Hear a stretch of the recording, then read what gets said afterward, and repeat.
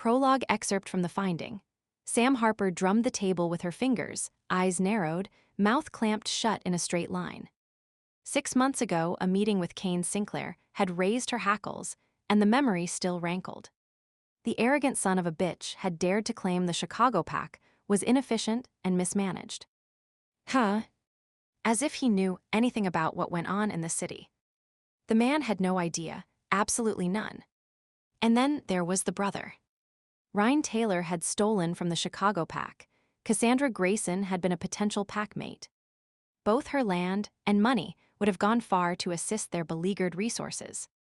But instead of being grateful that the Chicago pack was not pressing charges against them, Kane, Ryan, and the beta, Brian, another pain in the ass, had pulled out the book of the law, using it to claim what was not theirs. And then Sinclair had the gall to leave mumbling about a takeover.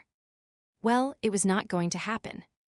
The pack had met and agreed on a course of action. It was not ideal, they all knew it, but sometimes necessity drove you to take actions you never thought you would. For example, hiring Sylvia, or whoever she was, to kill Leon Aldrich. It had gone against the grain to go to outsiders for help, but that damned Sinclair would not leave them alone, constantly demanding reports and updates. Sam snorted. Well, Aldrich was gone, and at least they had not had to pay Sylvia. It was a small thing, but some days you took what you could get in the way of good news. With the money saved, they could afford to buy some more help for the next problem looming on the horizon. Rumor had it Sinclair was sending someone in to check the pack out, but the intruder would have a surprise waiting for him.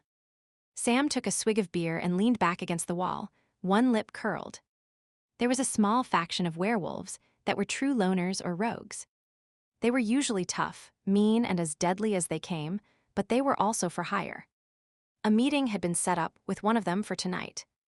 On the off chance Sinclair's spy came around, the Chicago pack would have the rogue in their back pocket and whip the intruder's butt, sending him back to Oregon with his tail between his legs. A glance at the clock let Sam know it was almost time. A final swig of beer. A glance around the smoky, crowded bar. Yep, the usual crowd looking to start something. Well, good luck with that, you losers, Sam thought. I do not take crap from anyone. Shoulders back, chin up. Look each person straight in the eye until they are compelled to look away. Sam smirked. I am an alpha, buddy. You do not stand a chance. Almost to the door, and there it was, a hand on the shoulder. Some jerk always had to try his luck. Hey, baby. You got a cute ass. The man's liquor-soaked breath was offensive, as was the stench coming off his sweaty body. He tried to pull her backwards. Want to share? The man never stood a chance. Sam jerked her arm back, elbowing the idiot in the stomach. As he bent forward, clutching his midsection, she ground her stiletto heel into his foot, then pivoted around to deliver an uppercut to his chin. In a matter of seconds, the man was an unconscious heap on the ground. Anyone else? With disdain, Sam surveyed the men who were gathering around her. The assault was nothing new. She frequented quite a few bars, and the human males always thought she would be an easy target. Not knowing what she lacked in size, she made up for with skill and speed. When no one answered, she sniffed and turned, walking slowly towards the door at a leisurely pace. No hurried exit for her. She could see her reflection in the glass doors as she approached. Short, black hair spiked on top with a longer fringe almost hiding her eyes. She would use black kohl liner to take further attention away from her eye color. They were violet, a rare shade in humans and even rarer in wolves. Sam despised the color. It was too girly for the image she tried to portray. Now her black jeans and t-shirt, complete with leather jacket, that gave off the right vibes. Her heels were her only outward concession to femininity, since they gave her some much-needed height. She was at the exit now. No one had made a move to follow her, not that she expected them to. As the door started to swing shut behind her, she could hear the murmur of voices and allowed herself a tight smile. Did you see that? She flattened Phil in 2 seconds. Just a mite of a thing, too. Hey, Phil. You okay, buddy? The sound of the voices faded as she walked down the street, carefully assessing the shadowed doorways. Pools of light from the street lamps brightened select areas, giving a false sense that the street was safe. But Sam knew better. Someone was following her. Not someone from the bar. This person had been waiting outside. Her rogue, perhaps. She would not put it past the unpredictable beasts. Well, if he thought to get the better of her, he had another think coming. The man was good, she would give him that. His pace matched hers perfectly, but a prickling on the back of her neck, and the faintest shuffling sound gave him away. He had a slight limp, and she wondered why. Wolves usually healed completely. Well, she would ask him, once she was done taking him down a peg or two for tailing her. It was not that she needed help against Sinclair's spy. She was sure she could take whoever the bastard sent. But a male always seemed to impress other wolves more than a female, and creating an illusion was what this was all about. Smoke and mirrors. She would been using it successfully for the past 3 years. It would work again. A faint frown passed over her features, and she bit her lip. It had to. Sam reached the corner and walked around it, then ducked into the first doorway she came to. This was the corner she was supposed to meet the rogue at. She chuckled, thinking that this meeting would not go quite as the man had planned. The sound of his footsteps grew closer, but the tempo had changed. The man suspected something. Sam twisted her lips, impressed, but not ready to let him off. Muscles tensed, senses alert, adrenaline rushed through her as she prepared for a fight. Chapter 1. Damien leaned against the brick wall, its rough surface lightly digging into his shoulder through a rip in his shirt. He was breathing hard, sweat trickling down his face, the still, heavy air doing nothing to help cool him off.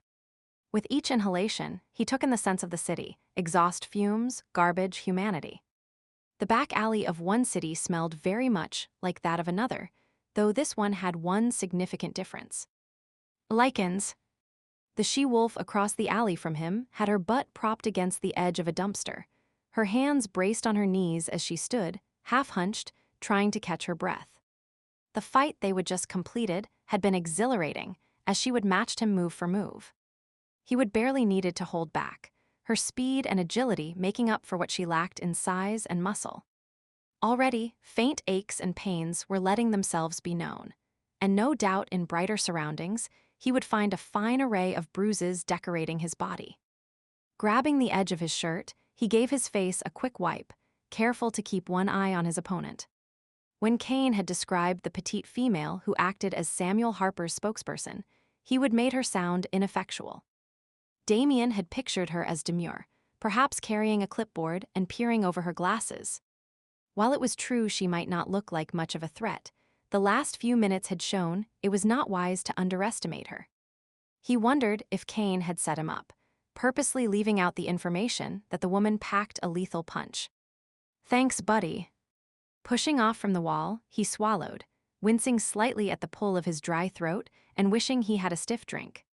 But there would be time enough for that later. Instead, he focused on her. "We done?" There was a pause in her breathing, and then he saw her nod. "Yeah, I think we're done." Had he really heard a hint of laughter in her voice? Damien eyed her speculatively as she straightened from her braced position. At some point, their battle had moved from the street to the alley where they now stood. The faint light from a single bulb over the back door of a restaurant was the only illumination. It was not much, but he was still able to make out her features. Short, dark hair, a petite yet muscular build. An alley fighter, a damned good alley fighter, and a female. Who would have thought? "You put up a pretty good fight, Dante. I guess you will do." She brushed some dirt from the legs of her pants, and it gave him a much-needed moment to consider what she would said. She would called him Dante. The name had his mental warning bells ringing, and not only because she obviously was mistaking him for someone else. He stalled for time as he tried to improvise a plan. "Do what?" Wiping his mouth on the back of his hand, he noted the streak of blood from a cut on his lip. The woman had a wicked right hook. "Act as our rogue." She looked up from where she had been examining a scuff mark on her leather jacket and narrowed her eyes. In the dim light, it was hard to determine the color, but he could almost swear they were violet. "That is what we agreed on. You become a temporary part of the pack, a beta, almost a co-alpha, until we manage to convince Sinclair that there is no bloody way he can take us over. Right. Damien thought quickly, assimilating the new information. Sinclair. So she knew about Kane's planned takeover. Just checking. I do not like having the rules changed once I start something.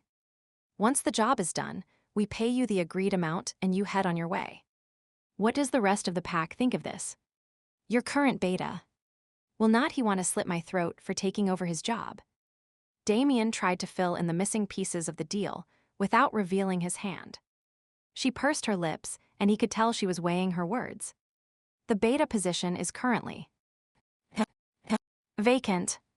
We're a small pack but strong. Her chin lifted, as if she was expecting him to contradict her. The problem is that Lycan society is too damned chauvinistic. Everyone takes one look at me and only sees a female. She spat out the last word. I am perfectly capable of running this pack, but Sinclair will use my gender against me. That is where you come in. She was capable of running the pack. Damien held back a frown. This teeny-weeny she-wolf was not the alpha. He knew for a fact that Samuel, not Samantha, Harper was listed as alpha in Lycans books. Kane had said she was Harper's spokesperson, and he would somehow gotten the impression of her being more of a secretary or office manager than anything else. Perhaps she was a wannabe beta and resented being overlooked. Damien filed that question in the back of his mind for later examination and focused on what she was saying. So you still want the position? She spoke as if she did not care, but he could tell otherwise. This was important to her. A twinge of regret over deceiving her passed through him. He pushed it aside.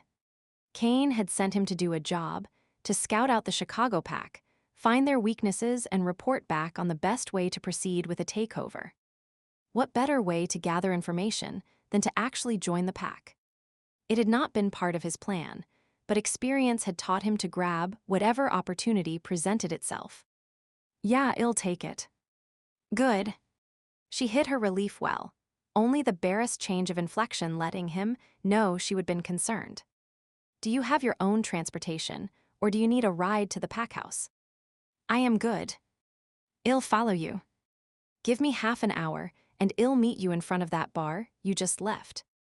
That would give him time to call Kane and tell him he would made contact, as well as attend to one other pressing matter. Half an hour. She flicked a glance up and down the length of him and then walked away, her head held high, her stride confident. Usually people backed away from him. He raised one brow, impressed with her gutsiness. As the sound of her heels clicking on the pavement faded, a voice spoke behind him. She is a fine-looking woman. Damien did not flinch. He would known the man was there. The faint scent of lilacs, so out of place in a Chicago alley, had let him know a Lycan using a scent mask was in the area. That she is Dante. He waited a moment before slowly turning. He had no fear of the man behind him, though that had likely been Dante's hope. The Lycan stood just feet away.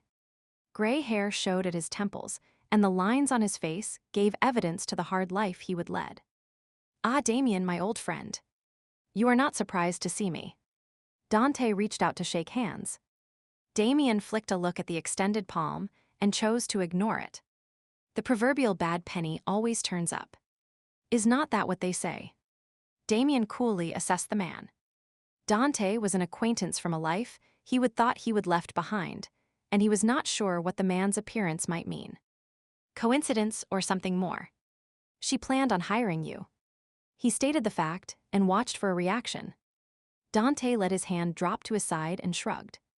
We were supposed to meet tonight to finalize the deal, to see if I met the requirements. And he cocked his head.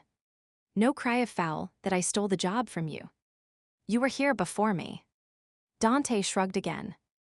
Our time working for Deirdre taught both of us to grab whatever opportunities came our way, and if we missed one, to move on. Anything else is a waste of time. Something did not add up. The man was too cool for someone who had just lost a well-paying job. Damien nodded, however. Glad there are no hard feelings.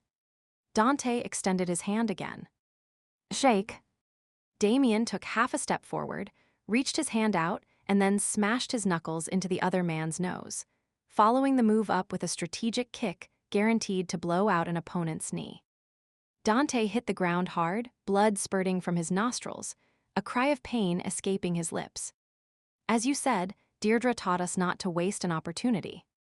Damien looked at the man writhing on the ground, and casually taking a wad of bills from his pocket, dropped them on the ground beside the injured Lycan. Sorry, but you would not have passed Harper's test anyway. That should be enough to cover your out-of-pocket expenses. What the hell? Dante struggled to get up, anger contorting his face. Placing his foot on the man's throat, Damien pressed down just enough to cause the man's eyes to widen in distress. Just a reminder, this is my job now. My territory. Stay the hell out of it. He eased off the pressure and gave the man one final warning. And stay away from the girl, or I will kill you. Shoving his hands in his pockets, Damien walked away whistling softly. Dante would know better than to show his face in Chicago again. If there was one thing Damien had learned over the years, it was to never leave potential enemies in doubt as to your intentions. Sam sat astride her Harley, waiting for her new beta to appear.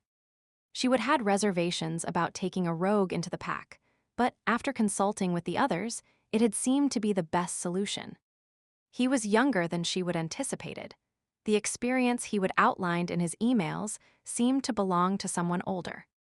Most likely, he would exaggerate it hoping to impress. An inelegant snort escaped her. As if. The street was almost empty. A few cars passed by, a group of teens roughhousing.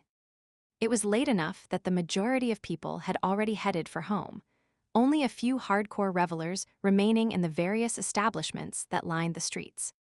She tapped her fingers on the handles of her motorcycle, impatient to be on her way. It had been a long day and she was tired, not that she would let anyone know. An alpha had no weaknesses. Sitting up straighter, she took a deep breath. Fall was almost upon them, but the unseasonably warm weather belied the fact. Heat and humidity made the air seem heavy to breathe and caused her clothing to stick to her. A cold shower or a cold drink, she would take either of them right now if only she had the time. A glance at her watch revealed it was exactly 29 minutes since she had left the rogue in the alley. Where the hell was? The sound of an engine approaching stopped her mid-curse. A motorcycle pulled up beside her. Dante. His bike matched him perfectly. Big and black. Powerful. It was an older model that had some signs of wear, but the engine purred like a well-maintained machine should. Light from the overhead street lamp bathed them, allowing her to see the dark stubble showing on his firm chin. His silvery blue eyes were topped by strong brows. There was a coldness about him, and I do not give a damn if I live or die look. Men with that attitude were dangerous, and it had her once again rethinking her decision to hire him. Was she bringing trouble into her pack? She hoped not. A whisper of a breeze caused a lock of his black hair to fall over his forehead. It added a contrasting hint of vulnerability, as did his slightly fuller lower lip. Which was the real man, she wondered, an unexpected thrill coursing through her as she studied him. She gave no hint as to her interest, though, keeping her face impassive. He flicked a glance at her wrist, and Sam realized she still had her sleeve pulled back to reveal her watch. Am I late? As she looked down, the numbers changed. Exactly 30 minutes. She did not say anything, however, merely letting her sleeve drop back into place and starting her engine.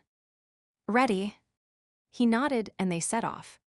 Sam led the way, knowing the streets of Chicago like the back of her hand. She had been prowling the city ever since she had been old enough to leave the house on her own and knew every back alley and shortcut. Of course, she was not going to reveal that to the rogue. He was an unknown entity, and her knowledge of the city was an ace up her sleeve. Instead, she took more traditional routes, winding her way past businesses and factories, abandoned lots and housing complexes. She could feel Dante's gaze on her, a distinctive twitch between her shoulder blades letting her know he was assessing her, no doubt noting the incongruity of a small woman maneuvering a big Harley. Too bad. She loved the big machine, the idea of controlling so much power. They paused for a traffic light, and she glanced in her rearview mirror, catching Dante's gaze. He nodded, acknowledging the eye contact, his face expressionless. Sam watched him, watching her. His gaze was intense, just bordering on being challenging. Then slowly, he shifted his focus, his lids lowering as he slid his gaze down her body. Her muscles tightened. She could almost feel him touching her, trailing his fingers down her spine, lingering on her waist. What would it feel like to have him slide his hands around her, to pull her back against his hard body? Their earlier fight had brought them into close proximity, and she was well aware that he was a fine physical specimen. Exploring him more intimately might be very rewarding. The idea had tension coiling inside her as heat pooled low down in her belly. She swallowed hard, her hands inadvertently tightening on the throttle. The engine roared, the big machine throbbing with suppressed power between her legs. In the mirror, Dante locked eyes with her again. Was there an added heat in his gaze? Sam broke eye contact and almost gave a sigh of relief when the traffic light changed from red to green, and she had to concentrate on the road once again. Being attracted to Dante was not a good idea. She would have to watch herself around him. Damn! As they approached the neighborhood that she and her pack called home, Sam lowered her speed and scanned the area. In its day, it had been a prestigious area, but time and changing economic fortunes had not been kind. The once grand houses were tired, and in need of repair, many now converted into multiple family dwellings. In a way, it served as a kind of camouflage for her pack. A snooty neighborhood might question the number of persons who came and went from her home, but here, no one noticed or cared. Minding your own business was the motto. Sam swung her bike into an opening in a rusty wrought iron fence. The brick pillars that flanked the entrance were crumbling, the house number hanging crookedly from a rusty screw. She kept meaning to fix it, but there were always too many other jobs that took priority. The driveway was not long. It curved around the front of the house and then along the side to the back. Years ago, this would have been the servants' entrance, but now it was the door they used, most often given that the boards on the front porch were partially rotted. Thankfully, it was dark, and Dante would not notice the outward appearance of the pack house. That gave her time to establish herself with him before he started to form any kind of judgment. Some might think that a rundown house indicated a weak alpha, but she would prove him wrong. Economic hard times had nothing to do with her abilities as a leader. She was not the one who had run the pack bank balance into the red. Compressing her lips at that thought, she turned off the Harley's engine and swung her leg over the seat. Dante parked beside her.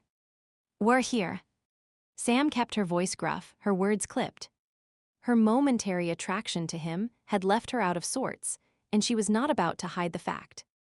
Being a bitch helped keep the pack members in line, and they knew enough not to cross her when she was in a mood. Someone else could do the social niceties.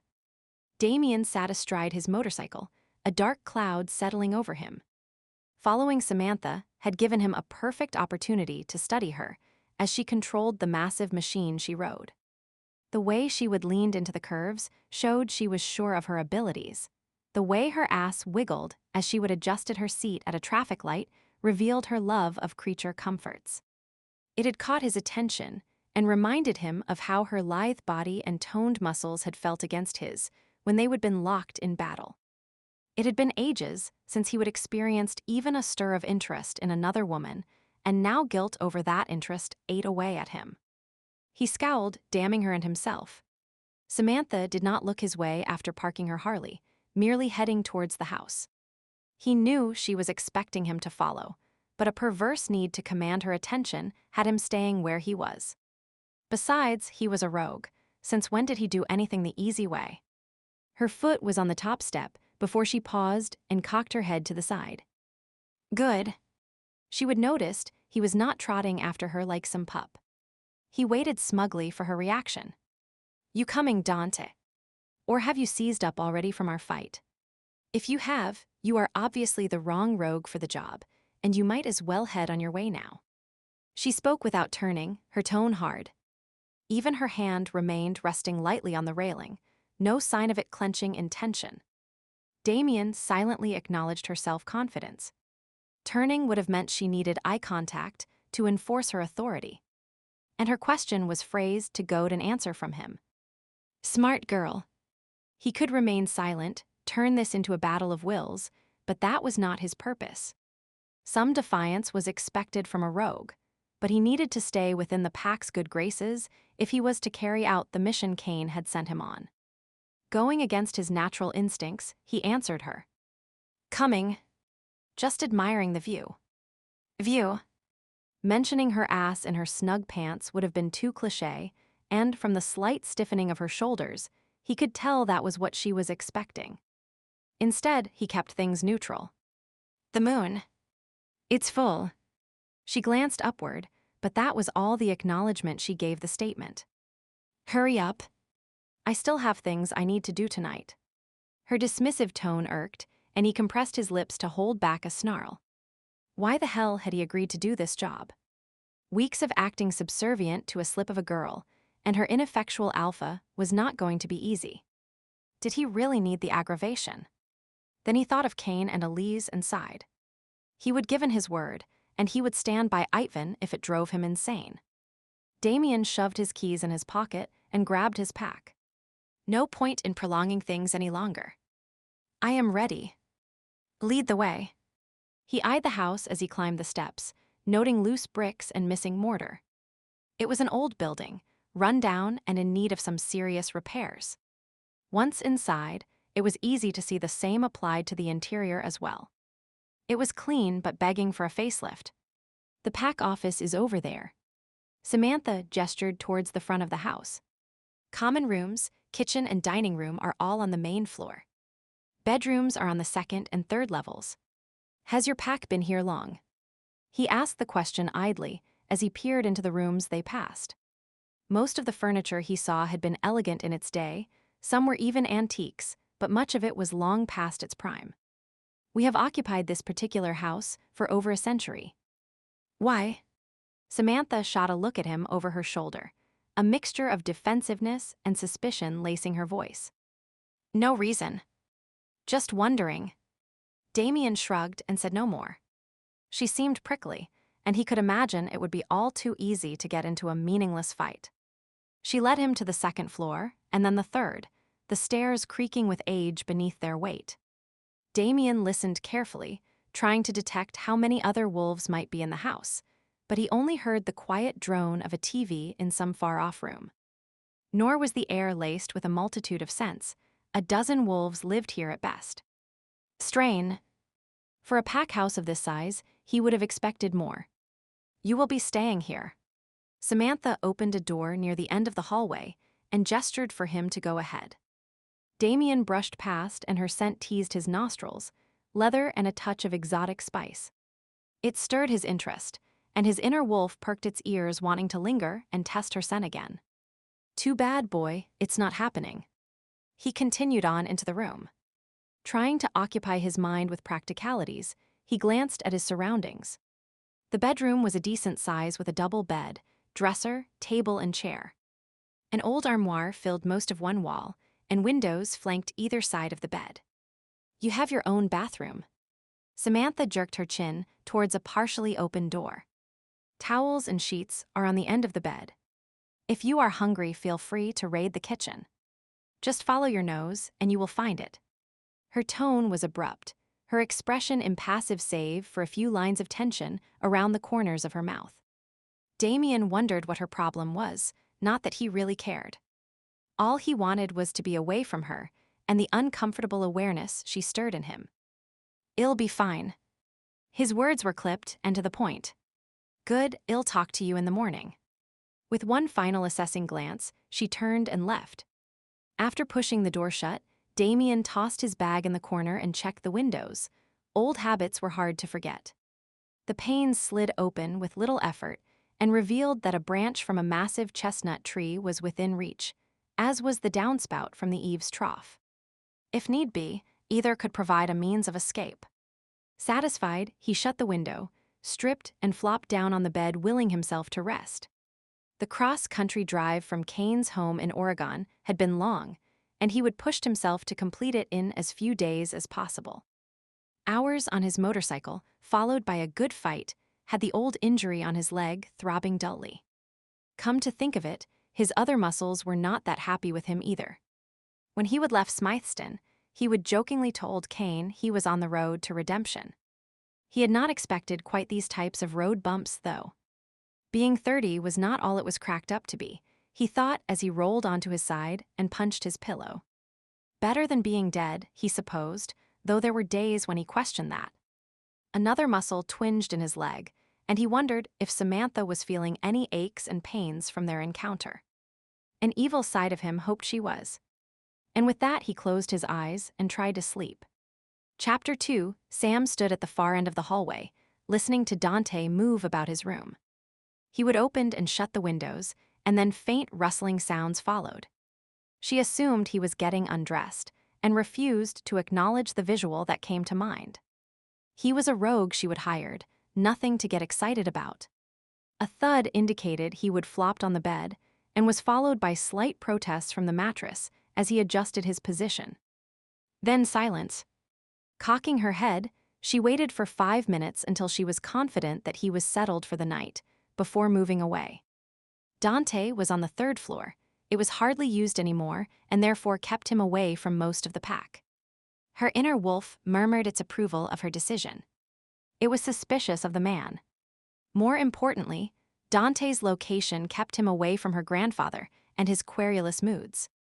Her mouth tightened as she thought of her patriarch, and giving a sigh, she headed down the stairs to the next level. Her grandfather's room was at the far end of the 2nd floor hallway, exactly in the opposite direction of Dante's. As she approached, telltale boards creaked, preventing her from catching the old man by surprise. She snorted as, after the first squeak, the TV was suddenly turned off and the shaft of light disappeared from under his doorway. She paused outside the room and shook her head at his attempt to deceive her before giving a light rap. "Enter." His voice was gravelly with age and fatigue. It was well past his bedtime. Sam pushed the door open and then leaned against the jamb, arms folded as she stared at the man in the reclining chair. "Grandfather, why are you still awake?" "I was not awake," he began to protest, but when she raised her brow, he paused and rephrased his statement. "I was dozing. Fell asleep with the TV on." "Right." She rolled her eyes, making no attempt to hide her disbelief. "You were waiting up for me." He shrugged. "And if I was?" Sam pushed off from the door frame, moving to sit on a chair near him. "There is no need. I am perfectly capable of carrying out a simple mission on my own." He appeared about to protest, but then changed his mind and gave a nod. "I trained you well." "That you did." She lifted her chin slightly and straightened her spine. They studied each other for a moment, the light from the hallway allowing her to see his thin silvery hair, the lines on his face, his faded blue eyes. There were no soft words or hugs between the two of them. That had never been Samuel Harper's way, and following his example, it was not hers either. He would raised his namesake to be tough, resilient, to do her duty and show no weakness. She would spend her entire childhood trying to live up to his expectations, and, for the most part, she would succeeded. Finally, he grunted his approval of her and moved on to the real reason he would stayed up. "Did the rogue show? Did he give you any trouble?" "He showed. I tested him and hell do. He would better. Wasting money on a rogue." He snorted and shook his head before trying to push himself into a more comfortable position. "Once I am back on my feet," none of this. He began to cough, the results of a persistent cold he was still struggling to overcome. Sam instinctively reached out to help him. "Let me know fussing. I am not an invalid, you know." His sharp tone had her freezing in place, while her inner wolf shrunk towards the ground in the face of the alpha's ire. "Of course." She subsided, biting back the retort that had sprung to her lips. Age and an old back injury had left him mostly confined to his room these past years, but he refused to acknowledge he was no longer physically capable of running the pack. Instead, she served as acting alpha while he retained the official title. It irked that few knew she was really the one doing all the work and calling the shots, but short of publicly revealing his weakness, there was not much she could do about the situation. Her time would come, it was just hard to be patient. He sank back in his chair, fatigue and frustration showing in his face and his voice. Keep the rogue in line. Do not put up with any nonsense from him. Knock him down the minute he starts to give you any trouble. Got that? Yes. I know how, and watch out for that bastard Sinclair. He's sharp. He'll use every trick in the book to try to take our land, but do not let him. I have it covered, do not, and remember to watch what you spend. Finances are tight right now, and we cannot afford, I know, grandfather. I am well aware of the situation. Fed up, Sam cut him off and got to her feet. She did not need him to tell her what to do. She had been running the pack for years now. Taking a deep breath, she reined in her temper. He was old and ill and sometimes forgot she was an adult, not some young pup in training. Gentling her voice, she continued. Do not worry, everything is under control. He scowled. It would better be. I might get up tomorrow to check things out, so make sure you are ready. I will be. It was a threat he used often, but he never followed through. See you in the morning. He closed his eyes, effectively dismissing her. No goodbye or sleep well past his lips. It was not his way. Sam stared at him for a moment, once again struck by the conflicting emotions he evoked in her. He would raised her and she respected him, loved him even, but there was always a distance between them, as if he was keeping his feelings firmly in check.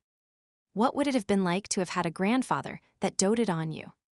To have gone on trips to the amusement park, or to have been pushed on a swing? From her earliest memory, he would train her to take over the pack. Kickboxing and bookkeeping, no dance lessons or parties with frilly dresses for her. Not that she would have wanted to be decked out in pink lace, but sometimes it would be nice to get a word of praise for a job well done, to have some acknowledgement of all she would accomplished. Unfortunately, it was not about to happen. Samuel Harper, SR, was not about to let go of the reins, nor was he going to change his ways. Giving a sigh, she left his room, shutting the door quietly behind her. There was no point in bemoaning what she could not have. The house was quiet, only the sound of her own footsteps and the ticking of the hall clock met her ears as she walked downstairs towards her office. It was not often that she had the house to herself, well as to herself as possible, with a rogue sleeping overhead and her grandfather in his quarters. Still, it was nice not to be constantly on call. She would send most of the pack out for a run to celebrate the full moon, figuring it would keep them busy and out of the way while she sized up the rogue. A quick glance at the clock showed it would be several hours before they returned from the nature preserve they typically used. That gave her lots of undisturbed time to get some work done. She had bills to pay, correspondence to deal with, and she could not hold back the large yawn that overtook her. She desperately needed to get some sleep. Dealing with Dante in the morning would require her to be alert and on her toes. Pushing open the window, she let the warm night air spill in before settling down at her desk. How long he rested, Damien had no idea, but at some point he realized he was hot. Too hot. He tried to push the covers off to escape the warmth, but he could not. Heat surrounded him. The air was thick, acrid. It stung his nostrils and dried his throat. Smoke began to drift by, blurring his vision and stinging his eyes. What was going on? A fire. Oh God. No. But even as he protested, a wall of flame appeared in the distance. He tried to run towards it, but his legs refused to obey his command. Laid weights seemed to be holding him in place. Panic filled him. He had to move. He had to save Bait. She was calling to him. He struggled, fighting the unseen hands that pulled at him. Bait. Damien jerked into an upright position, his whole body shaking. He took in great gulps of air, staring about the room in a frantic search for something, anything, that would orient him. Surely he was in his own bed, his mate at his side, her body swollen with his unborn child. Yes, that had to be true. His sweet Bait was beside him. Could not he hear her gentle breathing? Detect her delicate scent? He swallowed hard and inched his hand along the mattress, reaching out for the familiar warmth, knowing with certainty that it would be there. Any second now he would feel the heat, encounter her soft flesh. A smile began to form on his lips in anticipation of that first moment of contact, but as he stretched his arm farther and farther, the smile faded. His hand found nothing. Panic began to rise in him, and he splayed his fingers wider, searching, hoping there was nothing to find. The sheets were cold. The bed empty. He was alone. Damien closed his eyes and clenched the cotton material in his hand. His throat grew tight as he shook his head in denial, fighting against the emotion that welled inside and threatened to spill out. It had not been a dream. His little mate was gone. His baby. Everything. It was always the same. Waking up terrified, smelling the smoke, feeling the heat, hearing the sirens. He always hoped it was a nightmare, prayed that it was. Surely if he wished hard enough, what he wanted, needed, would become the truth. Was not that how it worked? Was not that the lie that all the movies and books and songs would have you believe? A cynical laugh escaped him. Cold, hard reality always arrived to kick him in the ass. Letting his body fall back onto the mattress, Damien stared at the ceiling. They said it would get better with time, but what did they know? It had been 3 years since his mate had died, and still the dreams persisted. True, he had not had one in months, but when would the torture finally end? He tried to move and realized the sheets were tangled around his limbs, the sweat on his body making them cling all the more. The room felt hot and stuffy. Apparently there was no air conditioning. With a sigh, he pulled himself free of the confining material, then walked naked across the room, a patch of moonlight showing the way. Not that he needed guidance. The path to his backpack where he kept his whiskey was easy to traverse.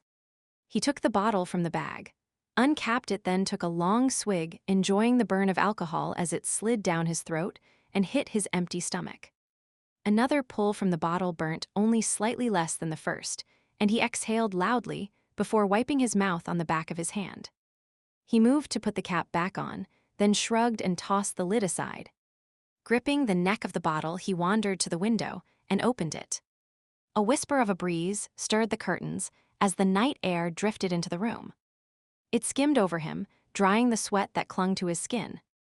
Damien snagged a chair and sat down, contemplating the night sky with its dots of twinkling lights. Experience told him there would be no more rest for him that night, so why bother trying to moderate his drinking? Instead, he would spend the sleepless hours staring out the window, drowning his sorrows. Lifting the bottle, he saluted the full moon. Somewhere out there, werewolves were celebrating the celestial event. He wondered if Samantha was joining in the festivities. Was that why she had been so abrupt with him? Had she been late for a pack run? And where did wolves go for a run in the heart of a city? Damien tried to imagine her with her pack, running through the back alleys or perhaps a large park, playing with the other wolves, finding a mate. He frowned and his fingers tightened around the bottle, an uneasy feeling stirring within him at the image he was creating, though why he did not know. What Samantha Harper did was none of his business. He shifted his gaze from the window and noted his wallet sitting on the bedside table. Reaching over, he opened it up and stared at the lone photograph inside. Bait. He would met her on a moonlit night such as this. She would been beautiful and shy and had looked so lost. He would fallen in love at first sight. Slowly, reverently, he traced her features with his fingertip. It had been 3 years since he had touched her, held her, pressed a kiss to her soft, sweet lips. Some people had hinted to him that he should move on, find another mate. He shook his head. How do you love again when your heart is dead?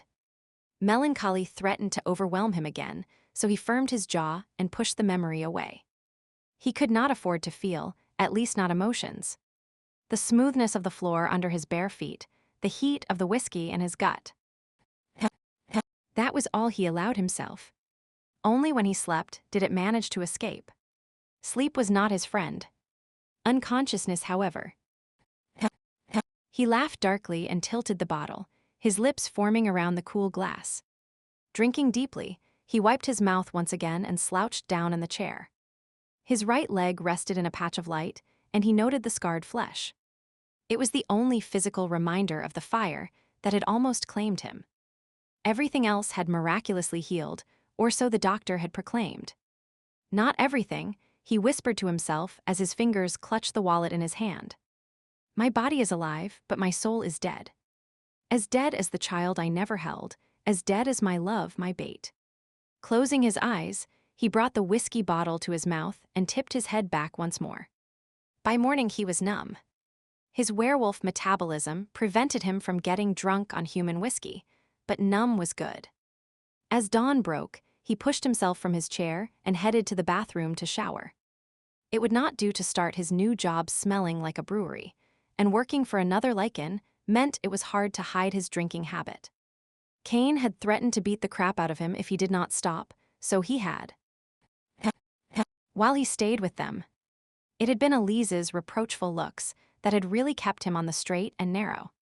For a female alpha, she was quiet, almost demure, but still managed to keep the pack members in line with her soft suggestions. He chuckled. Samantha was a hell of a lot different from Elise and from his bait.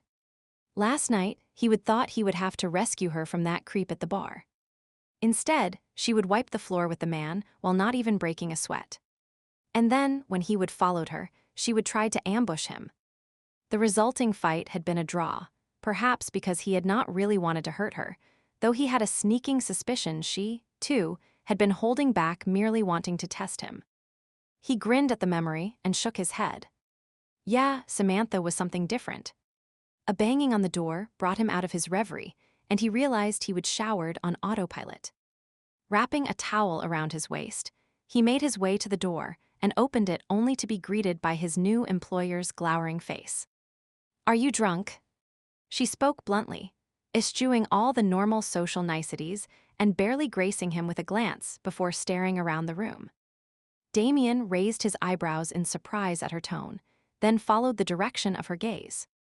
The empty whiskey bottles lay on the floor by the chair in which he would spend most of the night. And good morning to you, too. No, I am not drunk, only pleasantly numb. Good. We do not have time to waste waiting for you to sober up. If you are going to drink, do it on your own time. And when is my own time? He leaned his hip against the nearby dresser and folded his arms over his chest. Whenever I say. She flicked her eyes over his mostly naked body, showing no signs of embarrassment. Get dressed and meet me downstairs in the kitchen. We'll talk while you eat. Without further ado, she turned on her heel and left. Damien straightened and pushed the door shut, fighting to keep an unfamiliar grin from his face. God, she was a spitfire. And cool, too. He had no false modesty over his appearance. It was a well-documented fact that women still swooned over him, but she had not even batted an eye. Drying himself off, he dressed and made his way to the kitchen at a leisurely pace, despite the fact that he knew she meant for him to haul ass. Samantha Harper could bark orders all she wanted. He would obey only when it suited him. And right now, it suited him to piss her off. Sam tried to stop herself from drumming her fingers on the tabletop, but damn it, how long did it take the man to get dressed in the morning? He was supposed to be a rogue, not some pretty boy who styled his hair before he left his room. She took another sip of coffee and reined in her temper. It could be he was testing her, trying to get under her skin. A rogue would do that. Well, she would been in charge here too long for tactics like that to work.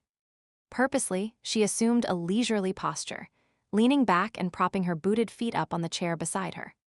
She did not usually wear her boots around the house, but felt she needed the extra height to make a point with Dante. From what she would heard, he was an arrogant pain in the ass, but that is what she needed. Someone who exuded confidence, someone who would keep Sinclair off kilter. With any luck, she would be able to bluff her way out of this whole stupid takeover scenario and avoid an outright fight. Finally, she heard the sound of Dante coming down the stairs. Kitchen's back here, she called out to ensure he did not start wandering around before she laid down the law. Start as you mean to continue. The man sauntered into the room as if he had nothing to do for the entire day. He nodded at her, searched the cupboards looking for a mug, and then poured some coffee. Still not speaking, he found milk in the fridge and added a splash to his cup, then grabbed a muffin from a plate on the counter. Sam watched his progress. God, his body was gorgeous. She would had a lovely view of it in his room. He would still been wet from the shower. It had taken all her willpower not to allow her gaze to follow the tracks of the water droplets as they trailed down his muscular chest and abs before disappearing beneath the towel slung low around his waist. Now he was suitably clothed, but he was just as impressive to look at. The plain white t-shirt he wore clung to his torso, while his well-worn denims showcased his long legs and lean hips. She flicked her gaze to his face, taking in his straight nose and high cheekbones. His dark hair was still damp and slicked back from his face save for one recalcitrant lock that fell onto his forehead. For some reason, she wanted to reach out and brush it back into place for him. Tightening her fingers around her cup, she ignored the impulse and studied the hint of scruff covering his lower face. It added to his dark and dangerous good looks. If she was looking for a lover, he was exactly what she would have ordered. However, it was a beta she needed, not a fuck buddy. Unsmiling, she followed him with her eyes as he moved about the kitchen at a leisurely pace. Taking long, slow sips of coffee was the only thing that kept her from cursing him. That and the need to prove that two could play this game. Finally, after finding a plate and neatly cutting the muffin in half, he sat down across the table from her. "Find everything you need." She arched one brow. "I think so, thanks." He took a bite of the muffin, chewed slowly, drank some coffee, and then leaned back in his chair. "These are good. Did you make them?" She snorted, her mouth full of coffee, and proceeded to choke. Damn the man. When she managed to catch her breath, she glared at him. "Do I look like Susie Homemaker to you?" Dante studied her for a moment, then shook his head. "No. My mistake. The muffins are still delicious, though." He took another bite. Sam barely managed to keep from gnashing her teeth. "Listen, Dante." Damien." She blinked. "Pardon?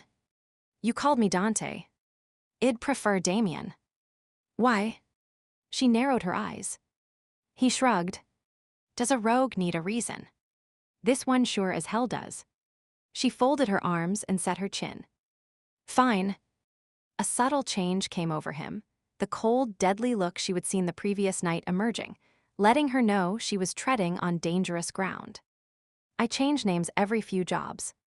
Sometimes my forms of employment are not strictly illegal, shall we say, and leaving a continuous trail across the countryside can become dangerous." Sam thought about it for a moment. It made sense. "All right, Damien. I'll fill you in on the particulars while you finish eating, and then I'll give you a tour." The hardness faded from him, his expression became almost affable. "Thanks, Samantha." She cringed at the use of her full name. "Sam." "Not Samantha." He paused with the muffin halfway to his mouth. "It seems to be a morning for changing names, does not it?" The corner of his mouth twitched as if he had been going to smile, and then changed his mind. Okay, he was trying to irritate her. She forced her anger down, wondering if having him around was going to be worth the effort. The answer, of course, was yes. She would do anything for her pack, even if it meant putting up with a pain in the ass rogue. Taking a calming breath, she spoke, giving no indication she would found anything perturbing about his behavior. There was no way she was going to reward him with a reaction. "Our pack has traditionally been known as the Chicago Pack. No family name has ever been associated with it simply because one family, my family, has ruled it since its infancy. Our rights to this territory go back over 150 years. Damien's eyebrows rose at that statement, and she smiled, pleased to see some show of interest on his part. "Unusual. No challenges from outsiders." "No. It's been a straight line of succession from father to son. Unfortunately, we have had some setbacks in recent years." Sam hesitated, unsure of how much she should reveal this early in their association. Suffice to say, we're short of manpower and funds right now. But she hastened to add, "Do not worry. There is sufficient to pay you your full fee, provided you do as you are told and hold up your end of the bargain." She gave him a stern look. "I'll keep that in mind." His face was serious. The teasing light that had faintly flickered in his eyes earlier was gone now, replaced with cool intelligence. "Good. Maybe he was only annoying first thing in the morninger, when he would been drinking. She frowned, recalling the smell of whiskey that had permeated his room. If she caught him drinking on duty, she would have to rip him a new one. Setting her mug down, she proceeded to lay down the law. Chapter 3. Damien followed Samantha. No, make that Sam, out of the kitchen for an official tour of the pack house. She would held up well against his attempts to annoy her, and he was impressed. He could not quite figure out exactly why he felt the need to get under her skin. This was a job, and it would be better if he pandered to her more, got on her good side so she would open up to him. Of course, kissing up too much might seem suspicious, and he doubted he could do it for very long. He rubbed the back of his neck. Hell, he would just play it by ear and see how things went. That is what he and Reno, his old partner, had always done. She would have been blunt about her expectation of his behavior. No drinking on the job. No fighting with pack members. No illegal activity. Interactions with the local humans were to be kept to a minimum. If any humans asked, he was a friend on vacation. He would nodded, raising no protest as he would finished his meal. Pretty standard stuff. Dining room. TV room. Sam led him through the house, and Damien looked at each with interest, automatically noting exits and inconsistencies in the room's structures. Old homes like this sometimes had hidden passages or trap doors. Useful information in a pinch. All the rooms were a good size, though there was evidence that the original floor plan of the house had been altered at some time. You have done some renovating, I see. He studied the floorboards, noting how the wood changed halfway through the room. A wall must have been there at one point. She made a non-committal sound. Some previous alpha likely thought they would need more room for pack meetings. Damien nodded and gestured towards the ornate tables. And all the antiques. They do not seem quite your style. Sam barely glanced towards where he was indicating. Collected over the years. Apparently my grandmother enjoyed them, but I have too much to do to be worried about furniture. Some have been moved recently, I take it. Damien stared at a patch of darker flooring. Something large, a bookcase perhaps, had once sat there, protecting the wood from being faded by the sun. Strange that it would have been relocated after so many years. What is with all the questions? I thought you were a rogue, not some sort of freakin' interior designer. Sam turned and planted her hands on her hips, a mixture of disbelief and exasperation on her face. Damien held back a chuckle. Sam Harper did not seem to have much of a filter between her brain and her mouth. Rogue, yes. Designer, no. I am just observant. I do not know a Chippendale from a Hepplewhite. A what? She blinked. Chippendale and Hepplewhite. They were furniture designers. My mate liked antiques. You are mated. If she had not touched on a sore subject, the look on her face might have made him laugh out loud. As it was, he scowled and automatically drew his protective wall around himself. She died a little over 3 years ago. Oh. Immersary. No need to be. You had nothing to do with her death. He stared at her, eyes shuttered and ready to fend off a barrage of nosy questions. She did not ask any though, and, after a beat, he verbally prodded her. The tour. She nodded. The office is this way. Sam headed towards the front of the house, her expression giving no indication as to how she felt about his abrupt change of subject.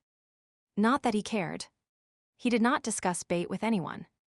Damien made no more comments as he followed her, only half listening as he mulled over something that had just struck him. When she would ask about bait, the searing pain that always appeared in his heart at the mention of his mate had only been a dull twinge. Given the night he would spent, he would expected his emotions to be raw, but for some reason they were not. After all this time, the pain of Bates' memory was almost like a friend, a constant in his life that reminded him of all he would lost. Why had not he felt it just now? Were his emotions dulled from his night of drinking? Had the well of grief finally run dry? No. That was not possible. His love for Bate would live forever. Had not her last words to him been never forget? You with me, Dante? Sam's voice intruded on his thoughts. Damien, he corrected automatically. What were you saying?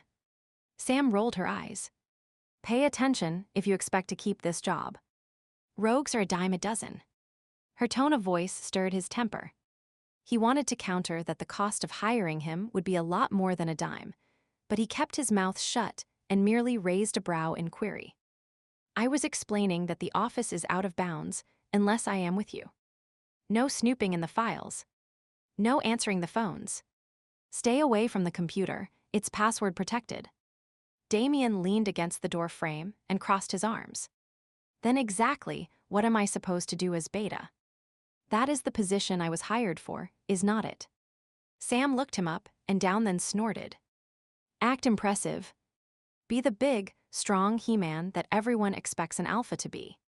She moved to brush past him, but he blocked the doorway with his arm. Even though he was not the rogue she would hired, her casual dismissal of him rankled, and he was not going to put up with it. Plus, he needed to figure out exactly what was going on with this pack. Kane had sent him here to gather information, and pack hierarchy was a good place to start. So why do you need me? Why not promote one of your own members to the Beta position rather than putting on an act? Sam glared at him. He could see the battle waging inside her and wondered if he would push too hard. She clenched her hands into fists, and he prepared himself to dodge a blow.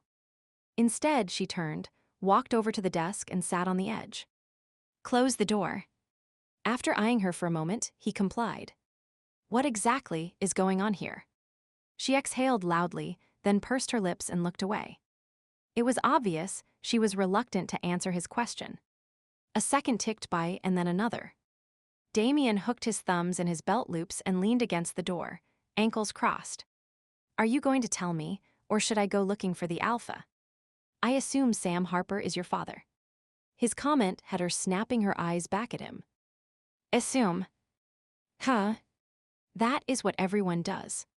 A bitter look twisted her face, and she shoved off from the desk and strode towards the window. Pushing the curtain aside, she gestured at the street that ran in front of the house. The whole world assumes an alpha has to be a male.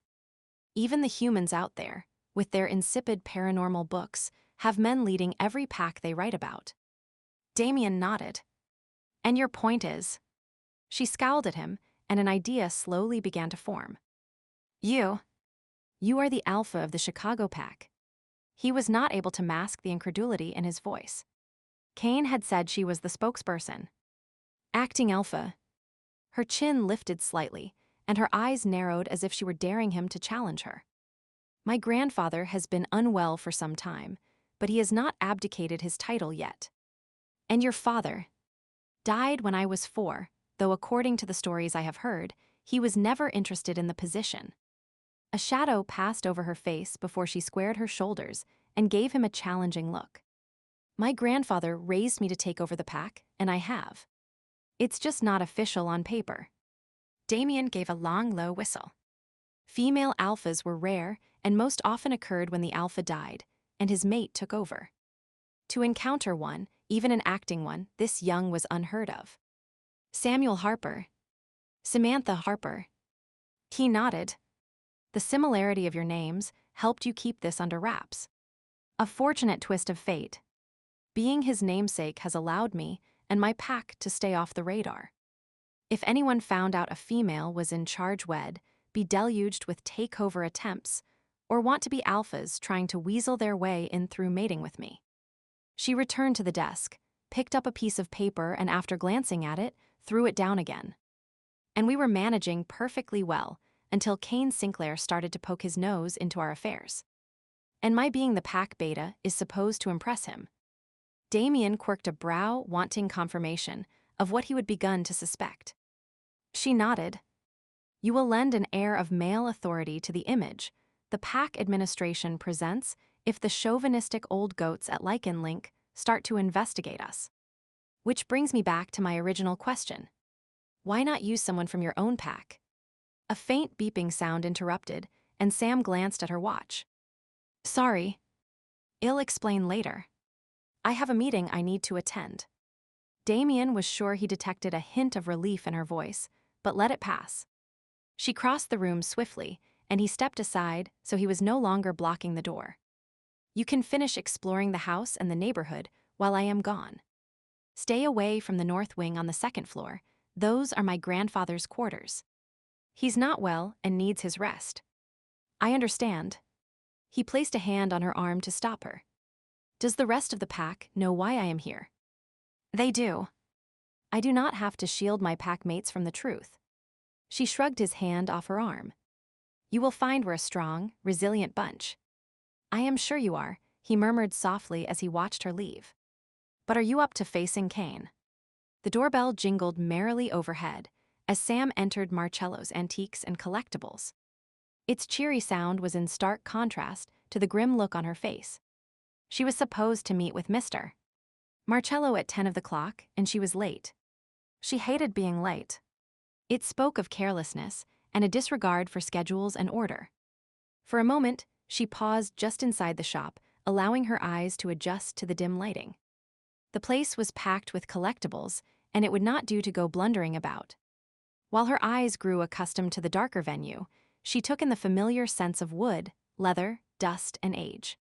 After the bustling noise of the street, it was almost shocking how calm the atmosphere was. The quiet, steady ticking of a clock, the sound of a kettle simmering somewhere in the back. It was like stepping back in time, and she felt the tension begin to ease from her shoulders. She would lie to Damien when she claimed to know nothing of antiques. Her grandfather and Mr. Marcello had been friends for years. She would spend a great deal of time here as a child, studying the cases of old jewelry and trinkets, trailing her fingers over ornately carved furniture, while the two men had shared a glass of cognac. While she might not be an expert, she could usually tell if a piece was worthy of its price or not. The old grandfather clock in the corner gave a whir and began to chime for 10 of the clock.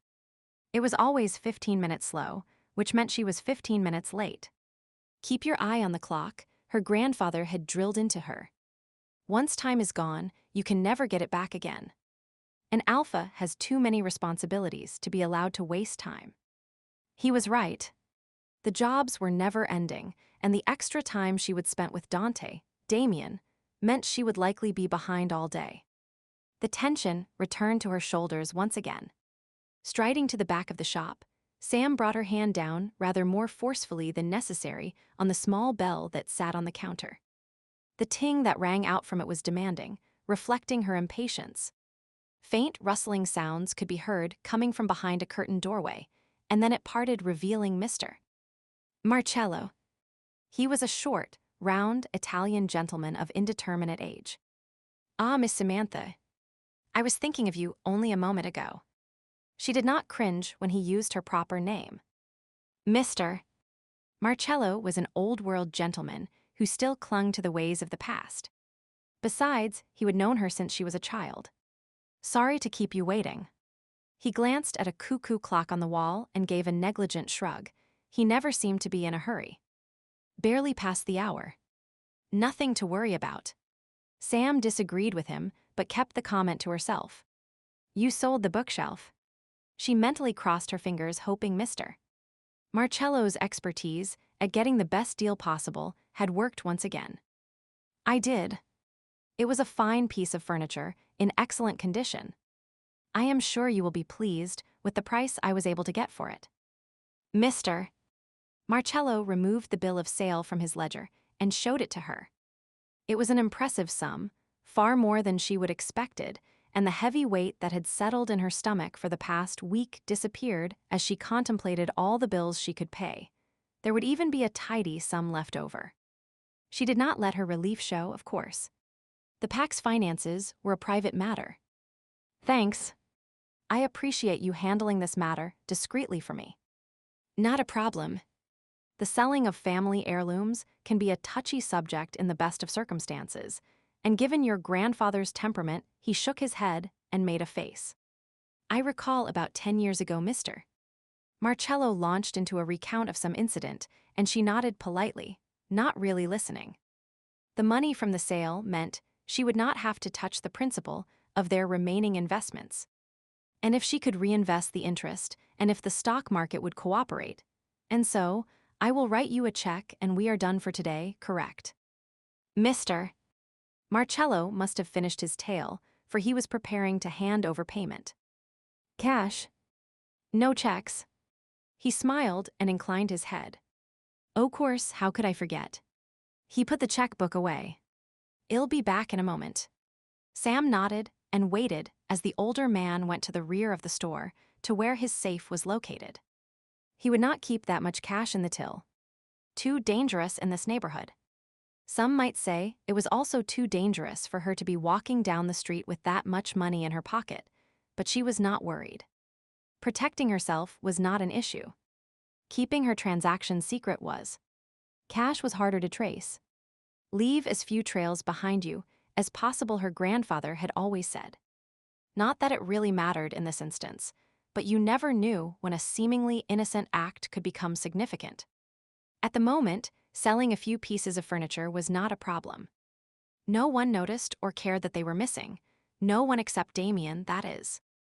She frowned.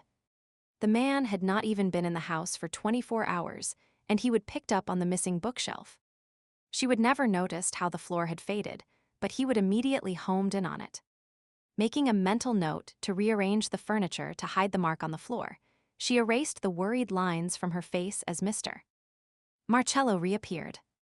He handed her a thick envelope, and she opened it to count the money within. It's all there, Miss Samantha. After years of doing business together, you should know you can trust me. The shopkeeper tutted as if offended. He was not, of course, but he liked to pretend to be. I do trust you, Mr. Marcello, but I was born cautious. Sam turned her back towards the door in case anyone happened to come in and took out a few bills to examine. Counterfeit money would not do her any good. You were not born cautious, Miss Samantha. That is your grandfather's doing. Perhaps. She gave the man a half smile and slid the money back into the envelope. All there and in order. Lifting her shirt, she tucked the envelope into the front of her pants and then pulled her shirt down over top of it. A quick glance in a nearby mirror revealed the envelope was unnoticeable. Until next time. Giving Mr. Marcello's hand a firm shake, she strolled out of the shop and into the hot, steamy street. A late summer heat wave had settled over the city and refused to leave despite the fact that it was September.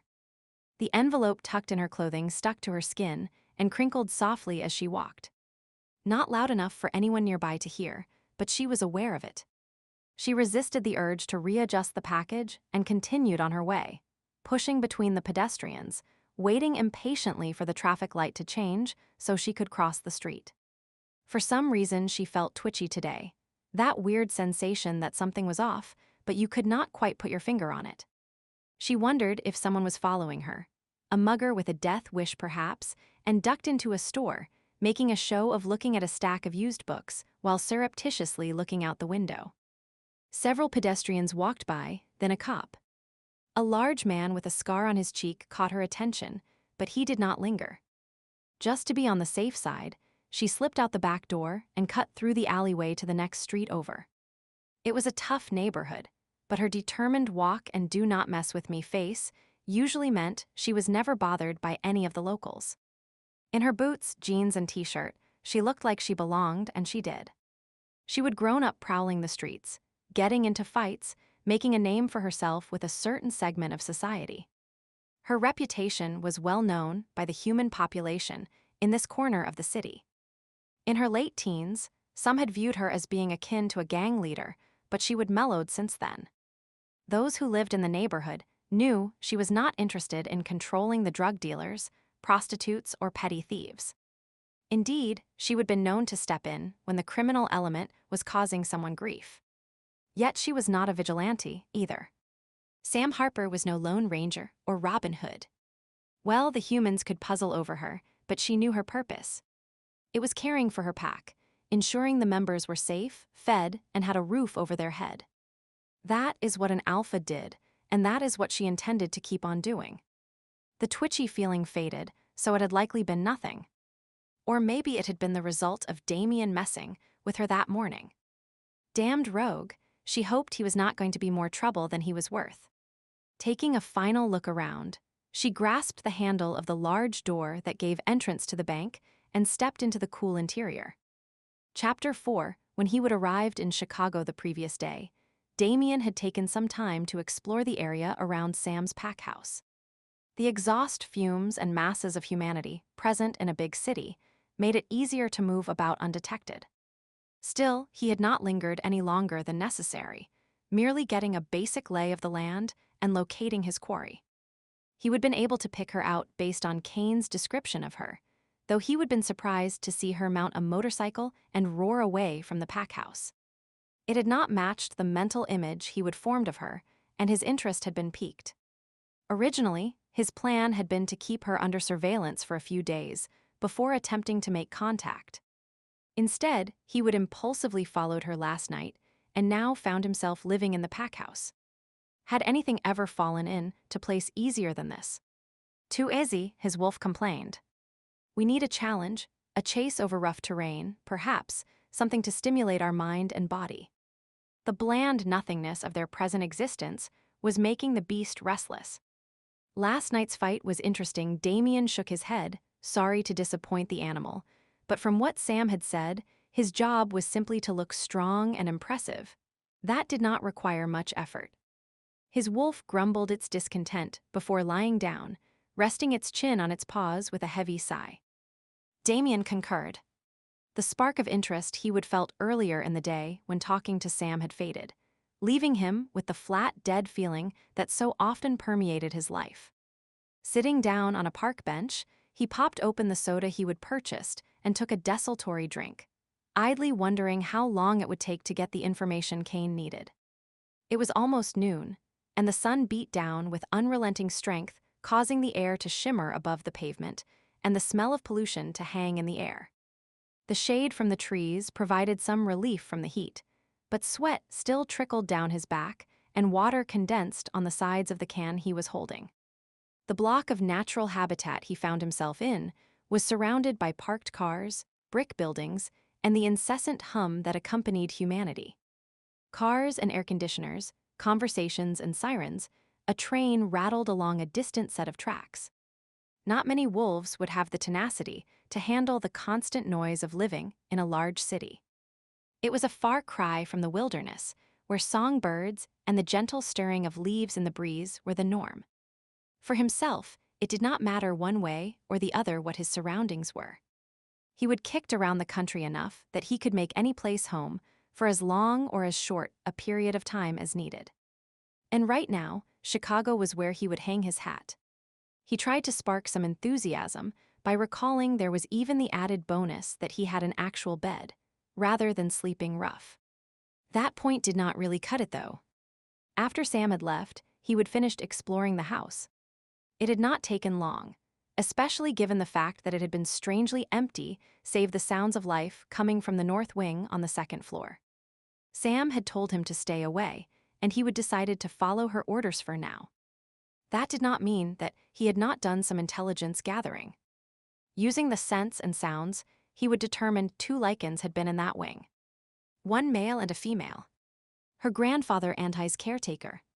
Carefully opening the doors of the other rooms, he would discovered there were 6 occupied bedrooms in the south wing of the second floor.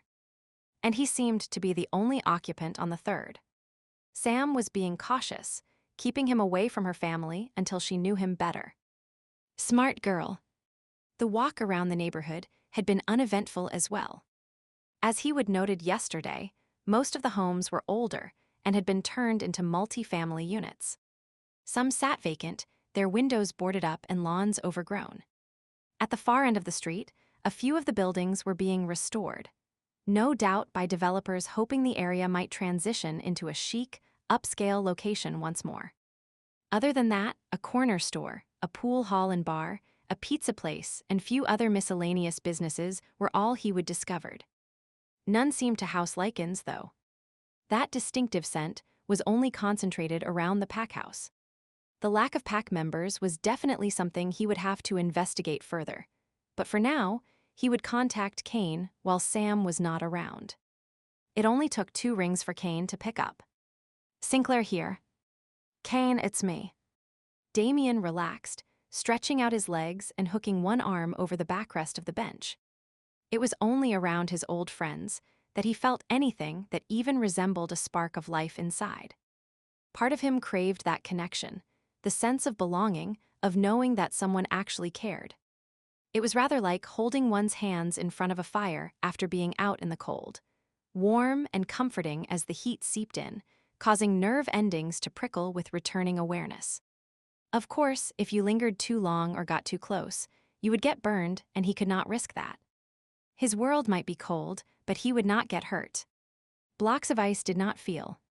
No, he warmed himself on the fringes of friendship, making mild inquiries about their lives, watching with interest, and then withdrawing to safety if he felt himself getting too close. He was not hiding from life, merely keeping it at a strategically safe distance. How did Ryan's bonding ceremony go? He was disappointingly cooperative. The discontent in Kane's voice was easy to hear. Really? Damien laughed softly, knowing Kane had probably hoped to gloat over his brother as he finally bowed to tradition. Ryan had been unofficially mated to Melody Green for some time, but had never gone through a formal bonding ceremony. Upon learning this, Elise had quickly set out to remedy the situation, and in less than 24 hours had managed to get Ryan to agree to tie the knot with Mel. Yes. From the way he was acting, you would have thought it was his own idea. Typical. Damien smiled as memories of their younger escapades came to mind. Ryan always did know how to turn the tables in his own favor. Kane grunted in agreement. So, what have you learned about the Chicago Pack? I assume that is why you called. Damien easily shifted into work mode, once again cool and unfeeling. Not much new to report since last night.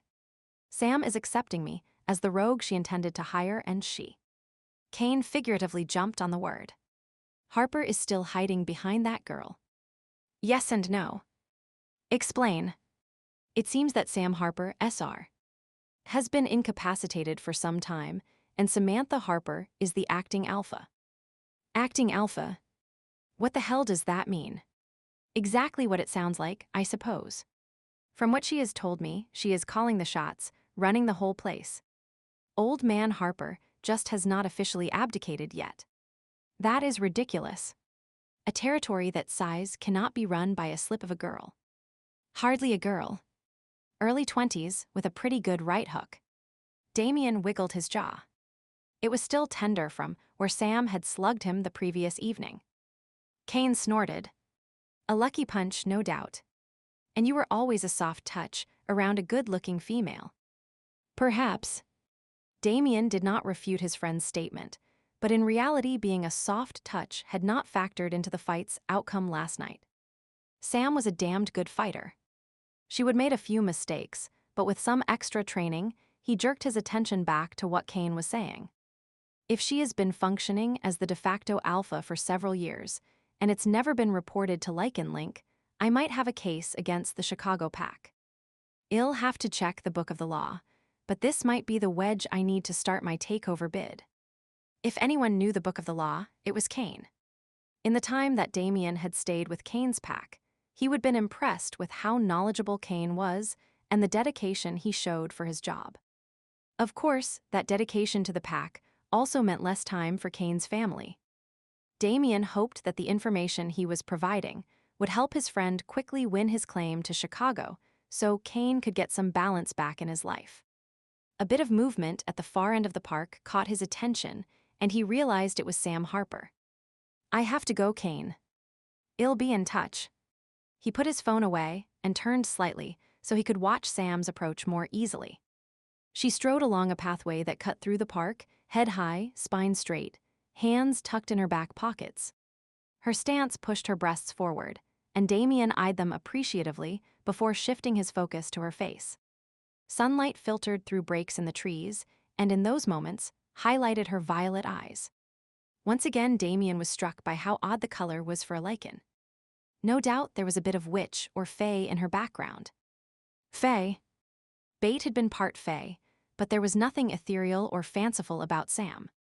The woman seemed as down-to-earth and practical as they came. Damien.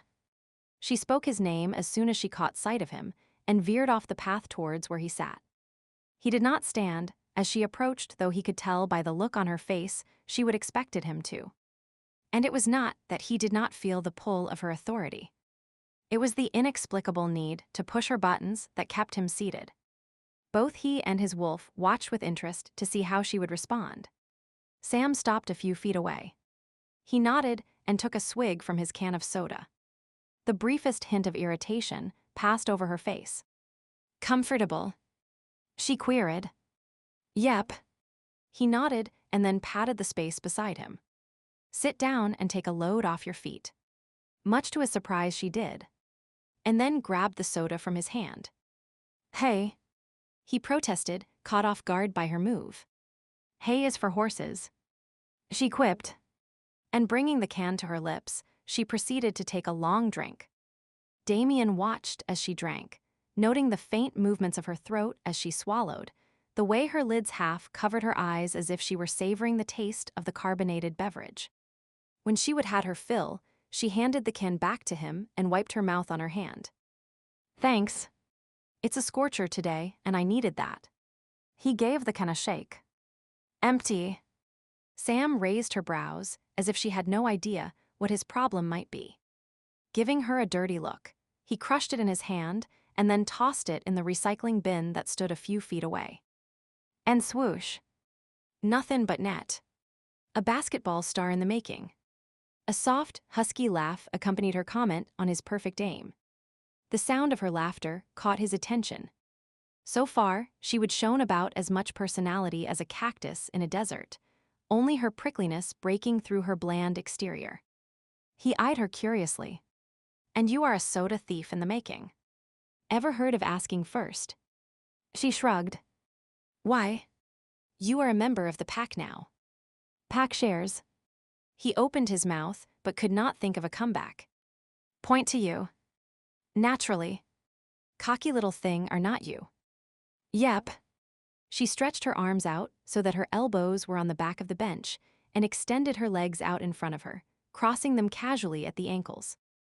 Then she looked at him out of the corner of her eye. "You got a problem with that." He shook his head and felt the edges of his mouth curving upward, the action feeling almost unnatural. There would been little to smile about in the past few years. Narrowing his eyes, he resumed a serious expression and studied the female beside him, wondering how she would garnered such a response from him. Something about her demeanor made her seem younger at the moment. The lines of tension around her eyes and mouth were gone. Mimicking her pose, he let out a long, slow breath. The sun had shifted, and he was no longer in the protection of the shade. "Is it always this hot in your city?" "In the summer it is, though usually it starts to cool down by now." She tilted her head back, so her face was raised to the sun, and closed her eyes. "I try to absorb as much of the warmth now as I can. Winter is a bitch here." "You do not like the cold." "I do not mind it, but it's easier to move about in the summer." No telltale tracks in the snow. Damien studied her full, red lips, noting how they were curved into a self-satisfied smile. "What are you looking so pleased about?" She shrugged, eyes still closed. "A successful morning. I got a lot accomplished, dealt with a few pressing financial issues much faster than I'd thought, and now I am ahead of schedule. It's a beautiful day, plus, it is not often I have time to sit and enjoy my territory." Her chest rose and fell as she inhaled deeply. "Smell that. Papa Tony's Pizzeria, he just took one out of the oven. He makes them with extra cheese for me. And the fresh tar. They are fixing the pothole around the corner from the pack house. I damned near lost the front wheel off my bike in it last week." Damien watched her out of the corner of his eye as he sniffed the air, sifting through the multitude of scents to find the ones she was describing. The expression on her face, the way she spoke, it was obvious Sam felt a deep connection with her territory. A breeze came by, and the edges of her long front fringe moved slightly, revealing more of her face. Her bone structure was delicate. High cheekbones, a small chin, a fine nose with a hint of an up-tilt near the end. Her skin tones spoke of a French background, or maybe Italian. His gaze rested on her lips once more. The lower one was enticingly plump, and he wondered what it would be like to gently nibble on it or trace it with his tongue. A truck's horn blared directly across from them, and Damien jerked in surprise, then growled. Sam snorted and sat upright. You get used to it after a while. Horns, sirens, train whistles, to me, they are like the bird calls the country packs have to deal with. Damien scowled at the delivery van's driver, who was now arguing with a cabbie over a parking space. He was inexplicably angry with Themer. Was he angry at himself? The way he had been staring at Sam, contemplating kissing her, what was he thinking? He was here to do a job, not ogle the local women.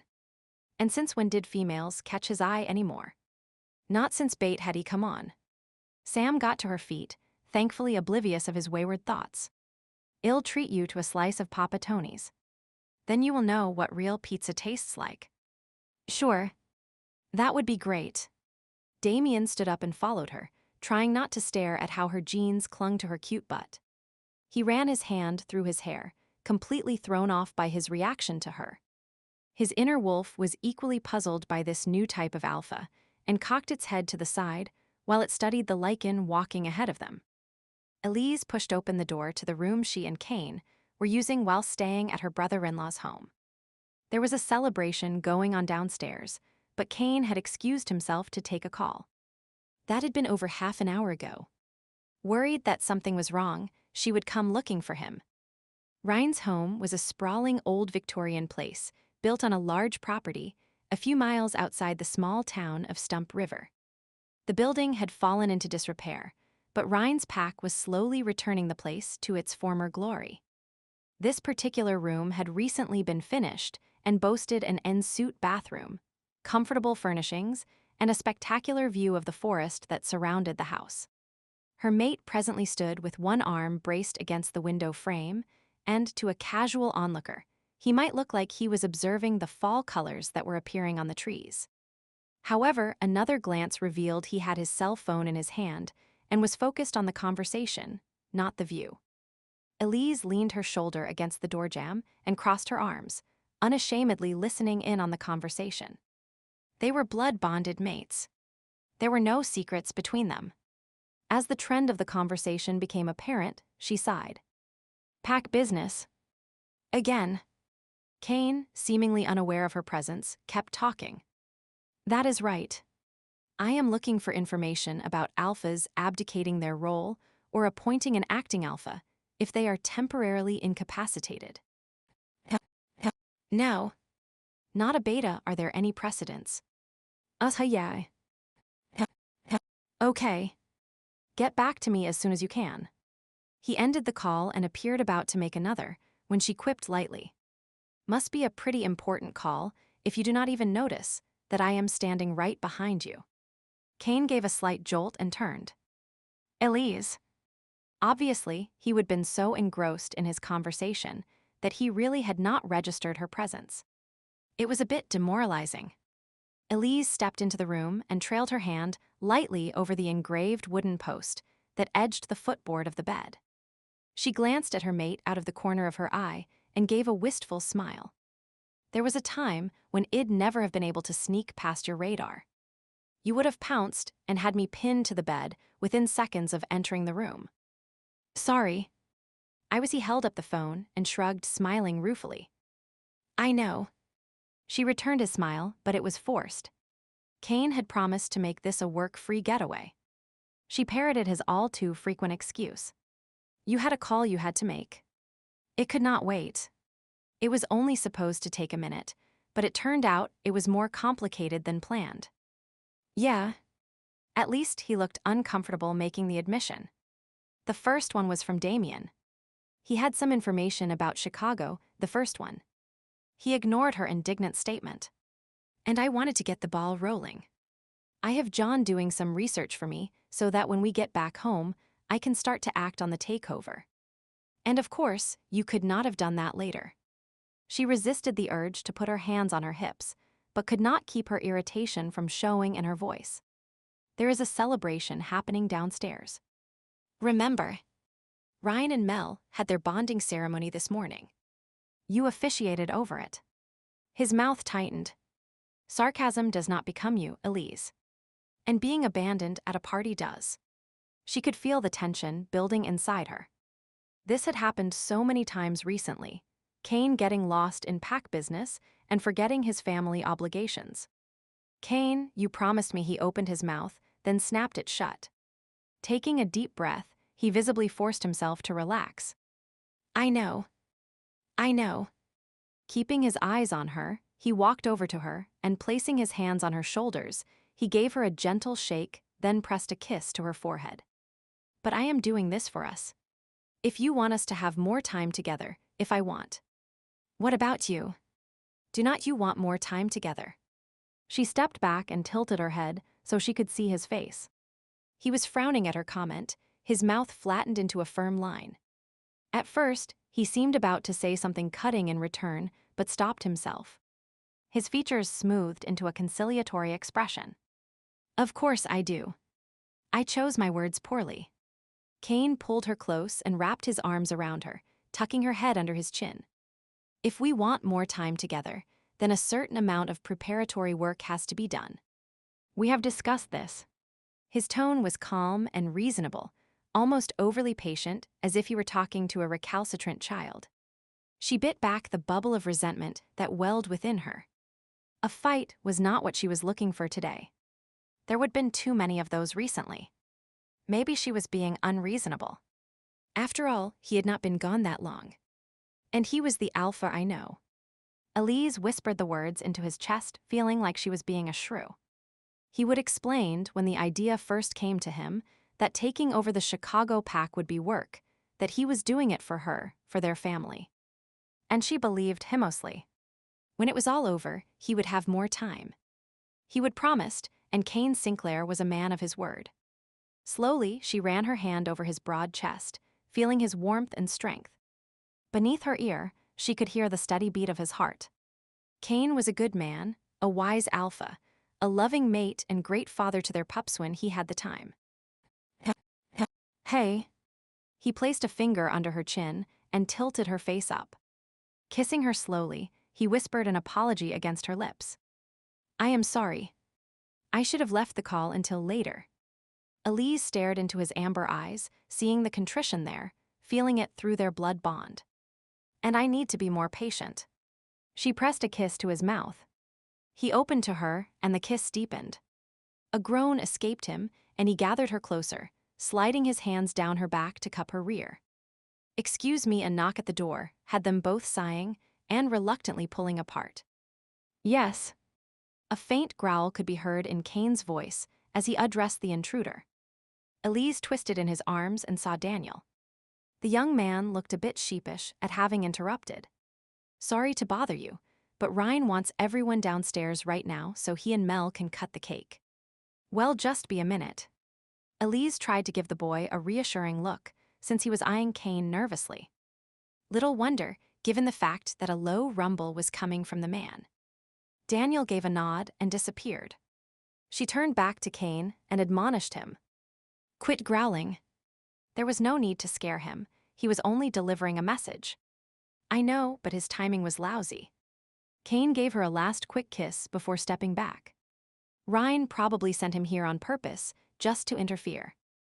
I doubt Elise paused.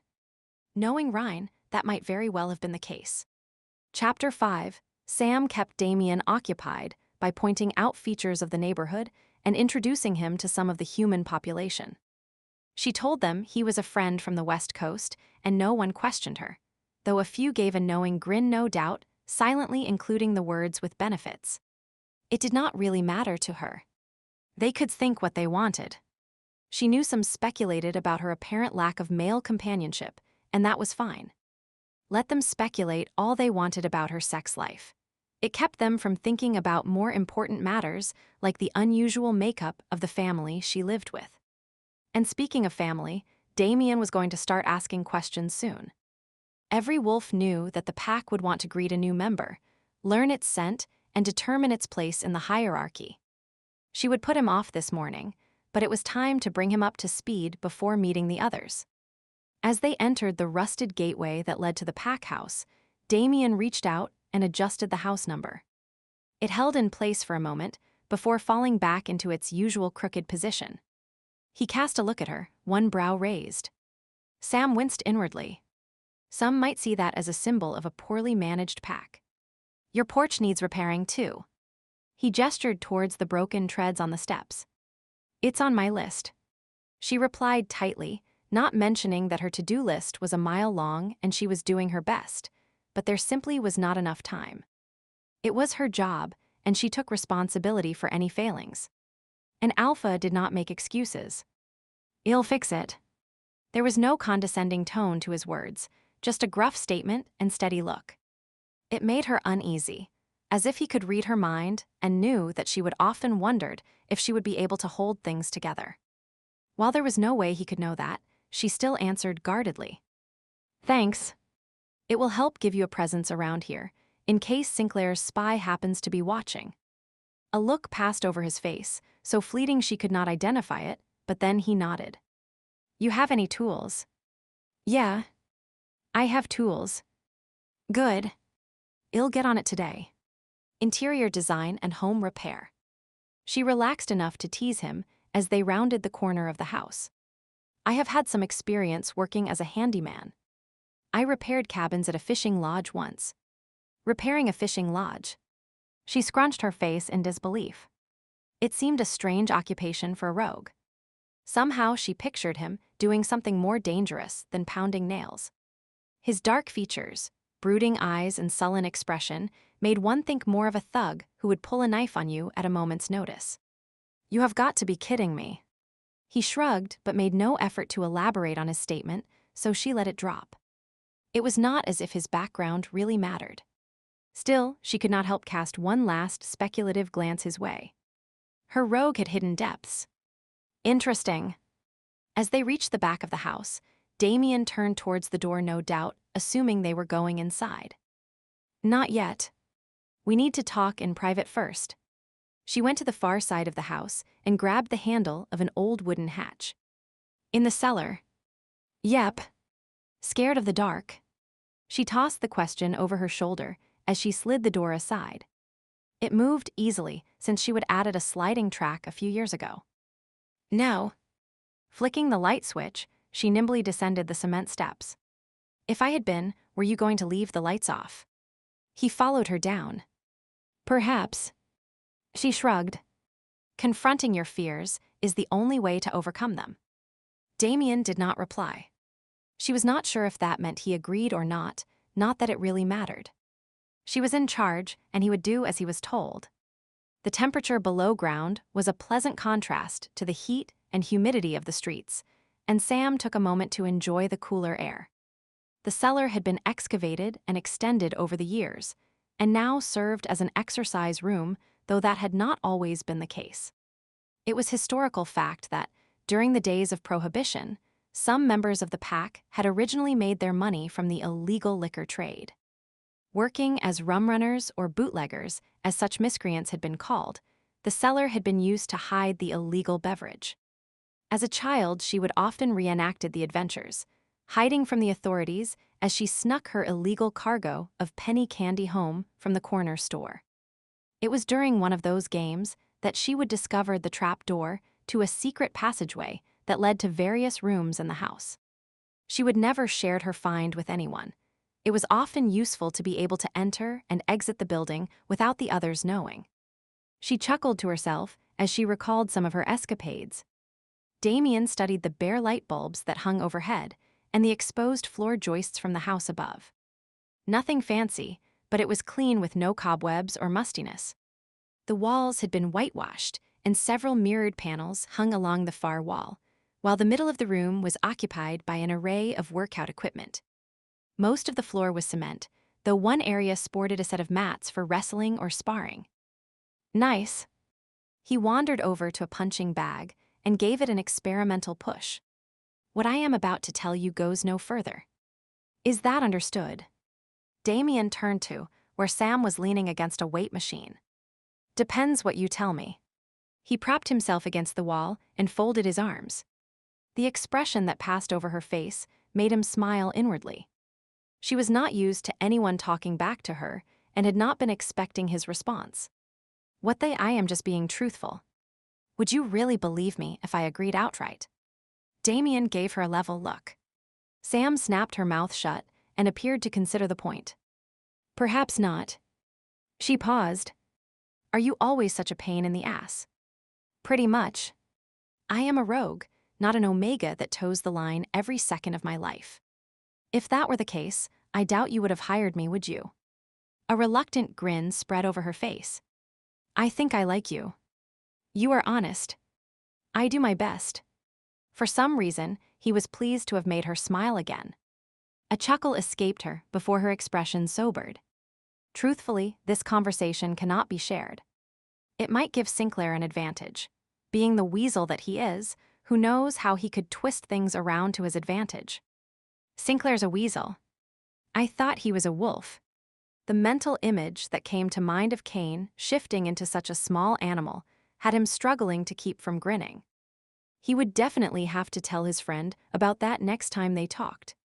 Suddenly, it struck him that when he was around Sam, the need to smile kept popping up. It had been years since he would felt that sense of levity, 3 years to be exact. Ever since Bate, the memory of his dead mate wiped the joy from his heart. He had no right to be happy while she was dead. A cold, empty feeling washed over him again, and he focused an icy stare on Sam. You know what I mean. Sam scowled. If I find out you have leaked the information, your employment will be terminated. You will not get paid, and it'll beat the crap out of you. Seems reasonable. He carefully evaded answering the question. Lies were all part of the job, however. He avoided them as much as possible. You never knew when one could turn into a ticking time bomb. Sam began to pace the room. My pack is small, most members are getting on in age. The few of us that are still able-bodied find ourselves overworked, our resources stretched to the limit. I have no one suitable to fill the beta position. That is why we need you temporarily. With Sinclair nosing about, Lycan Link is sure to get involved, and a strong outward appearance is crucial. She paused by the punching bag. We have gone through a few rough spots, but if the outside world would leave us alone, we can get back on our feet. All we need is time. She punctuated the statement by slamming her fist into the bag. It swung wildly, creaking on the chain that suspended it. Rough spots. Damien straightened from his spot on the wall and caught the bag, holding it in place. He listened carefully, hoping to pick up some information that would help Kane. My grandfather was not always wise when it came to finances. He made some bad investments, and now we're temporarily financially embarrassed. The quaint turn of phrase seemed odd coming out of Sam's mouth, and he raised a brow. Bad investments, or was he a gambler? Sam delivered an unexpected roundhouse kick to the bag, and Damien grunted slightly as he absorbed the energy from the blow. He had a feeling she was not pleased with his assumption, and took it as a slur against her family. If she did, that was too bad. His job was to gather intelligence that would aid in a takeover bid, and this bit of news just might do the trick. An established pack being hard up for cash was unheard of. Lycan Link helped most with investment strategies, and pack members usually pooled resources, the result being that a substantial nest egg accumulated over time. Given that the Chicago pack had been in existence for over 150 years, it was hard to fathom how such a loss could happen. But apparently it had. If the Alpha had a gambling problem, Kane could use the information to gain the upper hand. No, he did not gamble. At least not in the traditional sense of the word. Sam compressed her mouth into a flat line, then looked away, a heavy sigh escaping her. Many members of my pack suffer from a genetic flaw. Infertility rates far exceed what might be expected in the average population. She flicked a glance at Damien. There is less than a 5% chance that a mated couple will conceive, and that the pregnancy will result in a live birth. Damien blinked. To a species where family, pack, was everything, the inability to reproduce would be devastating. A memory flashed before him. Bate telling him she was pregnant, the glow of excitement in her eyes, the pride that had filled him. The fierce protectiveness he would felt for her and their unborn pup. And the pain that still overwhelmed him when he thought of the child he would never hold. He controlled his reaction. No clenched jaw, no tightening fist. Sam would pick up on it, and this was not the time to wallow in self-pity. The past was just that, and he had a job to do. And how does this relate to your finances? My grandfather spent a good deal of money on research, trying to discover the because and a cure. Several of the supposed experts were nothing more than charlatans in my view. Now, the money is mostly gone, and we're no better off than we were before. On top of that, we have had some issues with other packs. A misunderstanding over the finding clause got quite messy. Sam sat down at the weight machine and began to pull the weights. Damien grunted, recognizing that she was not about to elaborate on that final point. He moved to a set of free weights. Choosing one, he began to do some arm curls. So what is your plan now? We carry on as best as we can. There are a few minor investments left. In time, we'll build up a reserve again. Then we'll look at our options for expansion. Why not join forces with Sinclair? From what I have heard, he has money, no. She let go of the handles, and the weights fell down with a resounding clang. I am not giving up. I am the alpha here. The Chicago pack might be small, we might have our problems, but I am not letting anyone take it from me. She rose to her feet and stalked towards him. He would definitely touched a nerve. Setting down the weight he had been using, he warily watched her approach. Her cheeks were flushed, and her eyes seemed to spark with fire. This has been my pack's territory for over 150 years, and it will continue to belong to us for the next 150 years. Sam stopped directly in front of him. Damien flicked a glance at her clenched fists and then looked back at her. He could tell she was fighting to stay in control of her temper. Careful, Sugar. I do not take kindly to people taking a swing at me simply for making a suggestion. He narrowed his eyes as he issued the warning. Sugar. As he would planned, the name momentarily distracted her. Why the hell would you call me that? I thought you could use a bit of sweetening up. Damien struggled to keep the corner of his mouth from twitching up into a smile as he watched the expressions that flitted over her face. Outrage, bewilderment, anger. She finally settled on glaring at him. I do not need sweetening up. I need you to shut up, and can the crap talk about allowing Sinclair to take over my pack? She walked a short distance from him, exhaled loudly, and combed her fingers through her hair. Eventually, she turned to face him, appearing calmer. Sorry. I should not have gone off on you like that. But how would you feel if someone suggested taking your pack from you? I have no idea. I have never had a pack, not since I was a child. Damien shrugged, but he could feel a wall settling around him, locking out all feeling. Never. She tilted her head and studied him. What about with your mate? Surely you must have belonged, no. Not even then. He slowly clenched his fists as he recalled the plans he and Bate had made. Of how they would strike out someday. Leave Lycan Link. Perhaps even join with Reno as his beta. Oh. She appeared about to question him further, and he lowered his brows, a slight growl appearing in his voice. The topic is off limits. You do not want to discuss Sinclair taking you over, and I do not want to discuss my mate or my past. Understood. Sam straightened to her full height, what there was of it. Her chin lifted slightly, her shoulders went back. They stared at each other, a silent battle passing between them. He did not look away, and neither did she. Their surroundings faded into the background, until all that remained was the force of their wills colliding in the space separating them. How long they stood there, he was not sure. Eventually, as one, they both nodded, and the tension that had been crackling between them eased. Chapter 6, Sam stood behind her chair at the head of the dining room table, waiting for the pack members to file in. After their confrontation in the weight room, she would left Damien to his own devices, stating she had work to do and would see him at dinner. As far as she knew, he would spent some time in the cellar working out, and had then begun to repair the porch like he would said he would. The sounds of hammering and some random swearing had drifted into her office. Perversely, she would hope that he would hit his thumb with a hammer. The man irritated her. He challenged her authority, pushed her buttons. He stayed just this side of insubordination, and that was only because she was being lenient with him. Damn it, she needed him and could not afford to have him leave. After all, Where would she find another rogue at this late date?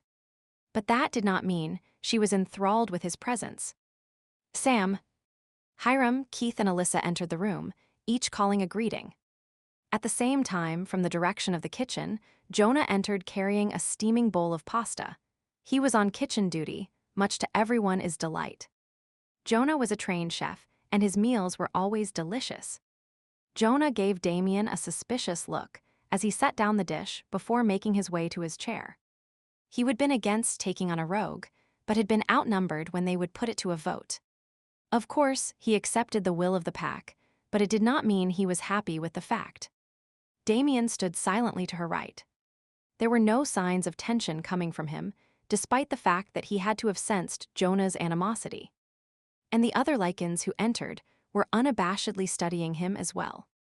He withstood the scrutiny without any change in his breathing pattern, his face expressionless as he met each person's gaze with a steady look. In each instance, it was the other wolf that looked away first, and through that simple act, Damien's authority was recognized. It irked Sam, even though it should not, and made her voice come out sharper than she intended. Listen up. The undercurrent of conversation ended, and everyone looked her way. Pack, this is Damien, the rogue we talked about. He's going to be our temporary beta. She emphasized the word temporary and gave him a sidelong look to which he barely raised a brow. General greetings were murmured, and Damien inclined his head in response. Sam scanned the faces that surrounded the table. There was no tension, no animosity. Good. Giving a nod, she took her seat and everyone followed suit. Dinner was fairly informal, beyond the custom of everyone waiting for her permission to be seated. It was a throwback to her great-grandfather's day, or perhaps even earlier. She would yet to decide whether she wanted it to continue or not. It reinforced her position as alpha, yet smacked a tad too much of the military for her taste. Oh well, she had more pressing matters to deal with than petty protocol, and launched into giving Damien a brief introduction to the Lycans that were present. Of course, not everyone had been able to attend. A few were still on patrol, and some held jobs at local establishments. Their incomes were badly needed to help keep up with daily operating expenses. As plates emptied and stomachs filled, Sam began to ask the various members about their day, whether it was pack business or, for the pup, his homework. Florence, who cared for her grandfather, gave an update on his condition. Sam nodded and made notes when needed. She would eat quickly so as to be able to focus most of her attention on her pack. This was when she could observe them carefully, note if they had concerns or perhaps needed advice or encouragement. An alpha should take a direct interest in the well-being of each member. Hiram, she quizzed the one wolf who had yet to say anything. He had been picking at his meal and looked as if something was troubling him. You were on patrol earlier today. Did you make contact with any shifter tourists? One couple at the airport making a connection between flights. And 3 females, college students. They will be staying in the area for 2 days. He hesitated and then added one final piece of information. For some reason, I kept getting a feeling that there was one more Lycan in the area. Just the faintest whiff of a scent, and then it was gone. Maybe I am wrong, he tugged his ear, a sure sign he was worried. I am not as young as I used to be, and my nose could be failing. You are not that old, Sam chided gently, while taking in his graying hair and lined face. Hiram should have been retired from patrol, but given their small numbers, she would kept him on light duty longer than most packs would. It was good for his pride as well, thinking he was still contributing to the group. It could be that Spy Sinclair was sending our way. I'll check it out tonight. Good work. Hiram grinned and tucked into his meal with more gusto than he had been showing previously. Sam smiled inwardly, pleased she had been able to boost his spirits. His daughter had left the pack last year, having met an outsider, and the older man had been in a bit of a funk ever since. Do you want me to go along with you on patrol tonight? Damien spoke to her directly for the first time since the meal had begun. It had unnerved her a bit, how he would seem to be silently analyzing every word, every member. She would never let him know that, of course. Good idea. It will help create the illusion that you belong here. We leave as soon as it gets dark. He gave a barely perceptible nod and resumed his silent meal. Arrogant bastard, she silently decided. Was he thinking their dinner conversation was too mundane to join in? She turned away, resolving to set him straight on how he treated her pack once they were alone. Crickets had begun their evening serenade, and the wisps of orange and red that had stained the sky were fading into deep purple by the time Sam stepped out of the house. Damien watched her from his seat on an old porch swing. He would repaired it that afternoon, tightening screws and oiling the chain. Now it glided silently back and forth in its shadowy corner. She was dressed all in black again, and he decided the color suited her, though he doubted that was why she chose it. He did not imagine fashion ranked high on her list of priorities. "You ready, Damien?" "Yep." He got to his feet, not surprised that she would have been aware of his presence. It was hard to sneak up on a Lycan unless you could stay downwind of them. "Follow me." She set off at a brisk pace down the sidewalk, but his longer legs meant he had no problem keeping up with her. The street lights were starting to come on, illuminating the parked vehicles that lined the road, but the neighborhood was far from sleepy. Cars cruised past, with music drifting through open windows. An argument could be heard coming from a nearby home, while a baby wailed in the background. As they approached the intersection, various neon signs flashed advertisements for local establishments, and the mumble of conversations created an indistinct hum. Papa Tony's Pizzeria had a large gathering at the outdoor tables. Good-natured laughter and the occasional shout filled the air. A few of the patrons called out greetings to Sam as they walked past. She waved but did not pause. "Where are we headed?" Tonight was supposed to be Little Italy, but we'll go towards O'Hare instead. I cannot cover the entire city in a night, so I have laid it out in rotating sectors. If a patrol reports anything unusual, I bump that sector to the top of the list. You go out each night. He would decided some random small talk might yield useful information, and tried to sound politely interested. "Of course." She shot him a quick glance. "I am the Alpha. It's my job to keep tabs on my territory. You could rely on your patrols." "I could, and some Alphas might be lax enough to completely relegate the job. I know my patrols are competent and well-trained. They know what to report, but it never hurts to have a second set of eyes on the job." "True." Mentally, he applauded her dedication. So far, she seemed to be a perfect example of what an Alpha should be. Of course, that was only his initial impression. He would bide his time and see what he could turn up that might be useful to Kane. She turned down an alley and led him to a shadowed area. After testing the air and listening carefully, she gave a nod. "It's safe to shift." "In the city." It'd have thought patrolling as human would be safer. She shrugged. "We can cover more ground as wolves. And most people mistake a wolf for a stray Malamute or a husky. Do not worry, we will not be running down the main streets. Back alleys all the way.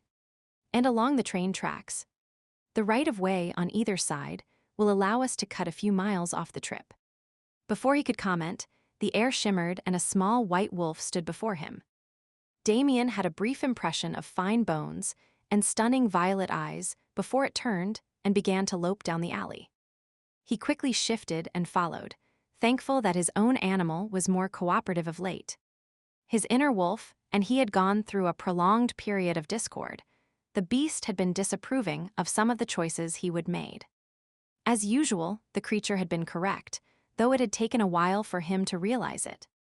His grief over Bates' death and the need for revenge had skewed his thinking. Thankfully, a Lycan's inner wolf was usually inclined to be forgiving, and they would come to some semblance of peace. At the moment, his wolf was focused on the fluffy white tail that was ahead of them. The animal was curious, intrigued even by Sam Harper. "Alpha. And yet not." "Yeah. I know, boy. It's hard to figure out." Damien murmured his agreement. Something about Sam Harper sparked his interest, dragging him out of his usual apathy in a way that had not happened for ages. He was not entirely sure he liked the fact either. They traveled in silence, Sam leading him down back alleys, along railroad tracks and across abandoned lots. Occasionally, she would pause and test the air before moving on following some mental road map. When they approached a busy main street, she fluidly shifted to human form with barely a misstep. Impressive. Damien mimicked her shifting on the fly. An alpha and its wolf should be as one, thinking and acting as a single unit. She brushed her hair from her eyes and stepped out of the alley and onto the sidewalk. After scanning the area, she turned right and began to stroll down the street. He fell into step beside her. "You know, you sound like a textbook sometimes." "A textbook? What do you mean?" "An alpha should do this. An alpha should do that. An alpha needs to know it's, there you go again. Do not you ever just talk." He scowled at her. She cast a glare his way before focusing her eyes straight ahead. "I have no idea what you mean. It's like you have been indoctrinated." It irritated him, bringing back memories of a particularly annoying roommate named Quint at the academy. The guy had read textbooks aloud every night until Damien had finally pitched him out the window. "My grandfather trained me for this role from a young age. If you are going to be an alpha, you have to act like one. Follow the rules day in and day out. It's not a 9-to-5 job, you know." Barely, Damien kept from rolling his eyes. How many times had Reno said something similar to him during those early days of training to be an enforcer? Of course, Reno had been one of the biggest rule breakers of them all, and they would both often laugh at the irony of it. The sights and sounds of Chicago faded as Damien thought of those long-ago days. He and Reno patrolling together, hunting down purists, instinctively knowing how the other would react in a tight spot. They would been quite the team, hell, more than that. One of the best damned teams Lycan Link had ever seen. Damien shoved his hands in his pockets and wondered what his former partner was up to these days. Did he still spread his time between Lycan Link and the pack in Colding's Pass? It was almost 2 years since he had seen the man. Sadly, they had not parted as friends, barely even on the same side of the law. The broken relationship hurt. Reno had been like his brother, and his disapproval, no matter how justified, had stung. Noises coming from his right drew him from his melancholy. A group of young men had just exited a movie theater and were rough-housing with each other, though from the looks of it, one member of the group was about to lose his temper. Damien instinctively drew Sam closer to him, wrapping his arm around her shoulders to shield her from the jostling men. His inner wolf went on alert as well, ready to defend the female at their side. Muscles tightened, a deadly calm sheathed his mind. He was no stranger to life and death fights, and "what do you think you're doing?" Sam hissed the words at him and tried to push away, but he held her in place. "Acting like a normal couple out for an evening stroll. A man protects his woman." Damien murmured the words through barely parted lips, keeping his gaze trained on the group. One of the young men noticed his attention and instantly stilled before nudging a cohort who had a similar reaction. In a matter of seconds, the group had quieted down and was warily backing away. Damien curled his lip as he watched their retreat, then brought his attention back to Sam, who was still protesting at his side. She was jabbing her elbow into his waist. "We're not a couple. And if you call me your woman again, I'll rip your balls off." She shoved him again, and this time he allowed his arm to drop to his side, releasing her. He willed himself to relax, locking the dangerous half of himself away once more. "Sorry." It seemed like a good cover. "Anyone who knows I am staying with you will wonder about our relationship. Let them wonder. I walk alone. I take care of myself." Damien shrugged. "Sure thing, sugar. And stop the sugar crap." Irritation rolled off her, and he chuckled, inexplicably pleased to have gotten that reaction. "Sugar crap. Sounds like some new brand of breakfast cereal." "Cereal?" She snapped her mouth shut, exasperation oozing from her. "Will you be serious?" This time, he made no effort to control his laughter, and it felt as if something had been released inside him, allowing the tension to flow from his body. "Only if you lighten up a bit." "Me? You are the one that looked like he would sucked lemons all during dinner." "I was listening, trying to learn everyone his name." If you want me to be believable in this role, then I have to do my homework. He stopped and lightly touched her arm. Surprisingly enough, she actually paused and turned to face him. I was impressed by the way you made sure Hiram felt like he was still contributing. She studied his face for a moment, seeming surprised by his comment, then shrugged and looked away. He's had a hard time of it recently. The light from the lamppost caught her eyes, causing the violet to glow like some rare gem. Not thinking, he reached out, gently touching her chin and turning her face so he could see the color more clearly. Amethyst surrounded by thick dark lashes. You have the most amazing eyes. She scowled. I hate them. Lycans should not have violet eyes. I think they suit you. He brushed his thumb over her jaw. Something about her drew him in and stirred his interest. Before he could decide what it was, she jerked her face away from his hand. It will not do you any good. What will not? Trying to get between my legs. She kept her face averted, seeming to be studying the traffic, but Damien was sure he heard an underlying tone of hurt beneath her hard response. I did not think that is what I was doing. Truth was he had no idea what he had been doing. No. She arched a brow. Just keep it that way then. If I decide I need a lover, I'll choose one. Your job is to be my beta, nothing else. Good to know. Damien shoved his hands in his pockets, not sure what to make of her response. Not that it mattered. He was not looking for a lover, and if he was, it would not be someone like Sam. Bait had been soft and sweet, letting him lead the way. Sam would likely be issuing orders the whole time. As if to illustrate the point, she jerked her chin towards a nearby nightclub. We're going in here. The neon sign overhead proclaimed it to be Club Mystique. He did not question the decision, despite his instinctive aversion to being ordered about. Instead, he followed behind her like the good little beta he was supposed to be.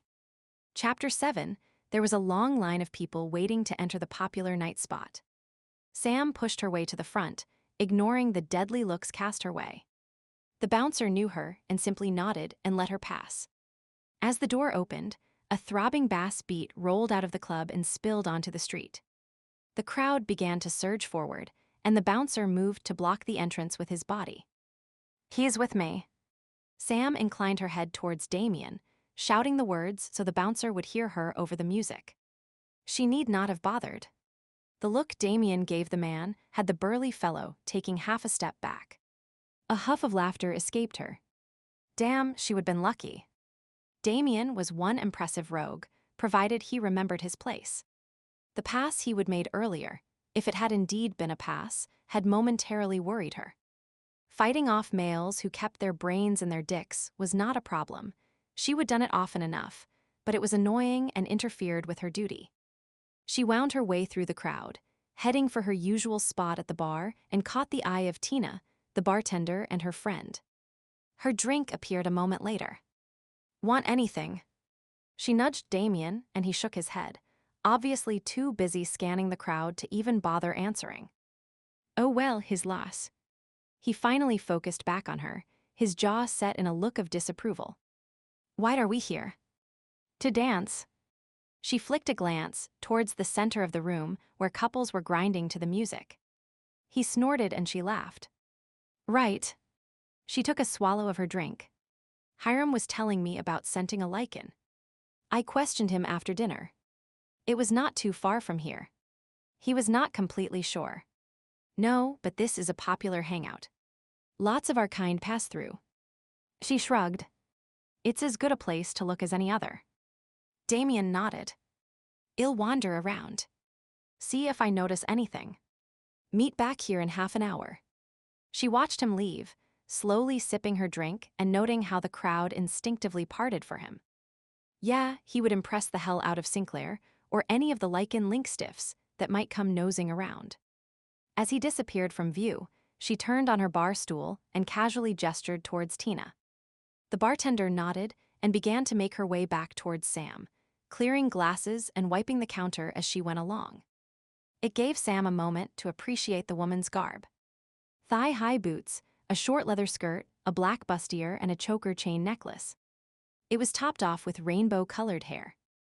Sam grinned at the woman when she finally stopped in front of her, taking in the final touch to the costume, dramatic purple eyeshadow, and the liberal use of eyeliner. Nice colors. Tina cracked her gum and grinned. I could not decide what I wanted today, so I went with them all. It suits you. She took a moment to marvel at the intricate filigree design that accented the outer corners of the bartender's eyes. Tina was studying to be a makeup artist. Cool eyeliner design, too. Yeah, I got a great mark from my instructor for it. She studied Sam's face. You know, I'd love to do your eyes one day. I have told you before, that is not my style, Tina. Sam shook her head and grabbed a handful of popcorn from a bowl that sat nearby. Tina gave a dramatic sigh. I know, but I'll keep trying. Your eyes would be so much fun to work with. She glanced along the length of the bar. No one was demanding her attention, so she settled in to talk. I am surprised to see you here tonight. What is up? Sam raised her glass to her mouth and replied in a barely audible whisper. Looking for information. Any new rumors? Hiram thought he scented a new lichen in the area, but was not sure. Straightening, Tina wiped the countertop, then glanced around. While the establishment was frequented by shifters as well as others, there were always humans about as well, and discretion was needed. There is one. One who is, yet is not. And that means... Tina scrunched her face, obviously trying to explain the feeling she had in words that a mere lichen could understand. You need to be careful. The wolf has two faces. Sam frowned, trying to make sense of what Tina was saying. The woman was one of the others, part of the witch and fae realm, and as such she was prone to insights about the future. Unfortunately, those insights tended to be vague, or perhaps it was that Tina had turned her back on her heritage and made no real effort to refine her skill. Biting back a sigh of frustration, Sam nodded her thanks. If you pick up on anything, let me know. Sorry. Tina tucked a pink lock of hair behind her ear. I am pretty sure there is another lichen in the area, but she shrugged. Being a witch is not an exact science. Sam made a non-committal sound and downed the rest of her drink. Her grandfather would have a seizure if he knew she was consulting with one of the others. Her friendship with the witch had often been a sticking point between them. Non-shifters cannot be trusted. He would growl while she would argue back that the division between species was outdated. Having a witch as a friend could be useful usually if you did not count the times when Tina's hexes had gone horribly awry. If only the woman would put more effort into developing her skills. Sam shook her head. Others were not bound by duty like lichens were, and there was no point in trying to change them. She pushed her empty glass towards Tina, along with payment for the drink. Thanks. If anything else comes to you, I'll give you a call. Tina pocketed the bills. With a friendly nod, she returned to her bartending duties. Sam turned her seat, so she faced the crowd again and considered Tina's words. One who is, yet is not.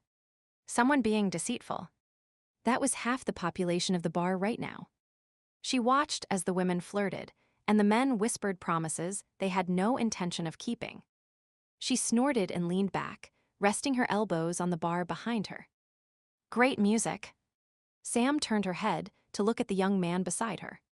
He would been there for some time, but apparently only now had garnered the nerve to speak to her. He was about her age, short blonde hair, average height. Cute if you liked cute. She nodded. Yeah. Great. It was okay, good enough that her booted foot was keeping the beat. So he shuffled his feet, glanced away, and then looked at her again. You want to dance? Sam flicked her eyes over the length of him and then slid from her seat. Why not? It gave her a chance to check out who was on the dance floor. Between the cheap perfume and body spray, a dozen lichens could be in the room, and she would be hard-pressed to pick up on their scent. She led the way into the undulating crowd, found an open spot, and began to move to the music. The floor reverberated under her feet, the rhythm persistent and pulsing as it attempted to wrap her in its spell, but her attention was on her own thoughts. The lichen Tina was sensing could very well be Sinclair's spy. And if the spy was already in town, then it was a good thing Damien was part of her pack. A spy would be looking for weakness, the inability to carry out the duties associated with owning a territory. That was not the case, of course. She had the city well under control. But if they saw Damien and her at the helm, there would be no doubt in their chauvinistic little minds that the place was in good hands. And speaking of hands, the man she was dancing with had pulled her close enough so that he was grinding against her butt. Hands off.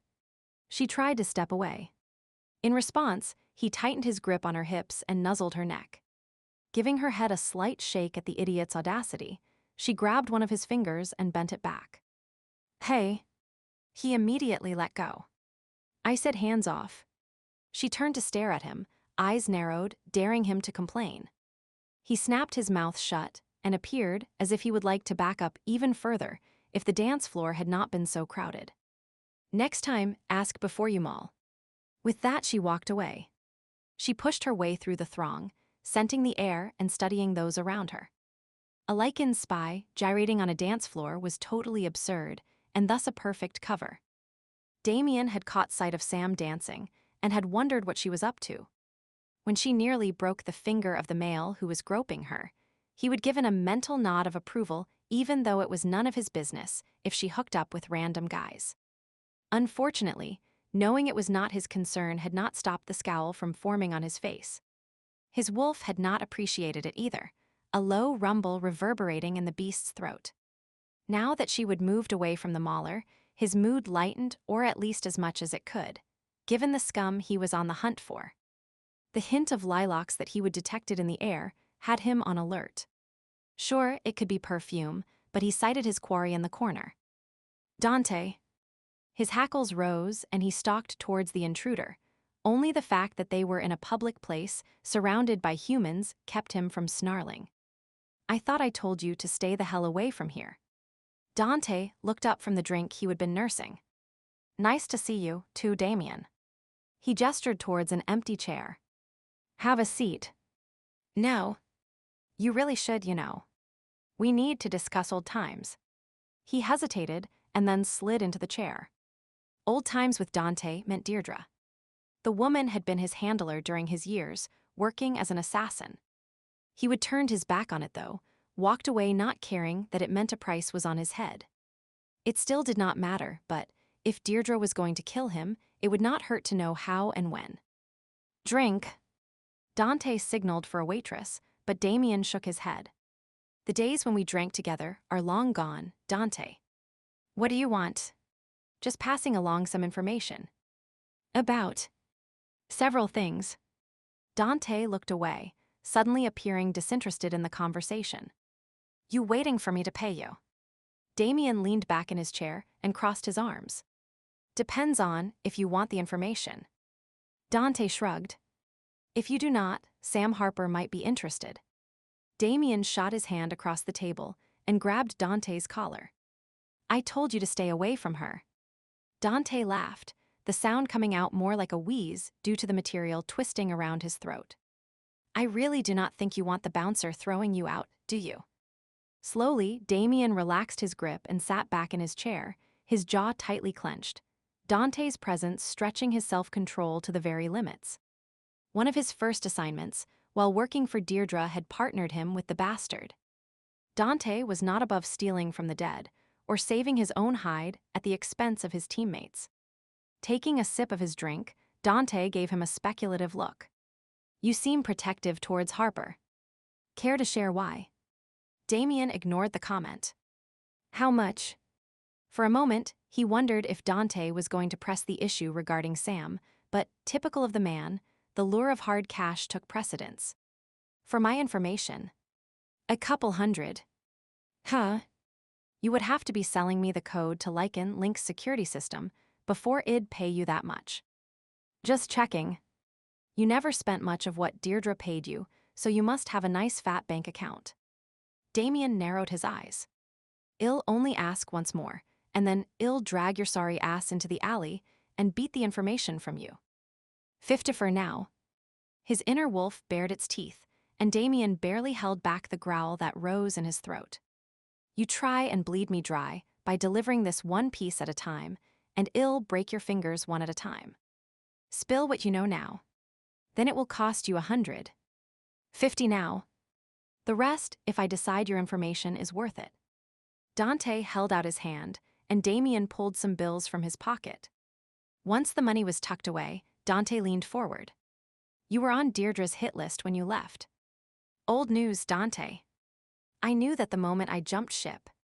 Deirdre did not make idle threats, and in the first few months, he would had several brushes with her crew of assassins. The fact that he was still alive, a year and a half later, puzzled him. Her organization was not inefficient. He would worked for them long enough to know their capabilities. He was curious if Dante knew why the hunt had eased off, but would not give the bastard any satisfaction by showing an interest. True. But shortly after you left, something happened. No one knows exactly what, but she let a lot of us go. So that is why you're scrounging for jobs. Dante shrugged. Deirdre paid me well. I became used to a certain standard. Damien did not doubt that Dante had been paid better than most. The man had even fewer scruples than the rest of the team and would take on any job. But Dante was not his concern at the moment. What did this news have to do with his own fate? So, if she has closed up shop, I am no longer on her hit list. Perhaps. She did not exactly close shop, more like scaled back. Abruptly, Dante leaned closer. He flicked a glance about the room and then whispered a question. Do you have any idea what happened? No. I am wondering if it has to do with Stone. Elijah Stone. Damien frowned. The name was whispered in hushed tones within Deirdre's organization. Supposedly, Stone and Deirdre had started the business together, but in his time there, Damien had never seen the man. In fact, he even questioned the mythical partner's existence. Sorry. Cannot help you. Hem. Dante rubbed his chin, and his eyes focused on some distant point before he looked at Damien again. Id wondered if on that last day, you might have noticed something or heard something. Eavesdropping was your specialty, not mine. Information acquisition. Dante gave a short, dry laugh. I thought you might have known more. Deirdre always did have a thing for you. Damien shook his head. More like she was pissed off that I did not fall at her feet. Dante shrugged and moved to stand up. Well, thanks for the info. Damien shot out his hand and grabbed the other man's arm, stopping him from moving farther. Where the hell do you think you're going? I am the one that paid for information. It was worth a try. The other man slowly sat back down, massaging the spot that Damien had grabbed. Of course, if you want more, he extended his hand. Dante, your information is not worth shit. I am not paying you again. I want a refund. Damien began to reach across the table, but Dante leaned away. All right. Do not start frothing at the mouth. I have more. He licked his lips. Your old partner, Reno, he got the charges against you dropped. Official files list you as an ex-enforcer, no mention of dishonorable conduct. Damien raised his brows. That was unexpected news. His time as an enforcer seemed like another lifetime. Since leaving Lycan Link and parting ways with Deirdre, he would knocked about the country, taking on odd jobs here and there, spending time with Kane's pack now and then. He had not hidden, but he would kept a low profile. Moldering away in detention did not appeal to him, and while he would escape the trackers a few times, he would known his luck would not hold out forever. Plus, it would have been too hard on Reno to have to testify against him. Though why he worried about the man, he did not know. Their final meeting in Grassy Hills had not gone well. The look on Reno's face, half accusing, half disappointment, had hurt, yet the man must not have totally given up on him. Damn. Damien rubbed his neck, uncomfortable with the idea that Reno had continued to go to bat for him. He looked at the man sitting across the table from him. There was a speculative look in Dante's eye that put Damien's radar on alert. No way Dante was wasting his time delivering bits of good news. So beyond giving me an update, what old times did we need to discuss? Just a minute. Dante flagged the waitress who was passing by. When she stopped, he gave her a warm smile. My friend here said he would pay my tab, his birthday present to me. What? Caught off guard, Damien was a split second too slow to react. Dante was on his feet, the waitress between them. "I'll be in touch." With a salute, Dante slipped through the crowd. Damien fumed and dug out some money to pay the waitress, but by the time he was done, Dante was long gone. "Who was that?" Sam appeared at his side. She must have grown impatient waiting for him. "An old acquaintance." She sniffed the air, and a sneer curled her lip. "He wears lilac cologne." Damien did not bother correcting her. Damn it, he knew he should have killed Dante last night. Chapter 8, Kane sat at his desk and stared at the backlog of work that awaited him. He had just returned from Stump River and was now regretting having made the trip. The accountant needed to speak to him about an income tax problem. Lycan Link had sent 3 messages marked urgent. Several pack members had requested personal meetings. The list went on. And that was not counting the items John, his beta, had dealt with during his absence. He sighed and opened up the first email from Lycan Link. "Kane, was not it great to get away together? It was our first family vacation." Elise breezed into the room, interrupting his train of thought. "What?" "Oh yeah." Their blood bond was tickling his brain, letting him know how happy she was. It was also distracting him from the message on his screen. Elise perched on the edge of the desk. She swung her foot back and forth, a broad smile on her face. "I think we should try to get away with the kids a couple of times a year. Once could be to go see Ryan and Mel. I loved Stump River. And then another time could be something fun and educational for the kids." He frowned, trying to divide his attention between his mate and his mail. Lycan Link was looking at restructuring. "Yeah. A vacation for the kids. Good idea. And we need to get away by ourselves once in a while, too." She slid off the desk and stood behind him. Time without the children interrupting or a pack emergency. Slowly, she slid her hands across his shoulders and down his arms. Then, a moment later, her breath tickled his ear. Would not that be great? High Council was considering. Damn, he lost his train of thought again. "Elise." Kane shrugged her hands off. "I am trying to read an important message from Lycan Link, and you keep distracting me." He dragged his hand through his hair. "I have read this paragraph twice already and cannot make heads or tails out of it." "Oh." She stepped away, the smile leaving her face for a moment before returning, albeit not quite as bright as before. "Can I help you with anything? I know we were gone a week and things pile up." He shook his head. "No. They are all things I have to do myself. If they could have been delegated, John would have taken care of them." "All right." She shrugged and rearranged the pen holder on his desk. "I just thought I'd offer." There was a hint of hurt in her voice, and he closed his eyes, exhaling slowly before opening them again. "I am sorry." The phone rang, and he reached out to pick it up while casting an apologetic look at Elise. "I know. You have a lot to get caught up on. I should have waited. It was just that we had such a good time, and I thought we could spend the rest of the day together." She turned to walk towards the door, but he stretched out his arm and grabbed her hand. "We'll talk about it after supper, I promise." She gave him a half smile and pulled her hand free, shutting the door firmly, both on the office and on the mental connection they had through their blood bond.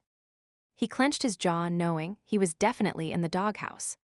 The phone continued to ring, and with a sigh he turned to answer it. After dinner, he would make amends.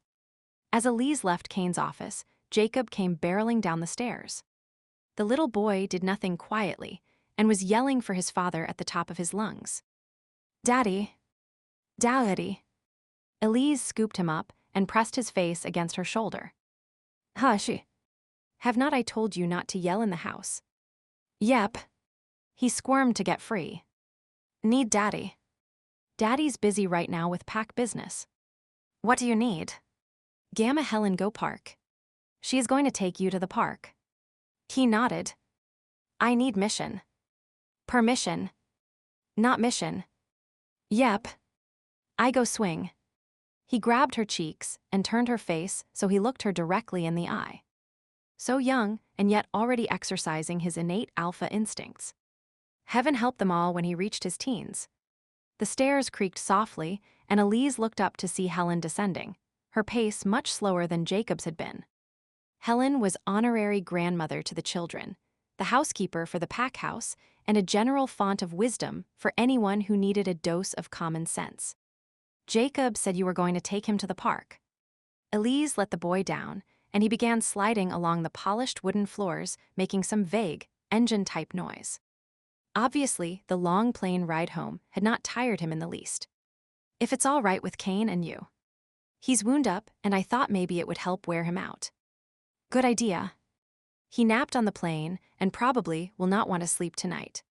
She reached down and grabbed hold of him just before he crashed into the wall. I do not know where he gets all his energy. Jacob pulled free and raced towards Helen. Swings. Swings. Swings. Helen took Jacob's hand and headed for the door. Leah's napping and ill keep Jacob at the park for about an hour, in case you and Kane he's working. Elise made a face. But thanks for the offer. Oh. Helen glanced at the closed office door.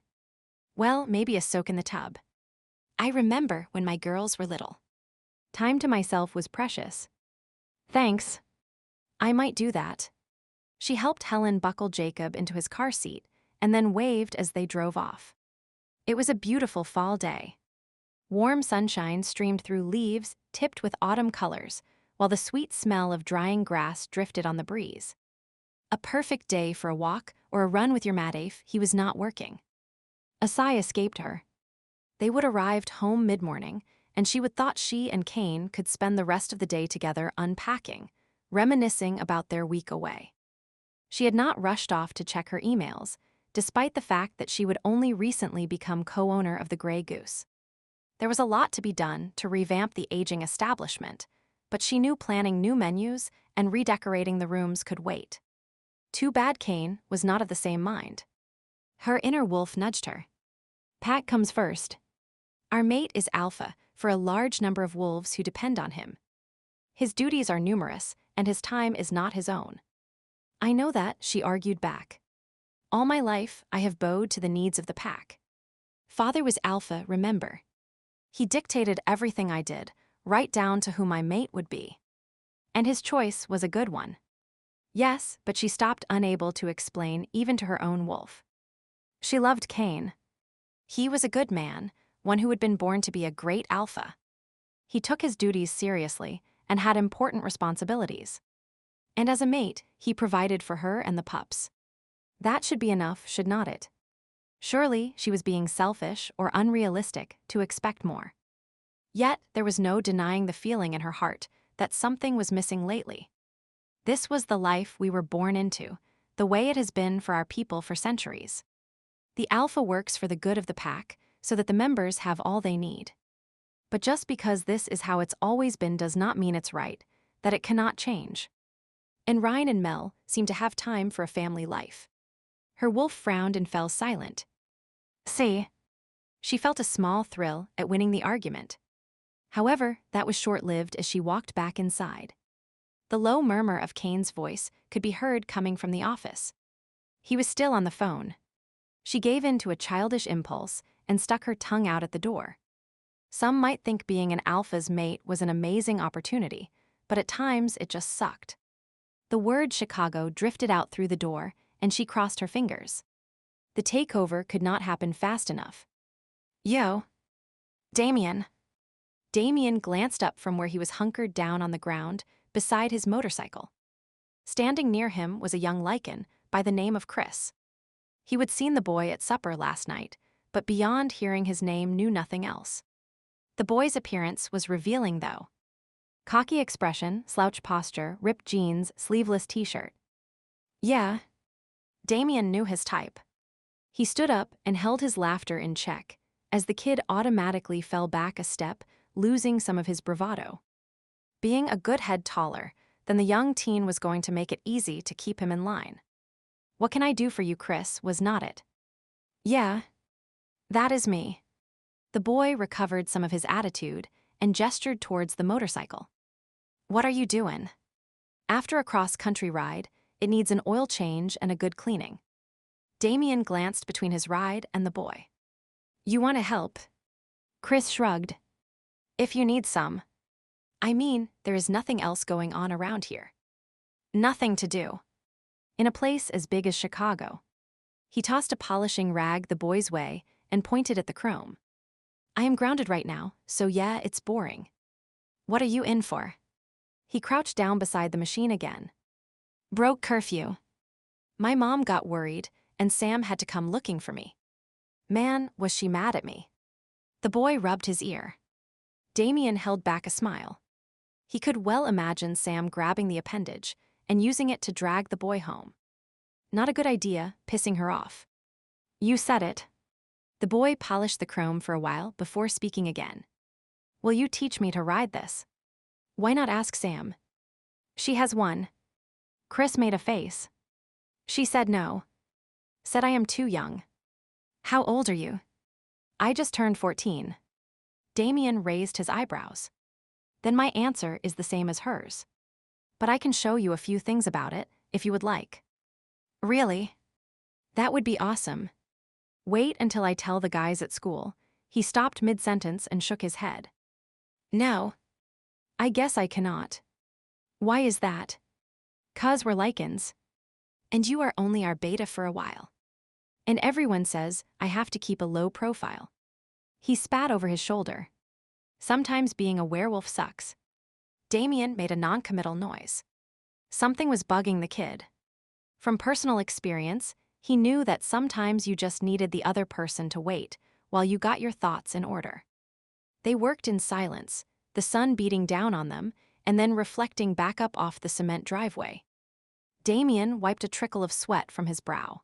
The shade had inched its way into the neighbor's yard, and the breeze from earlier in the day had died down. He sat back on his heels and took a drink of water from the bottle he would brought out with him. In the distance, the sound of traffic could be heard. Cars, buses, a siren, the noises Damien had come to associate with the neighborhood. Being a Lycan in a big city took on added challenges he would never considered. Sorting through the cacophony of noises and scents, learning to filter out the mundane from those that had meaning. Did you grow up in a big pack, Damien? From the other side of the machine, Chris finally spoke. Me? No. There were about 50 members or so. He capped his bottle and got back to work. That is way bigger than ours. Chris made a face. Were there any kids your age? A few. And there was a pack not too far away that we'd meet up with sometimes. Geez, you were lucky. There is no one my age around here. The boy rubbed harder at the bit of chrome he was working on. Our pack's dying out, you know. Pretty soon, there will be no one left. Last night, Damien had noted that there was only one pup at the table. Sam had not been kidding when she said fertility was a problem. The pack would be hard-pressed to stay in existence for even one more generation at this rate.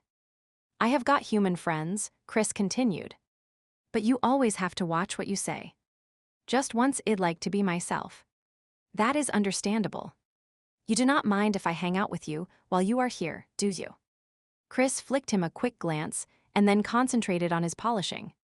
The too cool attitude of a few minutes ago had disappeared, leaving a hopeful kid in its place. Damien hesitated. He knew nothing about children, except that he would been one himself once. And the kind he would been had always been in trouble, never really fitting in. He was about to refuse on the grounds that he was not going to be staying long, but something about the look on the boy's face had him agreeing despite doubting the wisdom of the move.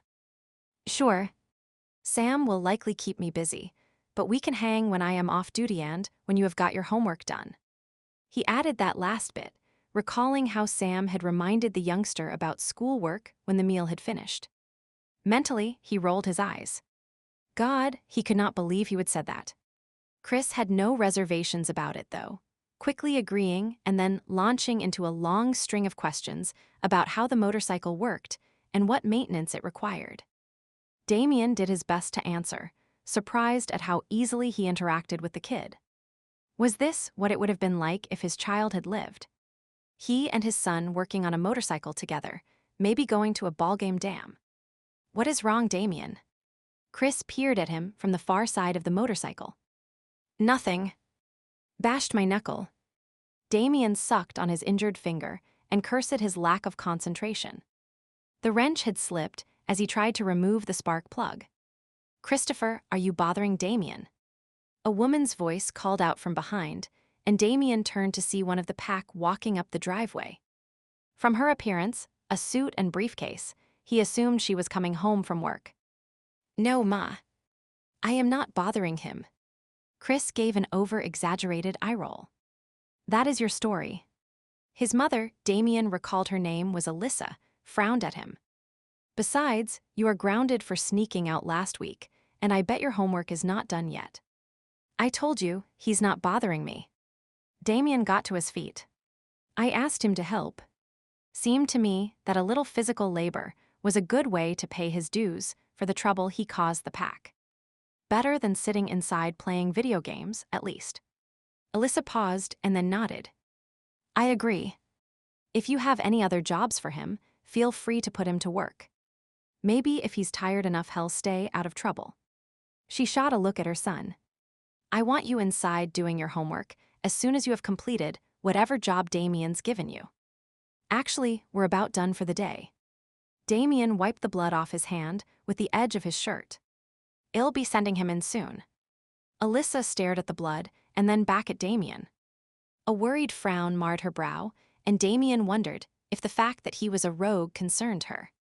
Might as well deal with her now, he decided. "I am a rogue, but that does not mean I hurt children." She stiffened and lifted her chin. "I never thought that for a minute. I was merely concerned about your hand." He studied her for a moment, finding no hint of a lie in her steady gaze. "My apologies. I have met with some prejudice in my life, but I should not assume, no need." "I understand." She patted his shoulder as she walked past him towards the house. "Know that we're all glad you are here trying to help us save our pack." Thankfully, she did not seem to be expecting a reply and went inside after giving Chris another warning. As the door shut, Chris gave him a high five. "Thanks, Damien. That was smooth." "Emma."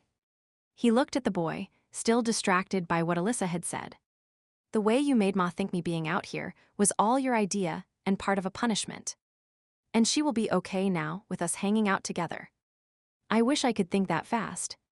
"Comes with practice." The hero worship in the boy's eyes, along with the mother's words, made him feel guilty. "Listen, it's getting late. Let us call it a day, and maybe tomorrow you can help me lube the chain." "Great. Thanks, Damien." The boy gathered up the polishing rags. "I am glad you are here to help us fight that bastard Sinclair. I do not think your mom would approve of you swearing." Chris laughed. "No, but Sam does it all the time, so what can Ma do?" "True." He watched as the boy raced up the steps to the house. Strange, he would always wondered what it would be like to have a pack welcome his presence. Only now that it was happening, he felt like shit. Chapter 9, Damien tried to shrug off the feeling he was being watched. Millions of people lived in Chicago. At least 100 were walking down this particular street. Somebody was bound to be looking at him from time to time. But it was not the feeling a casual glance would garner. It was more intense, as if someone were studying him, an itch between his shoulder blades that had both him and his wolf on alert. A mugger. A crazed killer. Dante. None felt quite right. Some might scoff that the gaze of a person had a feel, but over the years he would honed his senses in ways that most other Lycans could never imagine. Of course, most other Lycans had not lived their life on the edge of society, rubbing elbows with the dregs of the earth, expecting to kill or be killed at any moment. You did not live long if you let your guard down. And he had lived, if it could be called living. Dante had said there was no longer a price on his head, at least not one being paid out by Lycan Link. It allowed him to relax, maybe dropping to a 9 from a 10 on his personal alertness scale. It was not much, but he took what he could get. Lycan Link's trackers had been a bitch to outsmart, but he would done it, much to the head office's chagrin. As for his most recent employer, Deirdre and her crew, who knew what was going on in that arena. According to Dante, the woman had scaled back, but why? Something to do with the mysterious Elijah Stone. Or had business turned bad? Not likely the latter. Lack of clients had never seemed to be a problem. It was staggering, the number of people in the world wanting to hire assassins and bodyguards that asked no questions. He would have avoided those jobs as much as possible, preferring to focus on his own personal vendetta. The purists, the anti-fae, those had been his favored targets. Scum that did not deserve to breathe the same air as the innocents of the world. Deirdre had not appreciated how selective he would been in the jobs he would taken on.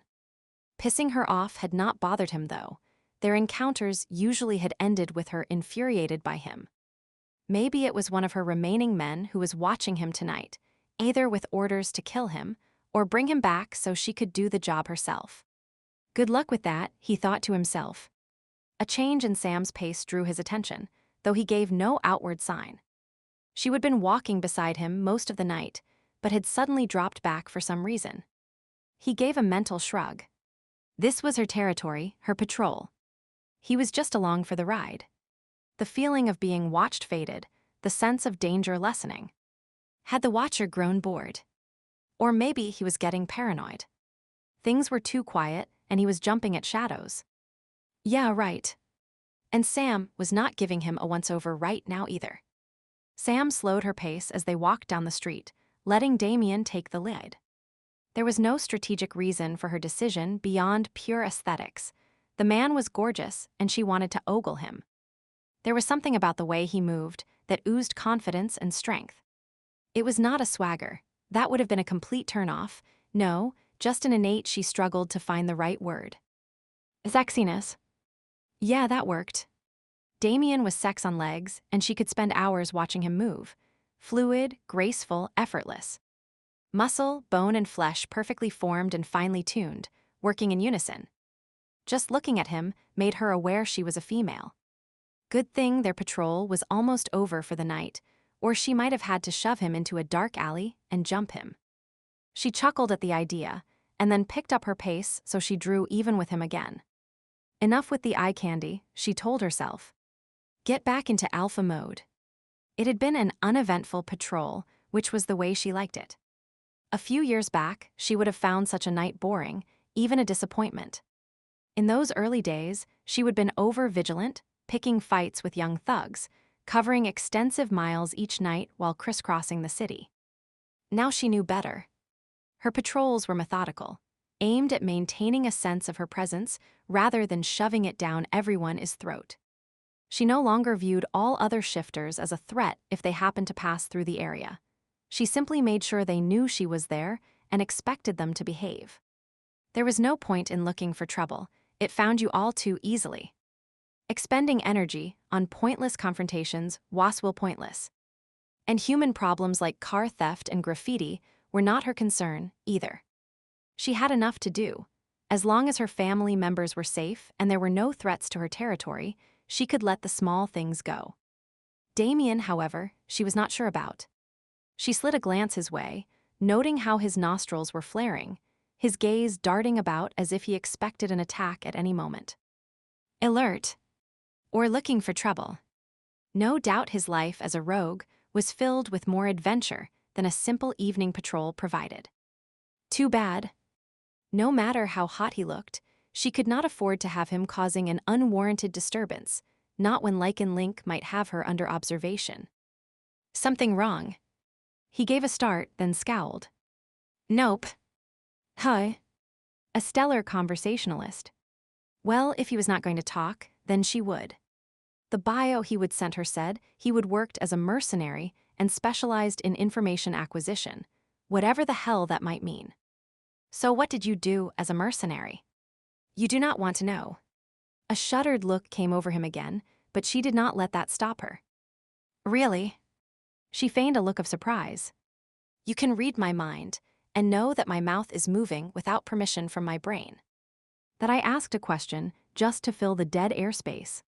The corner of his mouth curled briefly at her sarcasm before returning to a flat, uncompromising line. I'll rephrase my answer.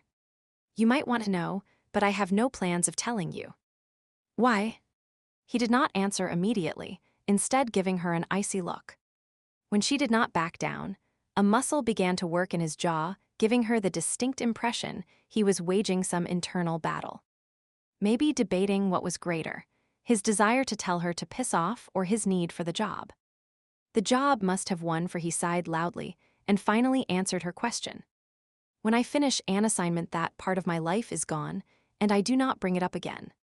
He paused and then added, it helps keep the guilt at bay. There was bitterness in his voice that caused Sam to bite back the cutting comment she had been about to make. Okay, let us try this.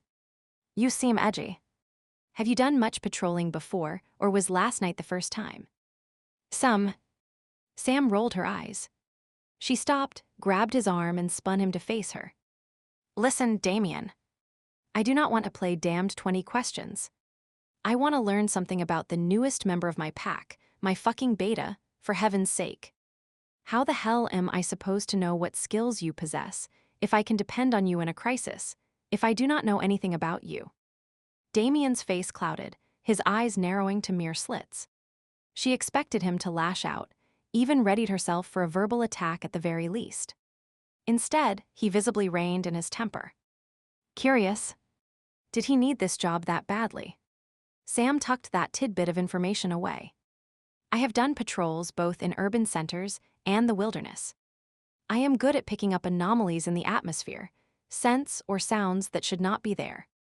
I do not react rashly, and I do not use more force than necessary. If there is a crisis, you can count on me. Thanks, that is all I wanted to know. Sam gave a nod, and without another word, continued on her way. She could sense Damien watching her, and managed to take a good dozen steps before he began to follow her. With his longer legs, it took him no time to catch up. What about you? Can I count on you? She smiled, appreciating how he came back swinging rather than being cowed by a simple tongue lashing. It was not often anyone stood up to her. Yeah, you can count on me. I have got your back if need be. He nodded. It's been a while since I have had a partner I could count on. By choice or because of circumstances. A bit of both. He shoved his hands into his pockets, and his shoulders hunched ever so slightly, enough to let her know she was probing a sensitive subject. Fine. She would let it go for now. Sam turned the corner, and Damien followed. They were in a quieter area now. No nightlife happened on this stretch of street. Not far now, they would be home in 20 minutes tops. She began to envision her bed. God, she was tired. Bypassing the full moon run the other night had been necessary, but she missed the opportunity to relax and let her inner wolf take control for a while. Being in charge day in and day out was not all it was cracked up to be. How humans did it, not having the tension-releasing rush of shifting, she could not begin to imagine. Of course, they did not have another creature living symbiotically inside. Damien nudged her with his elbow, and she instantly went on alert. She glanced at him, then followed the direction of his gaze. The street was devoid of traffic, the storefronts in darkness, their windows staring blankly out at the empty sidewalks. There was no sign of life, except for the flicker of light coming from the back of the store they stood near. It was Mr. Marcello's, and everyone knew he did not work late. For as far back as she could recall, the man had closed his shop at 6 and retreated to his upstairs apartment for the evening. Is it our concern? Damien spoke in hushed tones. She flicked a surprised look his way. Apparently he knew when to fight and when to put differences aside for the sake of a job, and then looked back at Mr. Marcello's. Normally, she would not get involved. Human crimes were for human cops. But Mr. Marcello is a long-standing friend of my grandfather's. He knows. It was not an idle question. Mr. Marcello's knowledge, or lack thereof, as to their true identity would influence how they would proceed. She shrugged. He suspects but has never asked. It's like the elephant in the room. Work under the assumption that he does not. I do not want a damned DC showing up on my doorstep. A damage control agent having to clean up after her would give Sinclair another weapon to use against the pack. Damien did not reply, only jerking his head to indicate she should take the alley to the back of the building. At first she bristled that he would assume control of the situation, but since it was exactly what she would have done, decided to let it go. He could watch from the front, she would handle the action at the rear. As soon as Sam disappeared from sight, Damien double-checked that no one was watching, and then began studying the shop's door and windows. The wire for the alarm system was easy to locate and visually followed it up and around the window. It was a dummy. Not connected at all, just there to give the impression of security to anyone who casually glanced at the entrance. Shaking his head, he used his pocket knife to lift the latch, then tested the door. The handle turned soundlessly, but a wind chime was hanging near the top, designed to warn of anyone entering. Cautiously easing his arm in and around, he placed his hand over the chimes so they would not jingle and slipped inside. For a moment, he did not move, allowing his eyes to adjust to the darkness. He could hear low voices coming from the back. No sounds of violence, though at least one voice was agitated. Moving carefully, he began to make his way to the rear of the store, searching the shadows for signs of movement, carefully maneuvering through the maze of antiques and collectibles. Testing the air, he picked up the scent of furniture polish, wood, humans, and lilacs. Dante, or was an actual potpourri being used in the store? Adrenaline rushed through his system, and he forced himself to stay controlled. Low, even breathing, silent measured steps. If Dante was back there, this was his chance to grab the bastard and rid the world of the man's sorry hide. Damien inched even closer to the back room. It was separated from the main area by a half-drawn curtain. Through the gap, he caught glimpses of two men in profile. One, an older gentleman, was in a chair by a table, while the other was balancing his weight with his hand on the table, leaning forward in a menacing fashion. Yeah, it was Dante. He would recognize the man's methods anywhere. Snooping, stealing, intimidating, all part of Dante's arsenal. "You know more than you are telling me, old man." Dante hissed. "I know you were there. You saw it all happen. You wrote about it in this." An old leather-bound book came into view as Dante waved it about. "Where did you get that?" The older man half stood to grab the book, but Dante moved it out of reach. "You need to keep your windows locked, Marcello." Dante flipped the book open and scanned the pages. This made for interesting reading. "You have no right." The man Marcello protested. "My personal journals are not for public consumption." "Maybe yes. Or maybe no." Dante held the book open wide and shoved it in the man's face. "I found this. You ripped a page out. I can see the raw edges." The old man's face visibly blanched. "Some cognac was spilled, right, and there is gold at the end of a rainbow." Dante snorted. "Never mind. I have pieced the whole story together, and soon Harper will know of it too." "No." The old man began to stand once more, but Dante shoved him back into his seat. "Shut up and listen. If you want to keep this under wraps, then you will have to pay for the privilege." "Blackmail." Marcello's face started to flush. "Smart man." Satisfaction oozed from Dante's voice. "I'll take the first installment now." There was a rustling sound, then the creak of metal followed by an angry snort. "Your cash on hand is suspiciously low. Do you have another safe hidden somewhere?" Damien could hear items being shoved aside as Dante started searching, loud thuds as objects hit the ground. All background sounds for Marcello's protests. "No. I have nothing else. I swear. I had to make a large payout yesterday," and the man's voice was suddenly cut off, and Damien could see Dante grabbing the fellow by the throat. Time to make his move. Damien stepped forward just as someone, likely Sam, pounded on the back door. "Mr. Marcello. Are you all right? It's Samantha. Let me in." Dante swore, shoved Marcello aside, and turned to exit the room only to skid to a stop when he realized Damien was blocking the way. Damien curled his lip and barely held back a low growl. Both he and his wolf were anticipating making Dante pay for his sins. Dante, however, was not nearly as eager for a confrontation. He spun around and grabbed a wooden chair, then rushed towards the door. "Mr." Marcello moved to stop Dante. At the same time, Damien leapt forward. The two collided, and in the few seconds it took for Damien to right the older man, Dante had made it to the door. As Sam burst into the room, Dante brought the chair crashing down on her head. Sam gave a startled cry, staggered, and Dante pushed past her, disappearing into the alley. "You okay?" Damien barely waited for Sam to nod before heading out in pursuit of Dante. What the bastard was up to, he had no idea, but it could not be anything good. Once outside, Damien glanced left, then right. There was no sign of his quarry, though the faint scent of lilacs at least gave him an idea as to which way to head. Dante had headed towards the street, damn him. The man was too clever for his own good. If he would kept to the back alleys, Damien could have tracked him as a wolf, but on city streets, he had to stay human. The trail was easy enough to follow. The scent of lilacs might dissipate quickly, but the sound of Dante's running steps were obvious enough that even a pup could have tracked him.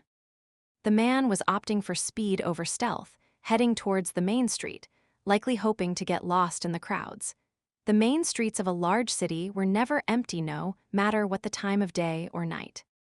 Damien picked up his pace, ignoring the pain in his leg as his feet pounded on the concrete. They're straight ahead. He could see Dante only 2 blocks away, standing at the corner. The man had stopped running for some reason. Had the coward decided to fight like a Lycan? Damien clenched his fists in anticipation, only to skid to a shocked stop as he watched a city bus pull up and Dante climb on board. Fucking hell and damnation. He watched the man take a seat, then turned to salute him through the window before the bus pulled away. Damien kicked a nearby garbage can in frustration. Dante had eluded him again. "I am okay, mister." "Marcello." "Really?" Sam reassured the elderly man yet again as she finished putting pieces of the broken chair into a garbage can. "But he hit the doorframe, not me. I only yelled because I was so surprised." Sam hoped Mr. Marcello would not think to look for damage to the woodwork. With any luck, she would be able to add a few marks before the idea popped into his head. "Oh dear, look at all the books he knocked down." As planned, her comment distracted the man, and he began to try to restore order to the other corner of the room. Sam gave her shoulder a surreptitious rub. Being hit by a chair was not at the top of her list of fun ways to spend the evening. She wondered if Damien had caught the fellow, and if so, what he was doing with him. Hopefully, he was dragging the bastard's ass back here so they could call the police. It made her blood boil to think that a two-bit thief would pick on a sweet old man like Mr. Marcello. Did he manage to get much in cash or jewels? She began to help Mr. Marcello straighten the room. "No. Mr. Marcello paused. There was not a large sum in the safe. "That is good." Sam narrowed her eyes, not sure if the older man was lying or just nervous. Likely the latter, since there was no point in lying about a simple robbery. "Did you hear him breaking in?" "I heard movement down here and came to investigate." He tightened his hands on a book he was holding. "Miss Samantha, did you hear what he was saying to me?" "No. I started pounding on the door as soon as I got here." "Why?" He seemed about to speak, then shook his head. "Nothing. Just thank you." Damien returned empty-handed. The thief had gotten away, much to her disappointment and Mr. Marcello did not want to make a report to the police for some reason. Since there was nothing else she could do about the matter, she let it drop. While she considered Mr. Marcello a long-standing friend, almost a member of the pack, he was still a human, and she should not allow herself to get too involved. After making sure all the doors and windows were locked, she and Damien left with assurances from Mr. Marcello that he was perfectly fine after the ordeal and did not need anyone to stay with him. This is the first time that anyone has ever tried to rob Mr. Marcello. Sam commented as they walked back to the pack house. "Robbery? Is that what he called it?"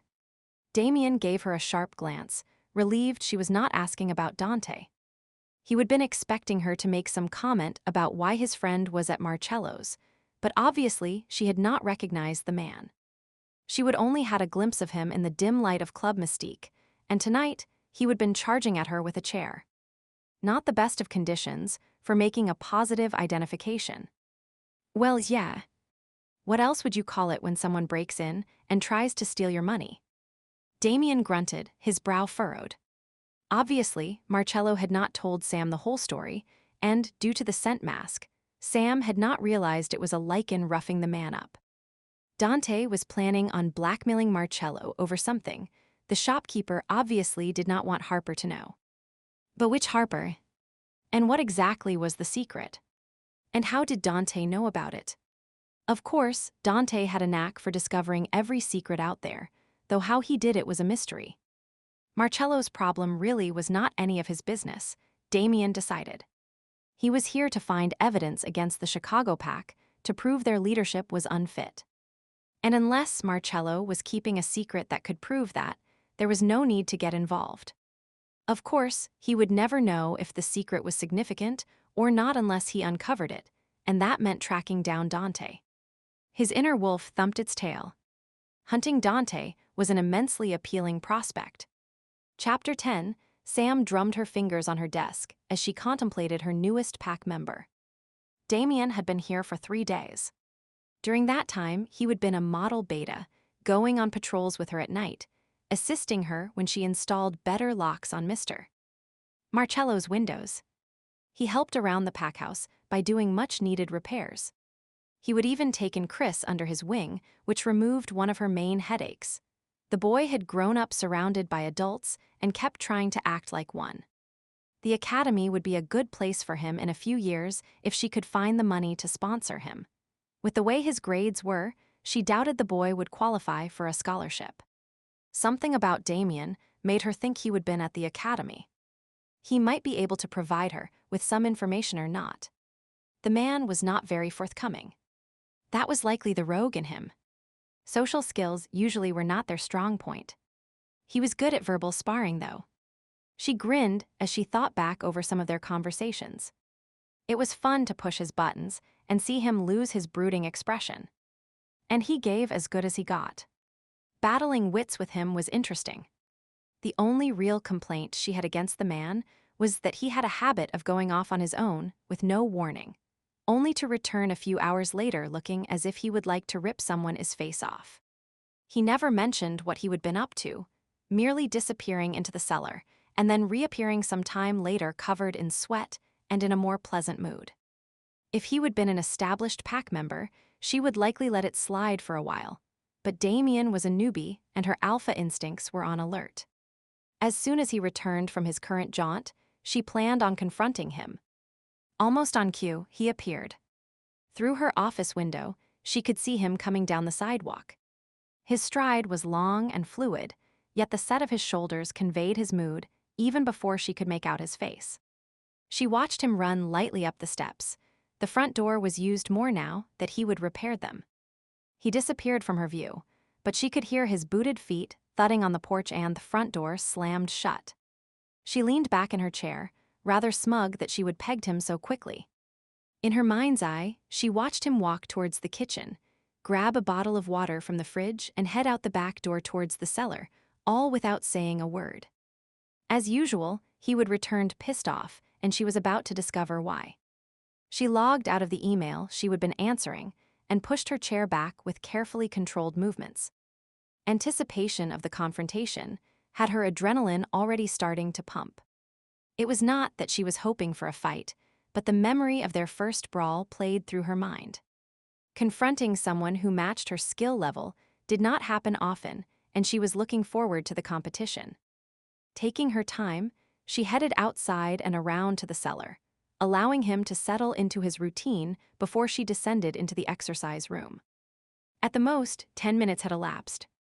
Not long, but sufficient that a fine sheen of sweat was beginning to form on his skin. He would stripped off his shirt, the discarded garment lying on the floor beside his bottle of water. The weights on the machine made a staccato rhythm as he lifted and lowered them, his rapid breathing punctuating the chorus. For a moment, she paused at the bottom of the steps, admiring the flexing of his muscles, the look of intense concentration on his face. Being an alpha did not make her immune to the sight of a ripped male. "You need something." He growled the words, his brows lowered. Of course, he would been aware of her presence. Yeah, I do. She stepped into the room and stopped in front of him, her hands planted on her hips. Spit it out, then. He released the weights and leaned forward to wipe his face on his shirt. Where were you? He stilled, the material still covering part of his face. Slowly, he finished drying himself before letting the t-shirt fall to the floor. And if you say out, I'll kick you in the nuts. Damien cocked an eyebrow, but for once her verbal jab did not bring a curl to the corner of his mouth. Funny, she had not realized how much she looked forward to seeing that flash of amusement on his face. Instead, he grabbed his water bottle from its spot on the floor. After a long drink, he replied, I had things to do. Such as? Swinging his leg over the bench, he stood up and walked to the punching bag. None of your business. She followed him. I am your alpha. Everything you do is my business. No. You are not my alpha. I do not have an alpha. I answer to no one. He punched the bag and it swung towards her. Sam punched it in return, sending it swinging back towards him. You answer to me. While you are here, you are my responsibility. Book of the Law, Section 5, Paragraph 9. He held onto the bag. An alpha is responsible for all Lycans residing in his territory, even if those Lycans are not members of the pack. The alpha will ensure all Lycans follow the Book of the Law and conduct themselves in such a manner so as to not endanger, or bring undue attention to, the Lycans who reside there. But you forgot subsection 2. Provided that the Lycan in question does not have an alpha in another territory. Transient Lycans may use a letter of exemption from an alpha, so they are not bound by the dictates of another pack. You can quote the Book of the Law. His response momentarily distracted her. I am a rogue. Not an idiot. And yes, I have picked things up here and there. He sent the punching bag back in her direction, and she neatly caught it. I'd argue that you are not transient. You are living here. He was silent, and she pushed her advantage. Plus, you do not have a letter of exemption. So tell me, what are you up to? He clamped his mouth tightly shut. She had a feeling he had a valid rebuttal, but some reason was reluctant to use it. Instead, he glowered at her. She returned the look full force. I asked you a question, and you will answer. I do not have to put up with this crap. He moved to leave, and she stepped in front of him, not in the least fazed by the cold look on his face. You are not leaving until you tell me what you are up to. When he tried to step around her, she grabbed his arm and yanked him back. She could see him clenching his jaw, knew his temper was rising. Her wolf urged her to press him further, to engage in a fight to prove she was the dominant one here. You do not want to do that. There was a definite warning in his voice. If we fight, I'll win, and you really do not want to lose to me. As if. I mean it, Sam. You are good, but I could have taken you in the alley if we'd been fighting for keeps. Ow. She jutted her chin. You move your left foot before you throw a punch. You drop your arm too much when you do a roundhouse kick, and you do not get it up fast enough afterwards. It leaves your chin exposed. She frowned. Years ago, her instructor had often told her about projecting her punches through her stance, but she would thought she would fix that problem. And no one had ever mentioned her arm. Show me. No. I am not in the mood. He took a step towards the door, but she grabbed his arm again. We're not having sex. You do not have to be in a mood. She rolled her eyes. Cancel that. Actually, you look in the perfect mood for a fight. Damien sighed heavily. Fine. He moved towards the middle of the matted floor space, but she was not waiting. Her wolf was pushing her, eager to confront the male before them. Swinging out her leg, she caught Damien in the back of the thigh. Why you? He staggered, but caught himself and spun around to face her. Never turn your back on your opponent, she jeered, nimbly hopping out of reach. If that is the way you want to play it. He launched himself at her, and she barely sidestepped in time. As it was his shoulder brushed hers. It was enough to knock her off balance, and when she leapt to the side to avoid his kick, she landed awkwardly. Damien moved in, landing a hit to her ribs, then one to her thigh before she regained her footing. He attacked with a calm, focused intensity, each kick and punch delivered in rapid succession. Sam blocked him over and over, barely having time to deliver any strikes of her own. When she did, they counted as evidenced by his grunts of pain. Left, right. Spin and kick. Keep her arm up. Dodge to the side. Duck under his blow and come up inside. Adrenaline surged through her, heightening her senses. His scent, the sound of his breathing, the tang of sweat in the air. All her attention was on the man before her. The purpose of the fight, the reason she would confronted him to begin with, faded into the background. Sweat dripped down her face. She shook her head to clear her vision and then moved to deliver a roundhouse kick, forgetting his comment about her dropping her arm too much. That was when he made his move. Damien knocked her backwards, the force of his blow reverberating through her so that she staggered and fell against the wall. Before she could react, he moved in, his hand gripping her throat, his body pressed fully against hers. For a moment they froze in place. Damien's lips were drawn back in a snarl, the silvery blue of his eyes seeming harder and colder than usual. Sam swallowed with difficulty, her neck stretched so that her chin tilted upward, the vulnerable arteries exposed. She was vividly aware of how her damp t-shirt stuck to her skin, the way every breath he took caused his chest to rub against her breasts.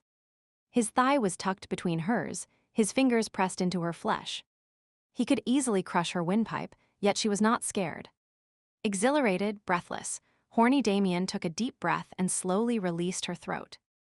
As he moved to step back, her wolf howled in protest, and before she could even think, she reached up, grabbed his head and kissed him hard. His body stiffened, but she did not care. Here was a male she could meet on her own terms. Rising to her toes, she assaulted his mouth, and when he began to relax, she pulled him closer, dragging her fingers through his hair, pulling at the silky black strands. Sam felt him hesitantly wrap his arms around her. For some reason, he was fighting his desire for her, but his resolve was crumbling. Yes. She wanted him, needed him. Whimpers escaped her as she urged him onward, and then, as if released from a tight rein, he crushed her to him, kissing her as if he would been celibate for years. He grabbed her hair, holding her head still as his tongue plunged into her mouth. She met him stroke for stroke, challenging him, teasing him, reveling in this new battle they waged. Desire raged out of control, and she straddled his thigh, desperate to be closer, to feel more of him. He wanted her. The evidence nudged against her through their clothing. She clawed his shoulders, arched her back as he squeezed her breast. His hand cupped her rear, lifting her, and she wrapped her legs around his waist. Damien rocked against her, and she moaned at the building inferno within her. Licking his jaw, she made her way down his neck. Her tongue encountered a slight mark on his skin, what felt like an old scar, and just as she kissed it, he jerked as if ice water had been dumped on him. Before she could even process what was happening, he was pushing her away, barely giving her enough time to get her feet under her before stepping back. He was breathing heavily, his eyes reflecting his confusion. Damien. She took one step towards him, but he backed farther away. No. Sorry. He dragged his hand through his hair and shook his head. This was a mistake. The kiss. Or the fight. Sam frowned, trying to understand. The kiss. Maybe both. He looked away. I am mated, Sam. A cold feeling washed over her at those words. Had he lied? She hated liars. I thought you said she was dead. Damien blinked. Yes. Bait is dead. He swallowed hard and began to back away from her. Listen, we'll talk later about fighting techniques. I have to go. He turned and walked quickly towards the stairs. Sam debated about pushing the issue. After all, she still had not found out what he was up to when he went out on his own, but this was not the time. Besides, she wanted to mull over their encounter. His mate was dead. She should feel guilty that she was relieved by that fact. Wishing someone dead wasn'tness. Her mouth twisted at the bland word, but how else did you put it? Tonight on patrol. We'll talk then. She called the words after him. He did not reply. As the sound of his footsteps faded, she leaned back against the wall and slowly ran her tongue over her lips. The taste of him lingered there, and the animal inside her hummed its approval. Strain. Her wolf had never reacted this way before. Human males were, quite frankly, boring. And Lycan males, well, being a female alpha had certain disadvantages in that area. Her grandfather had warned her numerous times to be wary. You are attractive enough to get a mate on your own merit, but your position in the pack will require extra caution. You will never know if a male is simply trying to find a fast track to power. If anyone shows an interest in you, double-check his motives first. She would heeded his advice, turned away a few losers who thought to fuck their way into power, but that should not be a problem with Damien. He was a rogue who picked up odd jobs here and there, not the type to want to take over the pack. Of course, rogues did not settle down, but was that what she was looking for? He is a male worthy of us. The others were not. Her wolf cleared up the confusion. This is the one we should keep as our mate. Really? You know this already. Sam chuckled at the animal's quick decision, but then narrowed her eyes as she caught sight of her own reflection in the mirror. Puffy lips, flushed cheeks, her hair askew. She ran her hand down her body, recalling how it had felt to have Damien's hands on her, to feel his body rocking against her aching core. Even now, she still felt the need for him. Damn. She was not looking for a mate, she had enough to do right now. But Damien had potential. He was a good fighter, sexy, plus he made her laugh. And her wolf approved. Indecisiveness was not typical of her. Weighing all the factors, she gave a quick nod and set her course of action. Damien stood in front of the bathroom mirror, staring at the faint scar on his neck, the physical reminder of his blood bond with bait. He touched it with his fingertip, tracing the slight roughness, trying to recall how it had felt to have bait kiss him there. Instead of the usual flood of old memories, he could only think of Sam, the roughness of her tongue on his skin, the feel of her lean, muscled body against his, the way her scent lingered on him. When she would pulled his head down and kissed him, he would have been shocked. That was the last thing on his mind today. He would have been too angry over his failure to find Dante to even think of sex. But when Sam's hot mouth had teased his, desire had slammed into him. Feelings long denied had clamored for release, and he would allowed himself to get caught up in the moment.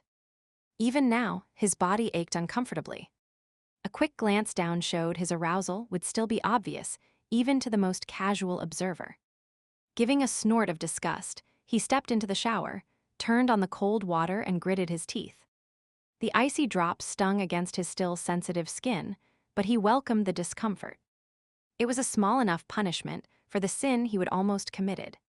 He would pledged his life to bait using the old, traditional human vows of sickness and health, good times and bad, till death I am mated, Sam. I thought you said she was dead. Yes. That snippet of conversation played over and over in his head. Why had he agreed?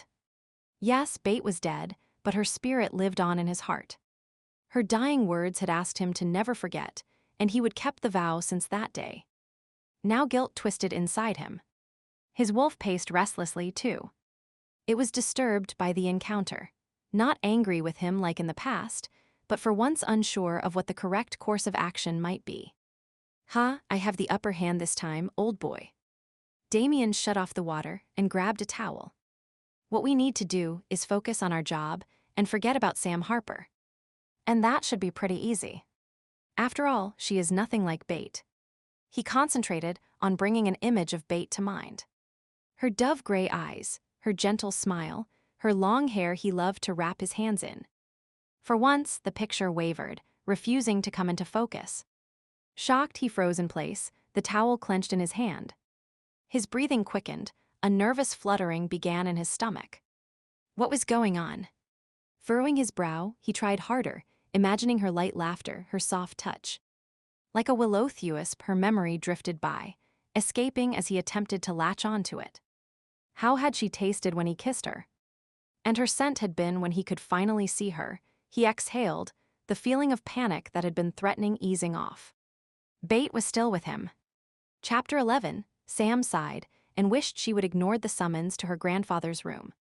Over the past several months, she had been going through some of the boxes in the attic, sorting out old ledgers and journals based on which alpha they had belonged to, making digital copies of the most important historical data, and purging what did not need to be kept. She had been periodically giving him some of the items to read, thinking it would keep him busy. However, this latest batch, his own private journals, had sent him into a querulous mood for some reason, and now she was taking the brunt of it. For the past half hour, he had been grilling her about how she was managing the pack, with pointed references to how things had been done back in his day. "And why have not I met this rogue you hired yet?" Sam's grandfather growled at her from his chair near the window. "You have been sick the past few days. And you know that your medication makes you sleepy. You would not want to meet him when you were not at your best." He clamped his mouth tightly shut, obviously not pleased that she would pointed out his weakness. However, it was the truth, and Sam tried to stick to plain speaking when it came to her grandfather, despite his age and health. Rather than concede that she was right, he came at the topic from another angle. "I saw him come in earlier today. I want you to bring him to me now." "Now?" "Hell." She was not sure what had gone wrong with Damien in the exercise room, and had no idea what type of a mood he might be in. "That is right. Otherwise, you will come up with another damned excuse." It was not a damned excuse, it was a perfectly good one. "But I'll bring him here if that is what it takes to make you happy." "Good." Her grandfather folded his arms and glared at her. "Get moving." "I have not got all day." She bit her tongue to hold back a rude reply. There was no point in provoking a slanging match. Reluctantly, she headed upstairs to find Damien. He responded slowly to her knock, and she wondered what he had been up to. The look on his face was less than welcoming, and he made no effort to invite her in. Surely, he could not be brooding over their kiss. It had been a simple lip lock, not an orgy for heaven's sake. Having put up with her grandfather's mood for the last half hour, she was not going to give Damien an opportunity to start in on her. Her plan was to forget the small talk and get straight the point. "I need you to come with me." "Why?" He leaned against the door jamb, his expression cool. "Command performance. My grandfather wants to meet you." Damien raised his brows, but pushed off from the wall and followed her. "I am surprised he has not asked to see me before this. Alphas usually meet new members as soon as they arrive. He has not been feeling up to having visitors. Besides, as acting alpha, I carry out all the required duties," and she paused on the landing to look at him. "You are not technically a member of the pack. This is a temporary position."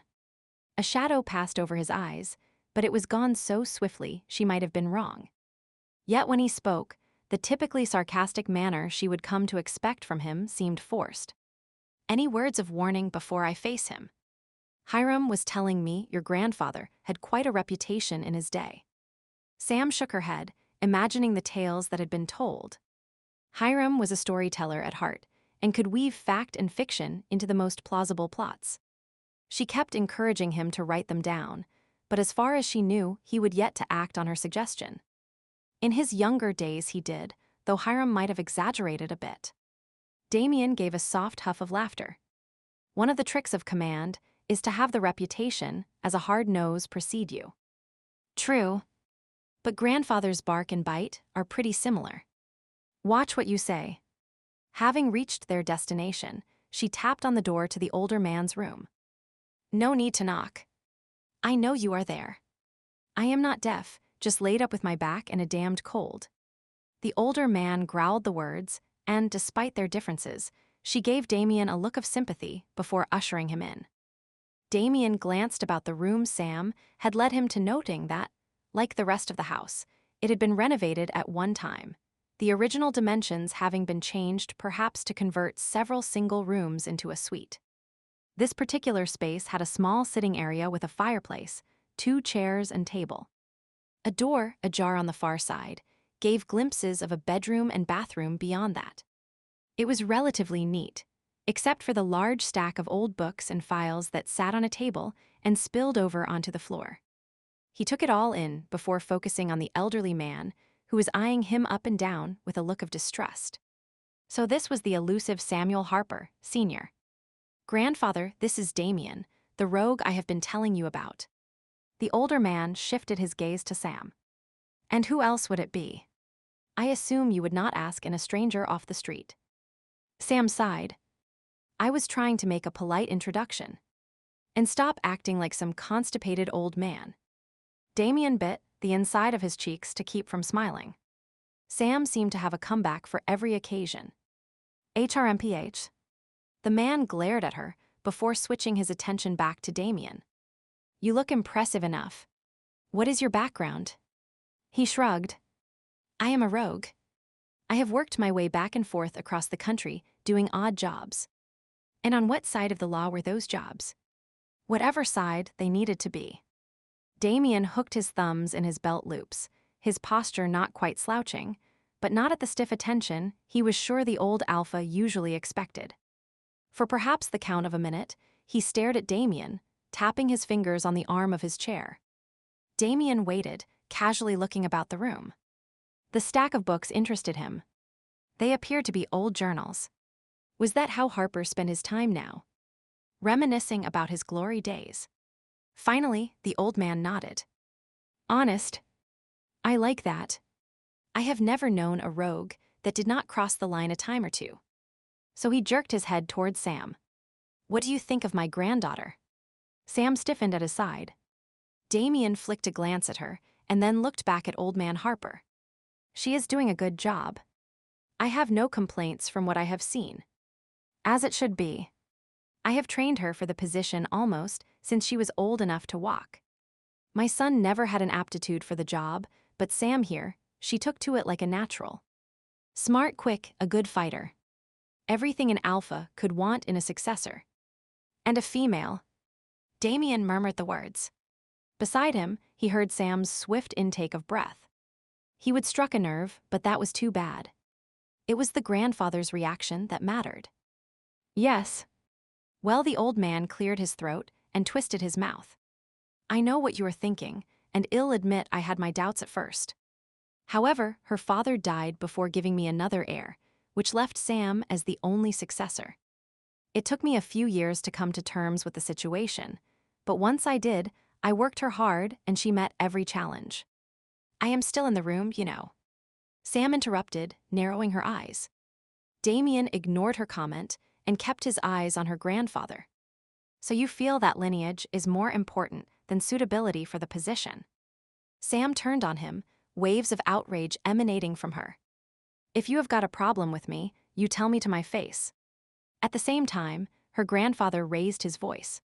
"Chicago has belonged to my family for over 150 years. Every generation has produced an alpha, and this one is no different. Sam is the best qualified member of the pack." Damien put up his hands as if to hold off the verbal attack. "Just playing devil's advocate since you are worried about being taken over."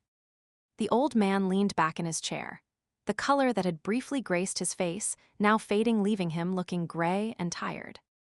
"You are smart, boy. That is how Sinclair will be thinking, but it will not do him any good. I am still hanging on to my title." Abruptly, he ended the audience with a flick of his hand. "You can leave now, but I'll be keeping an eye on you." "Sam, you stay. I'll see you for patrols." Sam shot Damien a meaningful look. He could only begin to imagine how patrols would go tonight. A thorough grilling, that is what he had to look forward to, and as to his comment about females, maybe a set of earplugs would be useful. As he returned to his room, he mulled over the meeting he would had. Sam's grandfather was a cantankerous old man who seemed to enjoy watching others squirm, rather like a geriatric version of his old boss, Captain Fielding. Sam had stood up to the aged alpha, though. Of course, she would have had to learn that skill at an early age, given that she would have been in training for most of her life. It was surprising that the man had spent the time on her. He seemed very old school, and a female alpha was unusual among their people. How long had it taken old man Harper to come to terms with the idea? And what had happened to the son, Sam's father? That might warrant some investigation. He sat on the edge of his bed and pulled out his phone. The old man's insistence on keeping the pack in the family might be a point Kane could use. The successor to the position should always be the most capable wolf in the area. Packs were not meant to be run like a royal family. Years ago that had been the case, but revisions to the law in the last half-century had put an end to the practice. And the old man's health was definitely in question. In the few days he had been there, Damien had seen no evidence that the man ever left his room. His hands were thin, blue veins and gnarled knuckles showing, and his coloring was poor. There was a faint quaver in his voice, too, despite the growls and bluster. And the abrupt end to the meeting had likely been to hide the fact that the old alpha had used up his energy. Yes, definitely time to make a report to Kane. He turned the phone over and over in his hands. Should he mention Dante? No. Kane had enough on his plate. This was his own problem. Dante and he had had run-ins before, despite the fact that they were both supposedly working for the same side. It galled him that, despite his warning, the bastard was still in the area, and his attempts to track him down had fallen short. If he could devote all his time to the hunt, it might be a different story, but trying to do it on the sly was less than ideal. And Sam was already suspicious. A smile tugged at the corner of his mouth. She kept him on his toes, and, in different circumstances, he might have actually enjoyed the barbed banter they usually fell into. Too bad he was here to bring about her downfall. Elise curled up beside Kane, her hand idly tracing a path across his chest, their legs intertwined. He was stroking her hair, the gentle tug soothing as the afterglow of mating faded. Sex between them had always been amazing, and this time had been no different. Her mate was a skilled lover, and over the years they would come to know each other's likes and dislikes as well as they knew their own. Too bad it could not always be like this. No work, no pack members, no pressure from outside. The children napping, so it was just the two of them in a warm cocoon where cuddling and making love was all they had to do. She smiled at the thought, knowing it was impossible but still wishing. Kane's cell phone rang, and his hand stilled on her hair, then he gave a disgruntled groan. With a sigh, she detached herself from him and stared at the ceiling as he reached over to answer the call. Sinclair. It was some small consolation that his tone was gruff. He was not pleased at being interrupted either. She stared at the ceiling, cursing the caller and wishing Kane had shut his phone off. Of course, that was not possible. He was the alpha, and if an emergency arose, he had to be available. She would heard that explanation over and over. The topic of conversation began to catch her attention, and she cocked her head to hear more clearly. What do you have to report, Damien? Really? That is very interesting. I can probably use that to help build my case. Good work. Keep me posted. Kane hung up and Elise rolled over to face him. Damien had some good news. Yeah. Samuel Harper is treating his pack as if it were a dynasty. His granddaughter's been prepped to take over, regardless of whether or not she is the most suitable candidate. Is she? Suitable, that is. Kane shrugged. I have no idea. But that particular pack has been in the Harper family since its inception. It makes the process they use for choosing a successor highly suspect. He folded his arms behind his head, a pleased expression on his face. I'd say there is a high degree of certainty that the Harper pack is about to lose control of Chicago. Kane looked her way. You do not sound happy. This is what we have been waiting for. I know. She idly ran her hand over his chest. He turned on his side to face her. Do not you want us to gain control of Chicago? It will mean I can split the pack, have more free time, plus it's a strategically impressive move which should look good when they consider me for a position on High Council. I am wondering how the Chicago pack is feeling, how it'd feel if the shoe was on the other foot. It must be sad to see your home being taken away. Everything changes, Kane countered. They had their chance to run that territory, but now it's time to move on. I suppose. She studied her mate, noting the faint lines on his face. He would changed since they would first met. The idealistic young alpha she would mated had matured. He was still amazingly good-looking, the lines adding rather than detracting from his appearance. Some were from age, most were from stress and overwork. Of course, she would change too. Birthing 2 children had added weight and stretch marks. Kane was right, everything changed. The way it was changing was what had her concerned. Are you sure this is a good move? That it will mean less work. Ever since you have set your sights on Chicago, you are busier than ever. He shrugged and pulled her close. Everything worth having requires work, and I have got to look my best if I want that high council position. But you will be managing 2 territories, in 2 separate states, thousands of miles apart, and then if you get on high council Elise, quit worrying. I can juggle 3 balls at once. Lee chose that moment to wake up and begin to cry. Elise disentangled herself and pulled on a robe. Real life is calling. She has been crying a lot lately. Teething. I have been up with her every night. I am so tired in the mornings, my eyes will not focus. I'll get up with her tonight.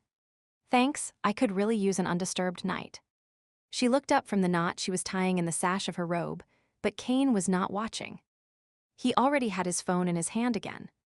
She stared at him for a moment, waiting for him to look her way, but he would already tuned her out. When they would first mated, he would always watched her dress and undress, his attention making her feel as if she were the most precious thing in the world. Now the phone and work held most of his attention. She felt the knot in her stomach twist again. Yeah, everything changed. Chapter 12, What sector are we patrolling tonight?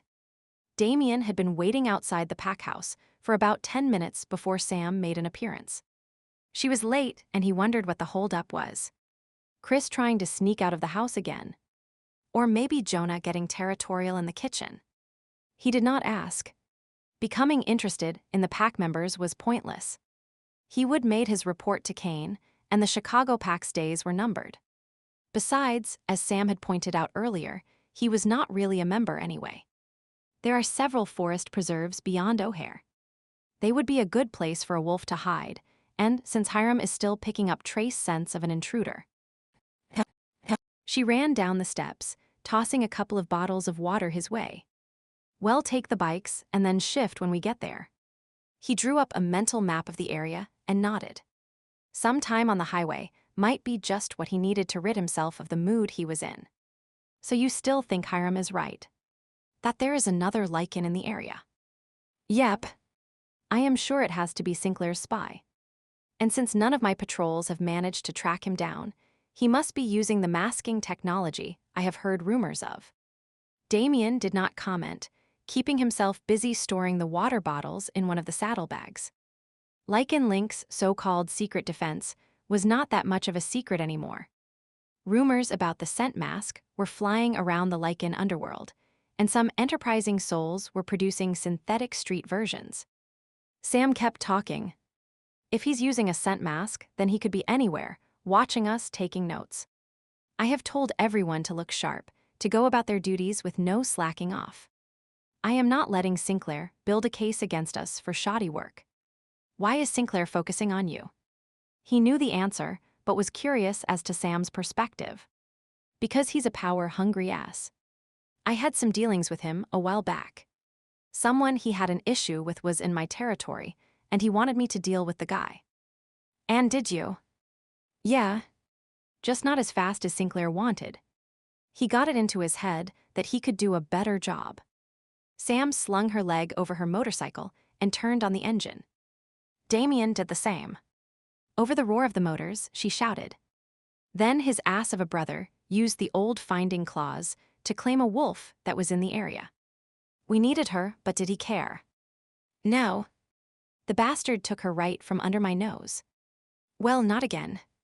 Sinclair is not stealing anything else from me. This pack is mine. And with that, she took off. Damien followed, considering what she would said. Yeah, from her point of view, Kane was a bastard. But from Kane's perspective, Chicago was a sizable territory. It could easily sustain more Lycans. Too bad Sam felt as passionate as she did about her position as alpha. He leaned into a curve and concentrated on the joy of the ride. He sucked at moral dilemmas. Best to just do the job he had been given. But which job? His wolf asked, helping Kane save his family life, or helping Sam save her home. They rode in silence, the noise of the engines preventing conversation. Damien followed Sam's lead as they wove through the streets and onto the open highway. The wind tugged at his clothing and pulled at his hair. He leaned lower, the engine throbbing beneath him. Scenery whipped past, mere blurs of green and gray and brown. Speed had always seemed freeing to him, blowing away his concerns, and that is what he needed right now. He gunned his engine and shot past Sam. A moment later, she was beside him, shooting a look his way before inching ahead. For a while, they battled against each other before settling for riding tandem. As they neared their destination, they slowed and then, as one, swung into the first nature preserve on their list for the night. Sam brushed her hair back from her face and grinned at him. Good ride. He nodded, taking in the picture of her. For some reason, he found the sight of such a tiny woman astride a big motorcycle sexy as hell.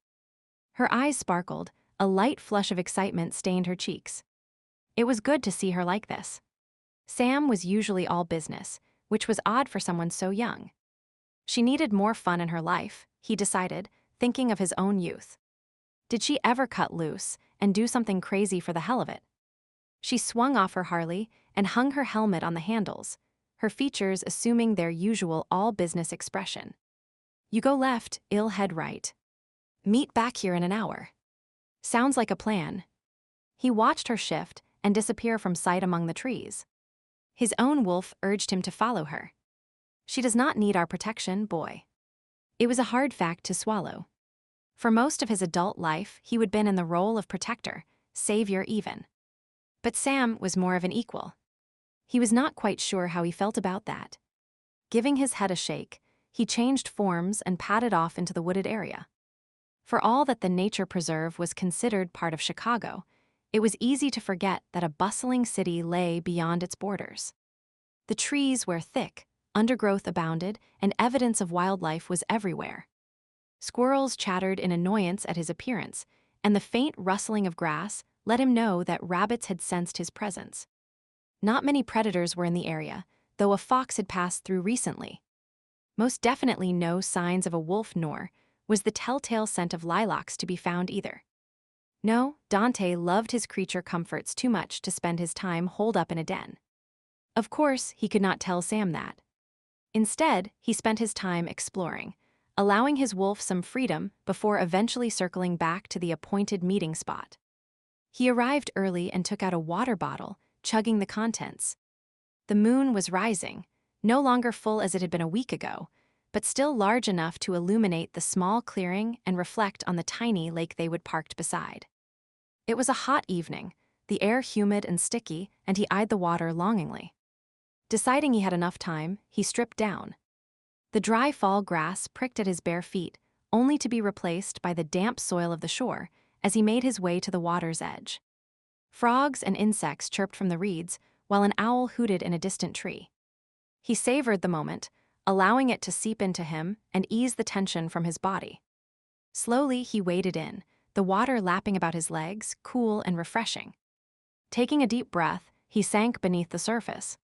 Sam returned to the clearing and was immediately drawn by the sound of splashing coming from the water. She approached the edge, noted Damien's pile of clothing on the ground, and grinned. Her temporary beta was skinny dipping. The surface of the water broke, and Damien appeared. Moisture glistened on his broad chest and dripped down his belly, darkening the arrow of body hair that disappeared intriguingly into the water's surface. He raised his hands to sluice the water from his face. Naked lichen in the moonlight.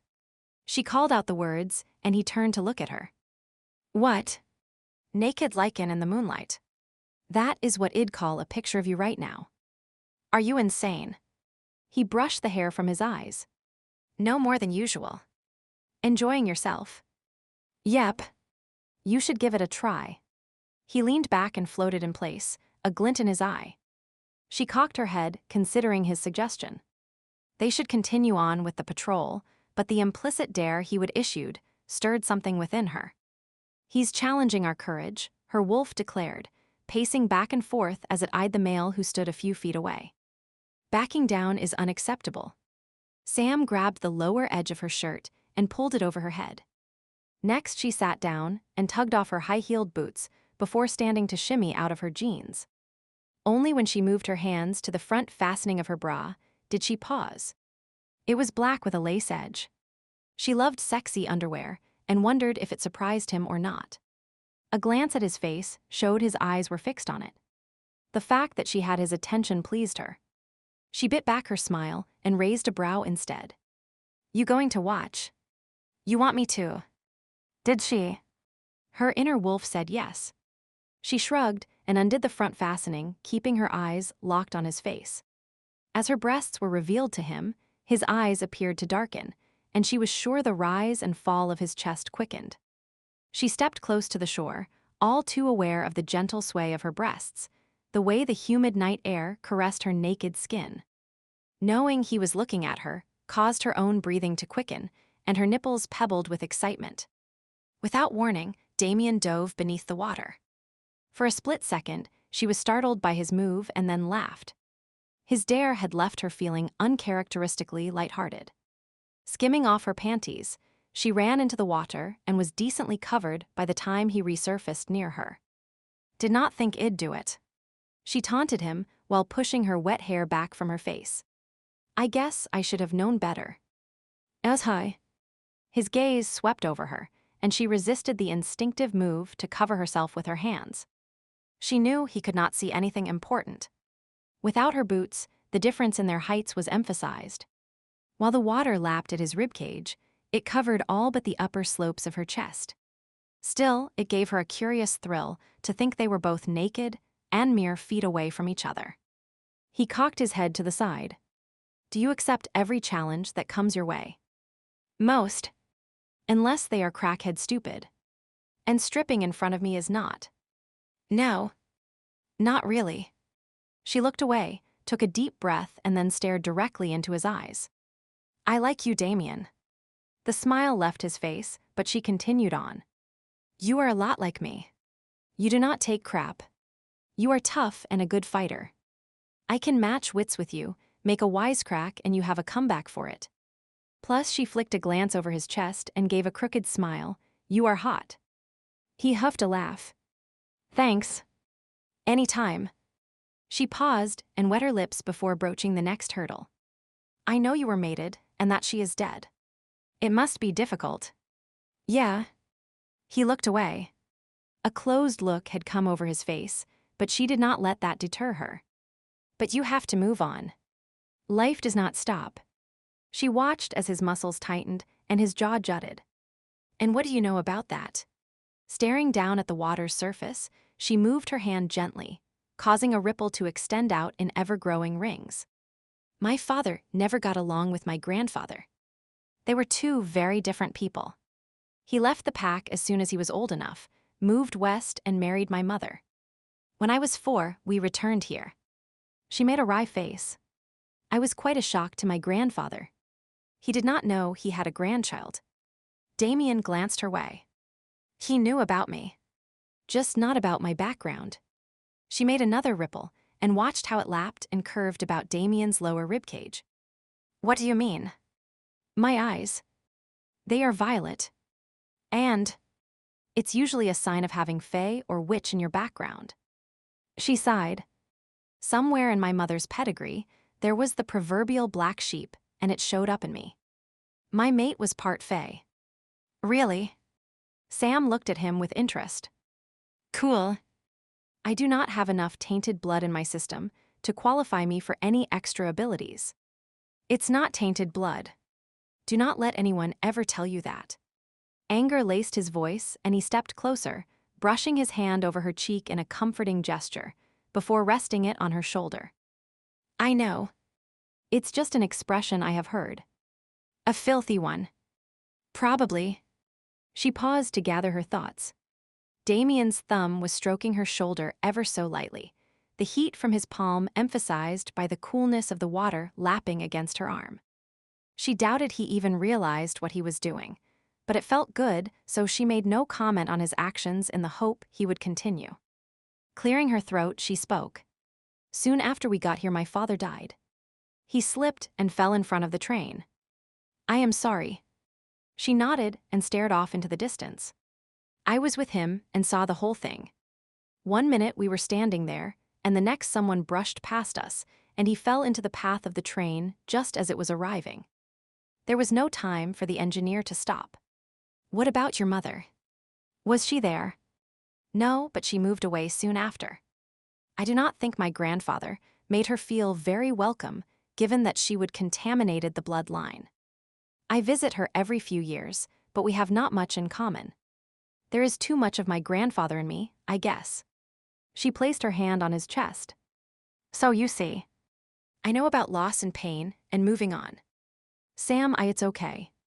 I just want you to know where I stand. I am interested in you, Damien. She reached up and kissed him briefly on the cheek. And I might not let you forget it. Unexpectedly, she reached low and pinched his hip before jumping back. She laughed at his expression and then returned to her alpha mode. We have wasted enough time. 5 minutes to swim, then we're back on patrol.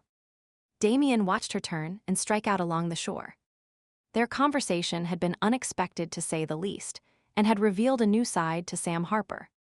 She was interested in him. Not shocking news, given the way she would kissed him in the cellar. And her life had not been an easy one. He frowned, thinking they had more in common than he would expected.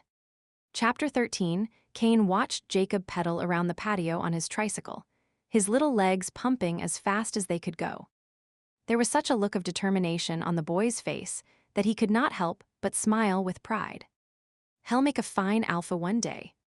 Does being an alpha have to be his goal? Elise frowned at him from the other side of the table. They were seated on the patio outside the kitchen, supposedly enjoying a family breakfast, but Elise was in a mood for some reason. What is wrong with wanting him to be an alpha?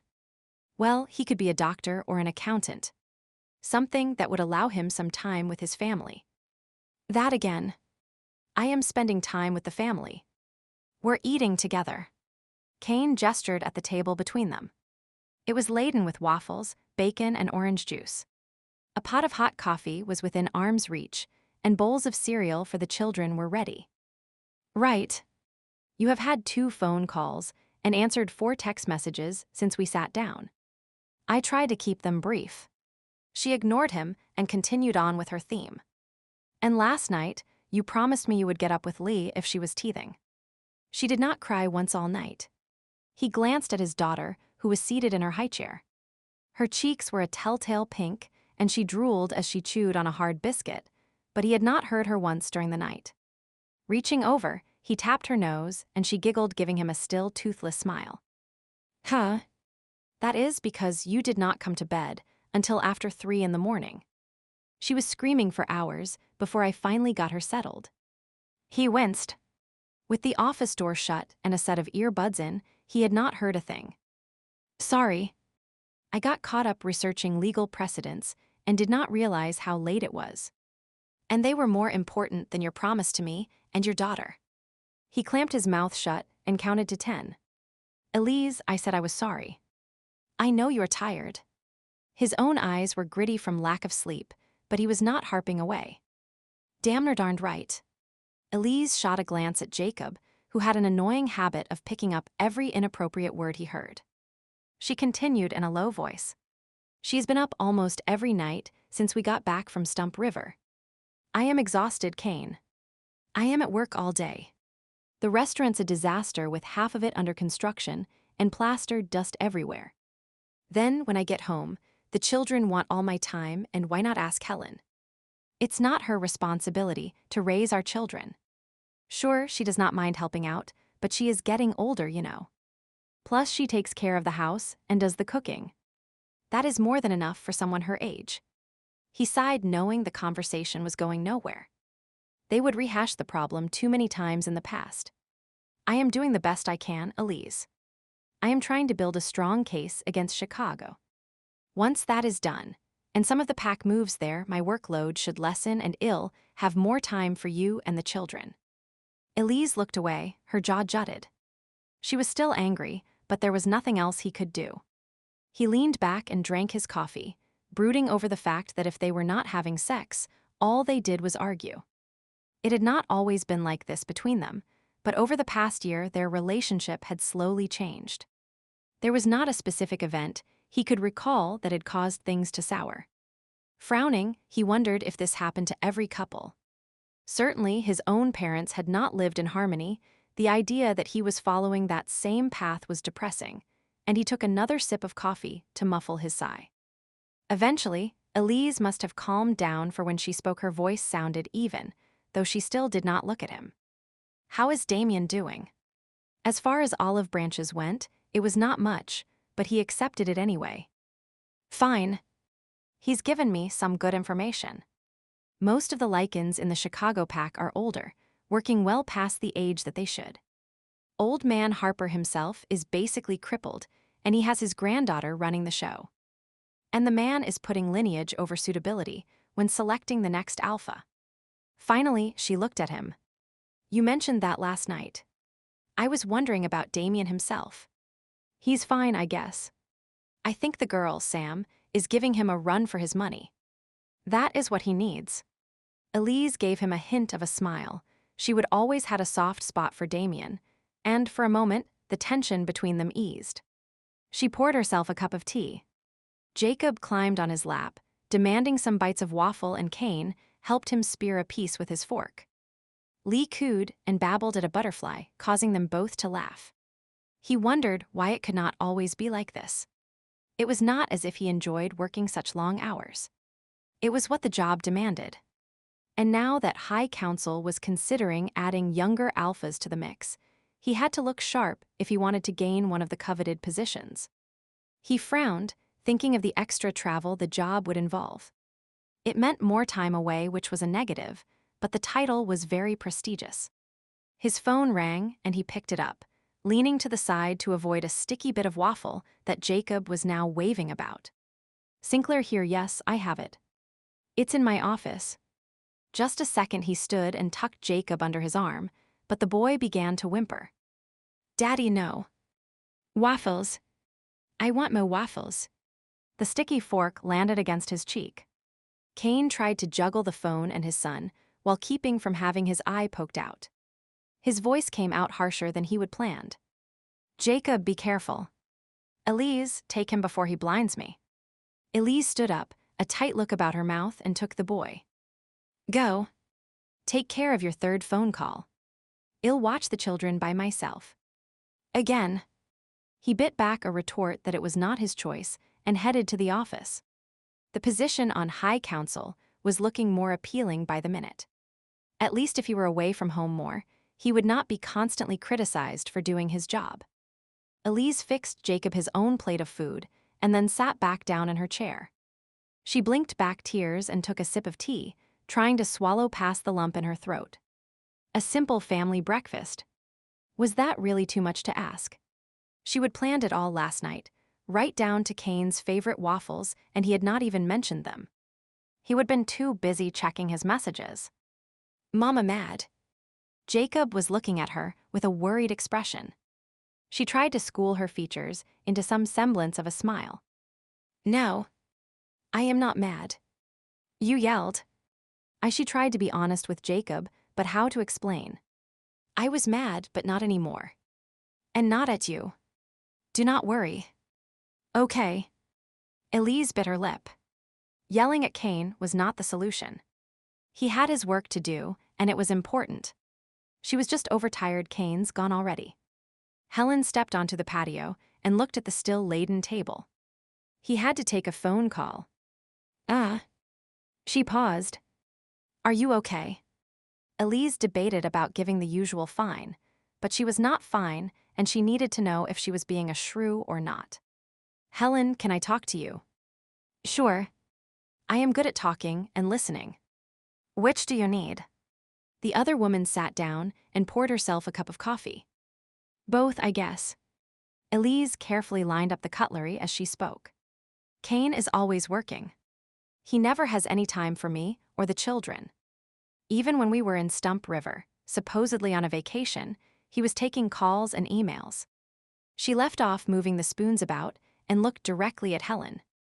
"Am I expecting too much to want some of his time for us?" Helen shook her head. No, but I do know exactly what you're talking about. Something similar happened to me and my Zach. She stirred her tea, a far-off look in her eye. I'd get so irritated because I expected him to be there for birthdays or even a family supper, and he would be called away. And then, when he finally did show up, I'd have to bite my tongue even though my feelings were hurt that the needs of others came before our family.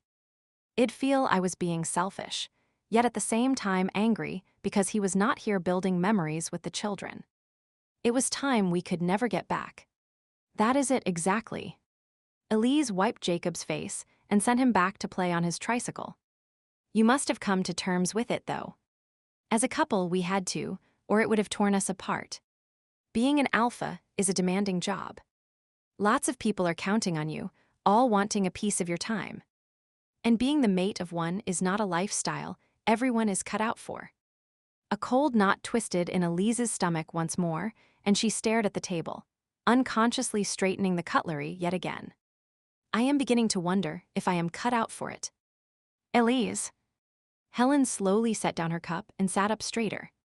We fight a lot these days. She whispered the words, ashamed to admit her weakness and fearful Jacob would overhear. I am tired, and I get irritated with him. Sometimes it's his fault, and sometimes I do not know. It's as if I want to hurt his feelings, just like he's hurt mine. I know he does not mean to, but I want to scream, "Do not you notice me?" Tears were threatening as she finally looked up at Helen, fully expecting a well-deserved condemnation. I must be a dreadful person. I know he's the alpha, but inside I am so full of resentment. Oh, honey. Helen reached over and squeezed her hand. Every couple goes through a rough patch now and then. I know, only this keeps getting worse and worse. I have thought about selling my half share of the Grey Goose, but she exhaled and tried to explain. All my life, I have done what I was told. When I wanted to go to college, my father said no. When I wanted Brian as my mate, I was told it would be Kane. Everyone expects an alpha's mate to take charge and jump into the role, but I never wanted that. I love Kane, but I want my own life too.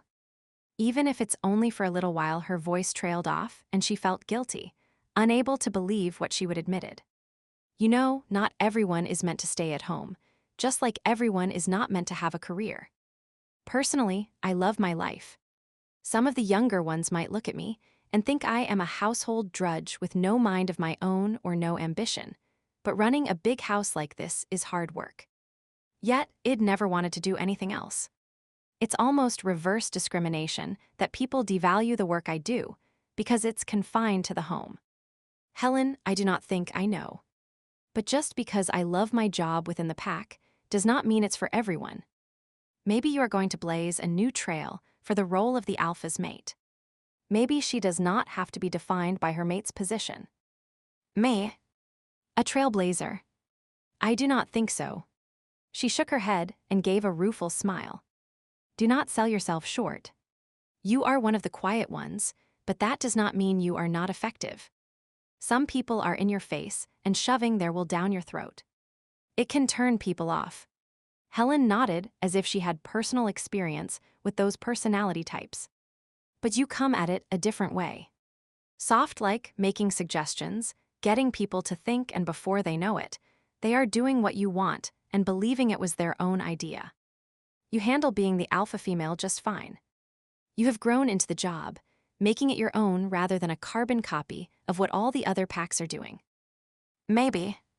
She felt her face flush at the praise while, at the same time, wondering when Kane had last told her she was doing a good job. I think the real problem is that Kane works too much.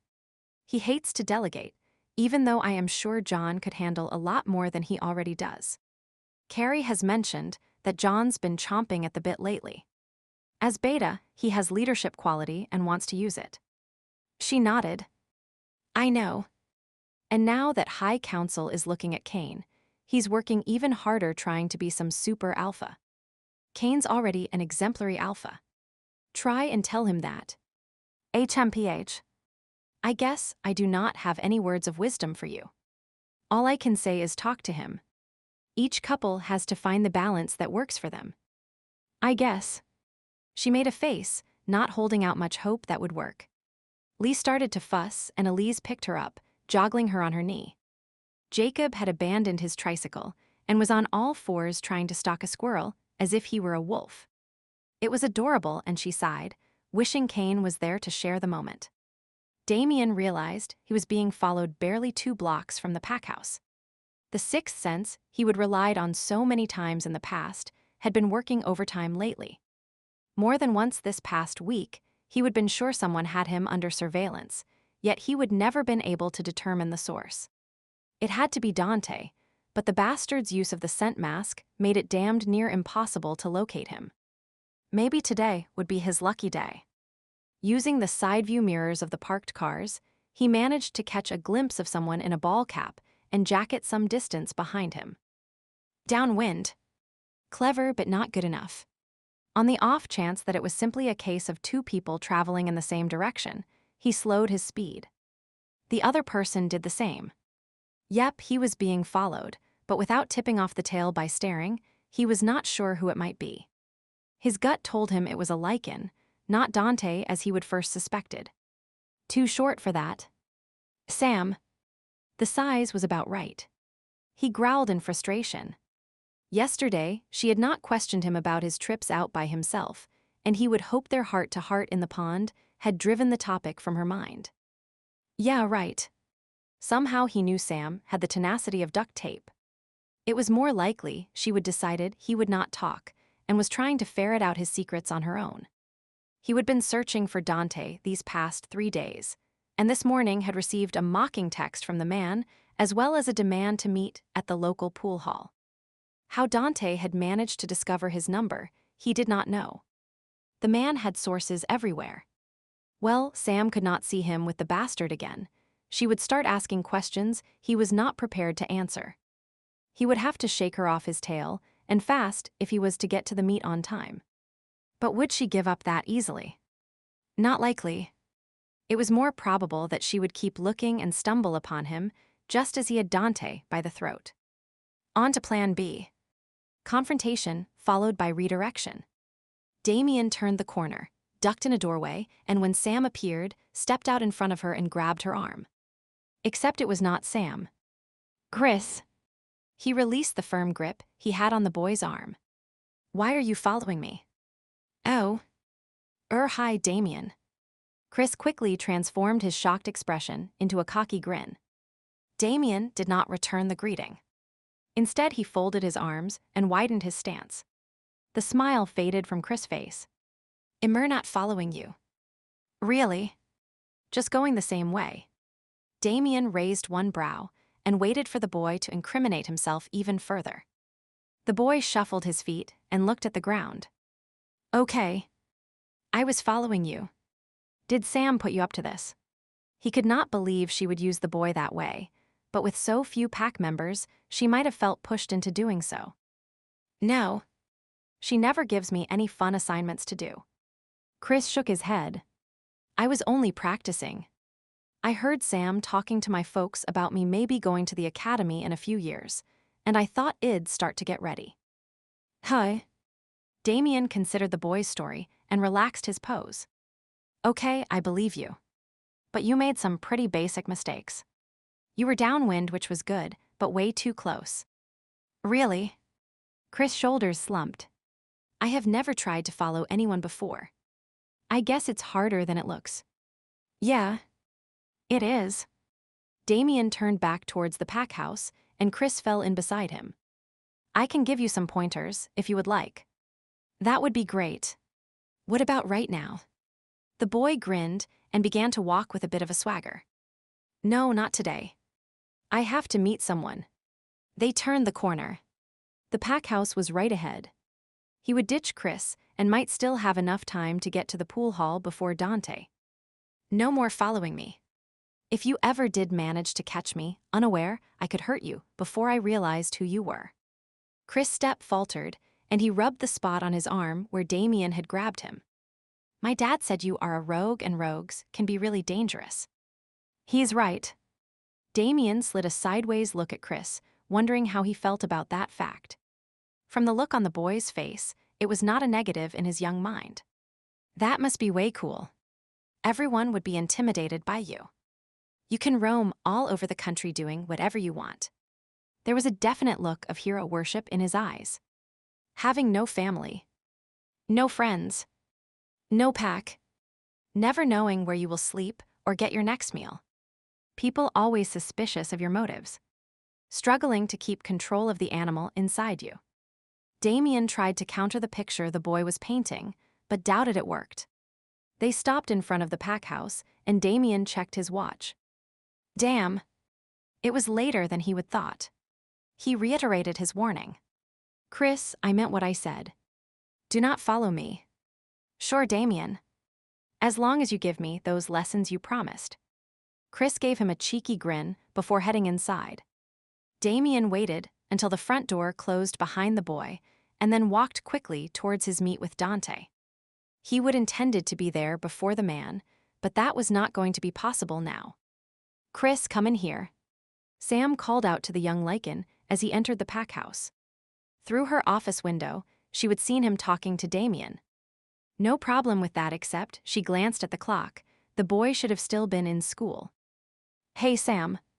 Chris entered, his hands in his back pockets and a self-satisfied smirk on his face. Where have you been? Out with Damien. At this time of the day. Should not you be in school? Nope. We have the afternoon off.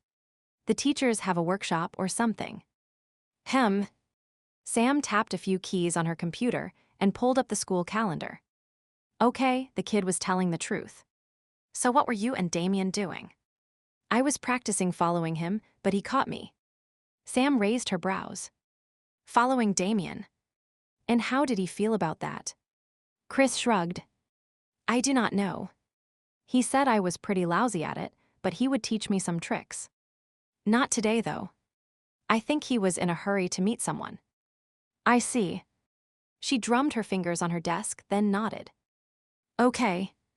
Head to your room and start studying for that test you have on Friday. But they gave us the afternoon off. Too bad. You are still grounded and your marks suck. Chris scowled but did as he was told. Sam sighed, wondering if she would have been as bad at that age. Probably. With Chris out of the way, she slipped out of the house. Damien was meeting someone. On the off chance that she could pick up his trail, she would try to track him down. Chapter 14, the pool hall was not crowded. A few of the tables were occupied. Some patrons were seated at the bar, watching a game on TV. Damien stood in the entry, letting his eyes adjust to the darker lighting, while his nose detected Dante's centaur, at least, the lilac scent the dirt ball was using to hide behind. He was at the far end of the bar. Clever of him. Private enough for a conversation, but public enough that the bastard would feel relatively protected. Damien strolled across the room, garnering a few glances from the locals. The bartender raised an eyebrow, and he shook his head to the silent inquiry for a drink. Sliding onto a stool beside Dante, Damien fixed his eyes on the TV screen. The game was loud enough to cover their voices from human hearing. Why the hell are you still in the area? Is that any way to greet an old friend? Dante feigned a hurt tone. We were never friends. Partner then. No. He would only ever had one partner, Reno, and the idea that Dante would even consider himself to be in the same category caused his blood to boil. We were never partners. Circumstances might have forced us to work towards the same goal, but that was as far as it went. Tusk. Dante took a drink, his eyes fixed on the TV screen. You never were a team player. Deirdre often commented about that. Cut the crap, Dante. I am here because I have a job to do. Why are you still stinking up the city with your presence? He made no mention of what he would overheard at Marcello's. It could provide him with some leverage if need be. Dante eyed him speculatively, likely trying to decide how much he would overheard. Damien carefully schooled his features to reveal nothing. Finally, Dante answered. Chicago's such a lovely place. And since I found myself temporarily unemployed, and without funds you resorted to robbing old men, I gave you enough money to drag your carcass somewhere else. Perhaps. But I have since found several new sources of income, and they require me to stay close by. A slow smile spread over his face as he flicked a glance at Damien. Very close, as a matter of fact. A sinking feeling settled in Damien's stomach. His experience with Dante had taught him to never underestimate the man. If he claimed to have a winning hand, he usually did. Okay, ill bite. What are you up to? Dante did not speak for a moment, no doubt savoring the moment before he sprung his news. In the background, the faint thud of a pool cue could be heard, followed by the clatter of balls as they careened together, before dropping into a pocket. The sportscaster on TV was droning out statistics, and patrons were exchanging good-natured jibes with the bartender. How are you coping with Sam Harper? The non sequitur had Damien turning his head to look at the man. What does she have to do with this? Dante shrugged. I heard she is quite a tough little bitch. Damien gritted his teeth at the term, but outwardly did not react. The scuzzball was up to something. She is an alpha, what do you expect? I have heard rumors about her, that she is not completely Lycan. There is some witch or fae in her background, I believe. Your point? Nothing. It's just that I'd imagine she would hold a certain appeal to you. You were always trying to champion the mixed-blooded ones. He made a non-committal noise. It was not a fact he could deny, but it was not an issue in his dealings with Sam either. Not going to bite on that, are you? Dante sighed. Oh well, it does not matter to my little venture anyway. I have enough leverage as it is. Leverage? You would not want her to know that you are not the rogue she was looking for, would you? A self-satisfied smile started to spread over Dante's face. I know a lot about you, Damien. What you used to be, what you are doing now, spying for Sinclair. It would be a shame if Harper found out. Damien stiffened in his seat. Are you trying to blackmail me? Yes. Dante looked him straight in the eye. I need money and I'll get it any way I can. Friendship does not stand in my way when it comes to getting what I want. Like I said before, we were never friends. Exactly. And what if I said I did not care? Damien stalled for time, his mind racing. Dante seemed to be going on a blackmailing spree. First Marcello, now him. Who was next on the list? Really? You are going to disappoint Sinclair and his little family. Are not they counting on you? Kane does not need me here. He can build a case against the Chicago pack on his own.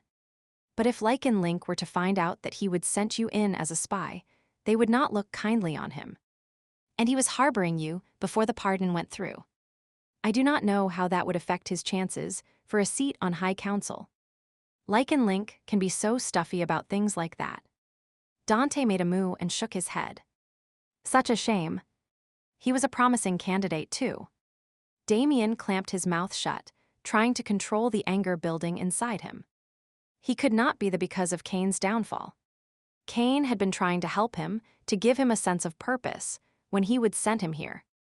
And Sam he was operating under false pretenses with her. But for some reason, he would prefer she never found out, and certainly not from the likes of Dante. What? No questions as to who my source is. No threats. Dante gave up staring at the screen and looked directly at Damien. Leave. Now. Damien spoke between clenched teeth. He could feel his muscles bunching, a haze beginning to shimmer before his eyes as his wolf struggled to escape. I will. For the moment. Dante chugged the last of his drink. But you will be hearing from me. I should have killed you in that alley. A growl rumbled up from his chest. Probably. Mercy always was your downfall. Dante nodded towards the front window. Through the layer of filth that coated the glass, Sam could be seen walking towards the establishment. Your boss is looking for you, so I'll be on my way. He stood, a wince of pain crossing his features. Damien curled his lip, pleased that the man's knee had not recuperated yet from their fight. No doubt his dissipated lifestyle was ruining his Lycan metabolism. Watch your back, Dante. I am going to hunt you down. If you can find me. I have played this game longer and harder than you have, Damien. And I have always won. Next time we meet, I'll be expecting payment for keeping my mouth shut. A couple of hundred will do for now. Dante limped away, and Damien wondered what the chances were that he would be able to kill the man in broad daylight without anyone noticing. The bastard had the nerve to hold the door open for Sam as she walked in. His inner wolf growled when the man eyed her like a piece of meat. If Dante ever touched her, there would not be enough pieces left to identify. The idea was extremely satisfying. Sam stood in the doorway. Her stance was confident, as if seedy pool halls were her everyday environment. For some reason, he tried to picture Bait here and knew his little mate would have been out of her element.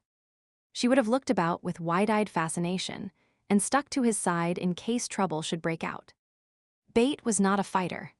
Sam, on the other hand, would probably grab a pool cue if a fight broke out and ram it into the stomach of any troublemaker who dared come near her. Yeah, the two women were like night and day. Sam nodded to the bartender as she crossed the room.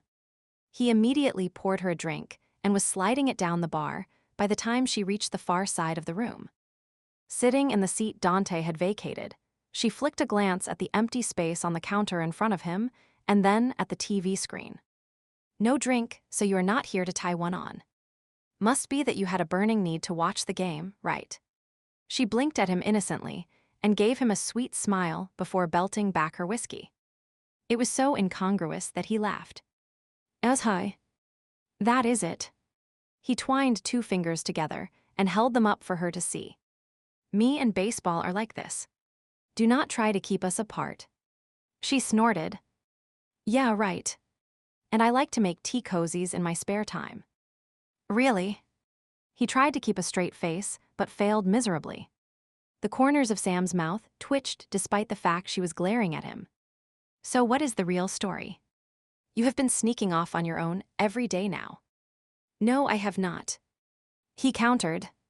If I was really trying to sneak off, you would not have caught me. Okay. Sneaking was the wrong word, but the question is still the same. What gives Damien? He thought quickly, wondering how much to say. I was meeting someone.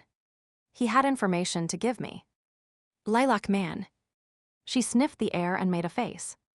The same guy you were talking to at Club Mystique the other night. Yep.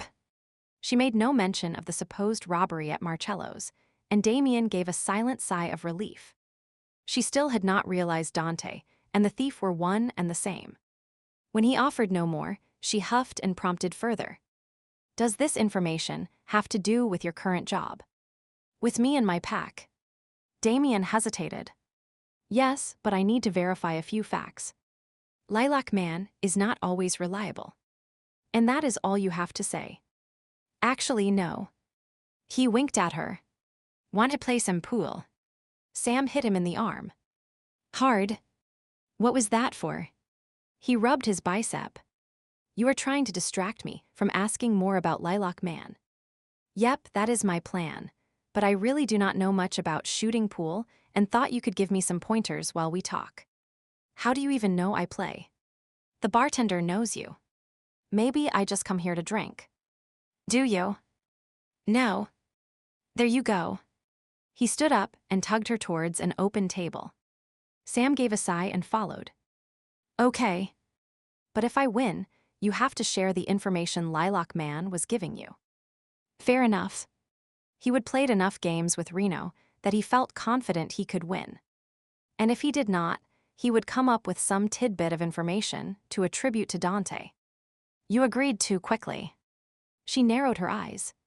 How do I know you're not some pool shark? You do not. He gave her a crooked grin. The look she returned would have sent most normal men running. Luckily, he was a Lycan and a rogue at that. She grabbed 2 cues while he racked up the balls. 8 ball, that is the black one, goes in the middle of the rack. Sam called the instruction over her shoulder while she chalked her cue. I know. Just checking. After all, you said you were not a pool shark. I am not an idiot either. She smiled and did not reply. Damien shook his head. God, she was fun to banter with. When was the last time he would actually had fun?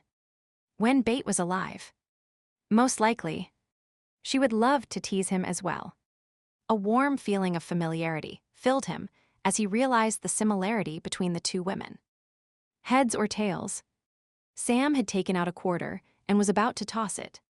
Do not bother. I'll let you go first so you can show me how it's done. He leaned back against the wall, his hands lightly resting on the cue stick, and watched Sam take aim. A quick movement of her arm was followed by a cracking sound as the cue ball struck the others, and they broke formation. One solid, one stripe in. I call stripes. She spoke without looking at him, circling the table and assessing the possible shots. Damien watched silently as ball after ball rolled into the pockets. With only 2 striped balls left, she missed. Your turn. Her face was set, her attention focused on the table. Definitely the competitive sort. Pushing off from the wall, Damien considered his first move. Red ball, far corner pocket is your best bet. He flicked a glance at Sam. Thanks. Following her suggestion, he took his shot and sunk the ball. Green ball, middle left. He turned and looked at her. Who is playing? You or me? She widened her eyes. You said you wanted some pointers. Right. He turned to examine the table. She was right. The green ball was the best shot. As he bent over, quite unexpectedly he felt Sam beside him. He looked over his shoulder at her. Yes. If you aim for the blue ball and catch the left edge of it, it will ricochet to the right and hit the yellow ball, knocking it into the pocket. The cue ball will bounce off the cushion, hit the orange, which will then take the green one with it into the middle left. Damien straightened and looked at her, one brow raised. Or you could just sink the green. She shrugged and leaned on her pool cue. I asked for help. He turned to study the table. Explain the shot to me again. It's geometry. She explained, once more pointing out the angles and trajectory of each ball. Damien nodded in understanding. I get it now. Thanks. Move a little bit to the right, like this. Sam pressed against him, moving him slightly, adjusting his hold on the cue. Her scent wrapped around him, just as her arms did. Leather and spice. It stirred his blood, and his wolf raised its head, a low rumble of approval rising in its throat. When she would kissed him the other day, his reaction had been intense, but this was even more so, as if the long-dormant feelings inside him were now awake and demanding to be fed after years of fasting. His arm brushed against her as he moved to take his shot. His skin registered every inch of her that he touched, fogging his thinking. He gave his head a slight shake and narrowed his eyes. Pool. That is what he needed to concentrate on. That is right. Do not rush it. Long, slow strokes as you build up momentum. Then one hard, firm thrust. Sam cooed her instructions at him. Out of the corner of his eye, he could see her caressing her cue, trailing her fingers up and down its length. The image that her action brought to mind had his breathing accelerating. Dragging his gaze back to the table, he took a deep, steadying breath, exhaled slowly, and then made his move. Unfortunately, the shot was off. The cue ball barely brushed the blue one, which half-heartedly rolled across the felt surface, and came to a stop near the 8-ball. Oh. That is too bad. Better luck next time. Sam cast him what was likely supposed to be a sympathetic look. Only the twitching of her lips gave her away. Purposely rattling your opponent is not fair, you know. I know. She hip-checked him out of the way. Two can play at that game. Damien leaned his cue against the wall. You cannot rattle me. Sam did not even glance his way. She was circling the table, looking for the best shot. Damien waited until she stopped, and then moved to stand behind her. I hope I am not bothering you. Nope. Not at all. She leaned forward. Great view when you do that. She wiggled her ass at him, but did not look up, all her attention on the purple ball she was hoping to sink. He chuckled, waited until she was going to take her shot, and then cracked his knuckles. Her ball rolled true, but the complicated shot she had been attempting did not quite work. While one ball found its mark, the other stopped right on the rim of the pocket. For a moment, it seemed to waver as if considering falling into the opening, but then changed its mind and settled into place. Damn. Sam stepped back and Damien took his turn. His next shots went in as planned until he was tied with her. They each had one ball remaining, and it was still his turn. Plus, the shot he had left was easy. Not a pool shark. Sam gave him a look of disbelief. Would you believe your lesson was amazing, and I am a fast learner? No. I did not think so.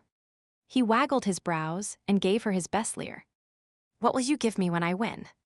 She flicked her eyes up and down the length of him before looking him right in the eye and slowly wetting her lips. Are you sure you want to know? The teasing atmosphere between them noticeably changed. With their gazes locked, tendrils of awareness seemed to stretch between them. He watched as she bit her lower lip, felt his own heart rate quicken. Sam wanted him, but did he want her? Yes. Physically, at least. He was attracted to her. She was fun and smart. His body clamored to experience release again, but he would made a vow to bait. It should not matter that she was dead. They would been as one and still were. He took a deep breath. Sam's scent filled his nostril and teased his mind. He tightened his grip on his pool cue as body, mind, and heart battled. He did not finish the statement. A cracking sound beside him drew his attention. He would snapped his pool cue in half. One half tipped and fell on the table, the slight movement enough to knock Sam's purple ball into the pocket. The faint clunk of the ball hovered between them for a second before Sam pumped the air in victory. I win. Damien shook his head, thankful for the distraction. No, you did not. It was accidentally knocked in. Besides, it's my turn. Too bad. I say it counts. And I say it does not. They stared at each other for a moment, and then Sam threw her hands up. Fine. We cannot finish the game anyway, since you broke your cue. But I know I won. She reached out and grabbed the broken stick from his hand and looked at it in disgust. How are we going to explain this? She jerked her chin toward the bartender, who was glaring in their direction. Complain that the cues are inferior quality and demand your money back. Damien suggested in jest. Sam appeared to think about it, then gave a shrug. It's worth a try. Damien watched as she crossed the room. While he did not know for certain, he had the feeling that he would rattled her by not taking her blatantly sexual offer. He would been caught in his inner battle and had not noticed if his hesitancy was affecting her or not, but his gut was saying yes. She would switched gears too quickly, dropping her suggestive demeanor and focusing on the false win. Could it be that Sam Harper was not always as cool and confident as she presented herself to be? Chapter 15, Damien stirred the pot of chili he was making while studying the recipe on the counter beside him. Sam had left him in charge of kitchen duty while she went to check on Mr. Marcello, and he figured this was a safe and easy recipe to follow. All the ingredients had been added, and now it just had to simmer. Strangely enough, he was anxious that the meal would turn out well and meet with the pack's approval. It made no sense, of course. Since when did he care what other Lycans thought? A Lycan should want to please its pack, his wolf suggested. But they are not our pack, he reminded the beast. Really? His wolf twitched its ears at him, and he frowned in response. This is a temporary arrangement, he reminded the animal. Do not go getting too comfortable. As he turned the burner to a lower setting, the back door slammed shut, and Hiram came hurrying into the kitchen. Damien, I am glad you are here. What can I do for you? He and Hiram had fallen into an easy friendship, despite the difference in their ages.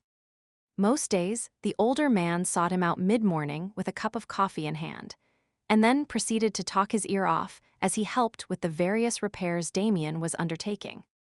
Some might have found it annoying, but Damien enjoyed the man's stories and hearing his perspective on the world. The wisdom of the elders was not something to be ignored. My nose might be acting up on me, but I am sure I scented another werewolf in the area. Where? Damien stiffened, his wolf's territorial instincts immediately kicking in, even if this was only temporarily his home. In the alley behind us. I am wondering if it's that spy of Sinclair's. Or Dante, he thought to himself. Show me where you noticed the scent. I tracked it from the bus stop and down the alley, just hints of scent, nothing definite. Then it faded away. All I can smell now is flowers. Hiram explained as he led the way. Like I said, it could be my nose acting up again. Getting old has its drawbacks. With age comes wisdom, Hiram. Never think you do not have something to give the world, no matter how many years you have accumulated. Thanks, Damien. Too bad the rest of the world does not see it that way. Hiram tugged at his ear. Seems if you are not at your peak, you are looked down on. Yeah, well, the thinking of a lot of the world is screwed up. Damien put his hands on his hips and began to survey the area, wondering where their quarry had gone. From the faint trace of a scent that remained, he was sure it was Dante. He's using a scent mask. A scent mask? I did not think such a thing was possible. Lycan link technology, he replied distractedly. They have been working on perfecting it for the past few years. So the spy is from Lycan link? Not necessarily. The prototype of the formula was leaked during the early days of its development. There are several black market versions available that I am aware of, however none are as effective as the one Lycan link perfected. Damien spoke as he prowled the area, hoping to find a lead. Even so, it's against Lycan law to use it without a permit. Sinclair likely bought some illegally and gave it to his spy. Hiram nodded emphatically. Kane was the least likely Lycan to break a law, but Sam's pack would never believe that, so he settled on making a non-committal sound. Crouching, he studied the ground. No evidence of tracks. I wonder which way the bastard went. He could be trying to get inside to snoop around. Maybe even using the old passageways to gain entrance to the house. Passageways? Damien looked up at the man in surprise. Back in the days of Prohibition, members of the pack worked for smugglers. Liquor came from Windsor, Ontario, across the border into Detroit. The Purple Gang, the Purple Gang. Rising to his feet, Damien wondered if this was one of Hiram's tall tales. Weird name, I know, but that is what the Detroit gang called themselves. Anyway, the Lycans brought the liquor into Chicago and hid it under the house until it was delivered to the blind pigs. Blind pigs? He had to be joking. Hiram, I am not kidding. Blind pigs, speakeasies, that is what the humans called the places that served illegal liquor. Okay, I believe you.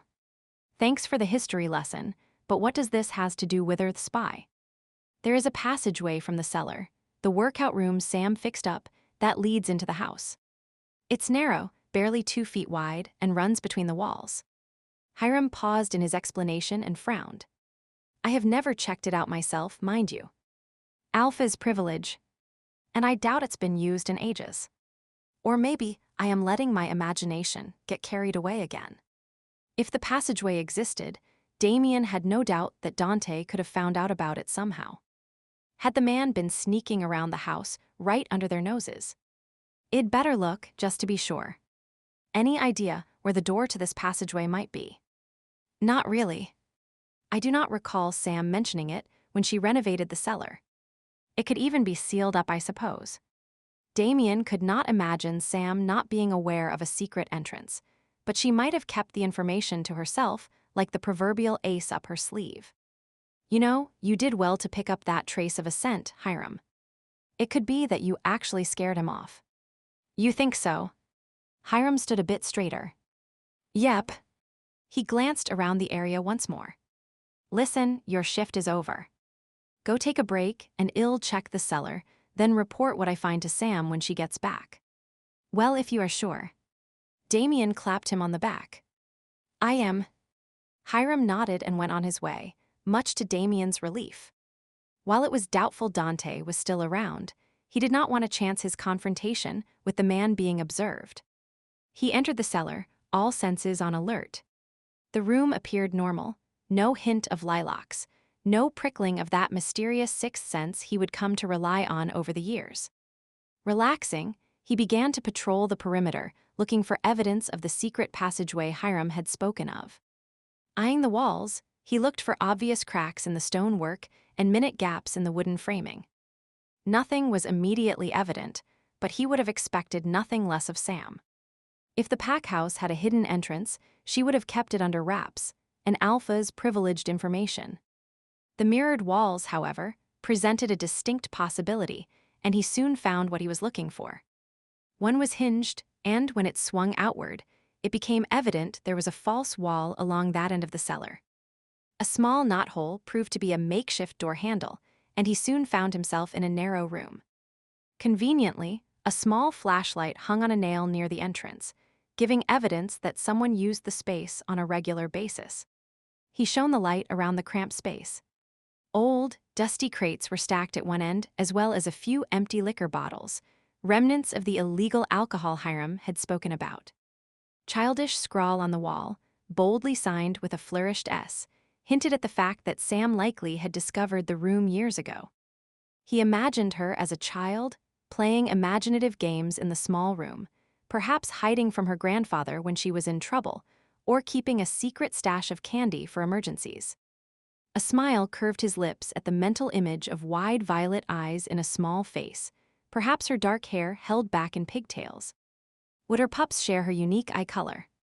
His heart gave a quiver at the idea, and he frowned, forcing himself to recall his purpose. Now, where was the entrance to the passageway? He tested the walls, then studied the ceiling. Cobwebs festooned most of the area except one corner, and closer examination showed a well-hidden hatch. Using one of the old crates as a step stool, he peered into the space. It was narrow, about 18 inches across, barely wide enough for a grown man to squeeze through. From what he could see, the passage extended about 10 feet, and then a simple wooden ladder led upwards. Well, that explained the discrepancies he would noticed in the rooms of the house on his first day. Some enterprising alpha had constructed a series of false walls throughout the place. Damien nodded at the ingenuity before stepping back down and returning the hatch to its proper location. Sometime when he knew Sam would be gone for a few hours, he would have to explore this further. Right now, he would better get back to the kitchen. Somehow, he knew she would not be pleased that he would discover her secret. As he left the cellar and headed towards the kitchen, a bit of movement near his motorcycle attracted his attention. A scrap of string was dangling from the handles. Some garbage that was blowing in the wind, or... It was a piece of yarn with a piece of paper attached. He was sure he could hear Dante's taunting tones as he read the message. "Damien, I congratulate you. You are doing an excellent job as Beta. I am sure the remuneration is sufficient that you will not mind sharing it with me, given that it was supposed to be my job to begin with.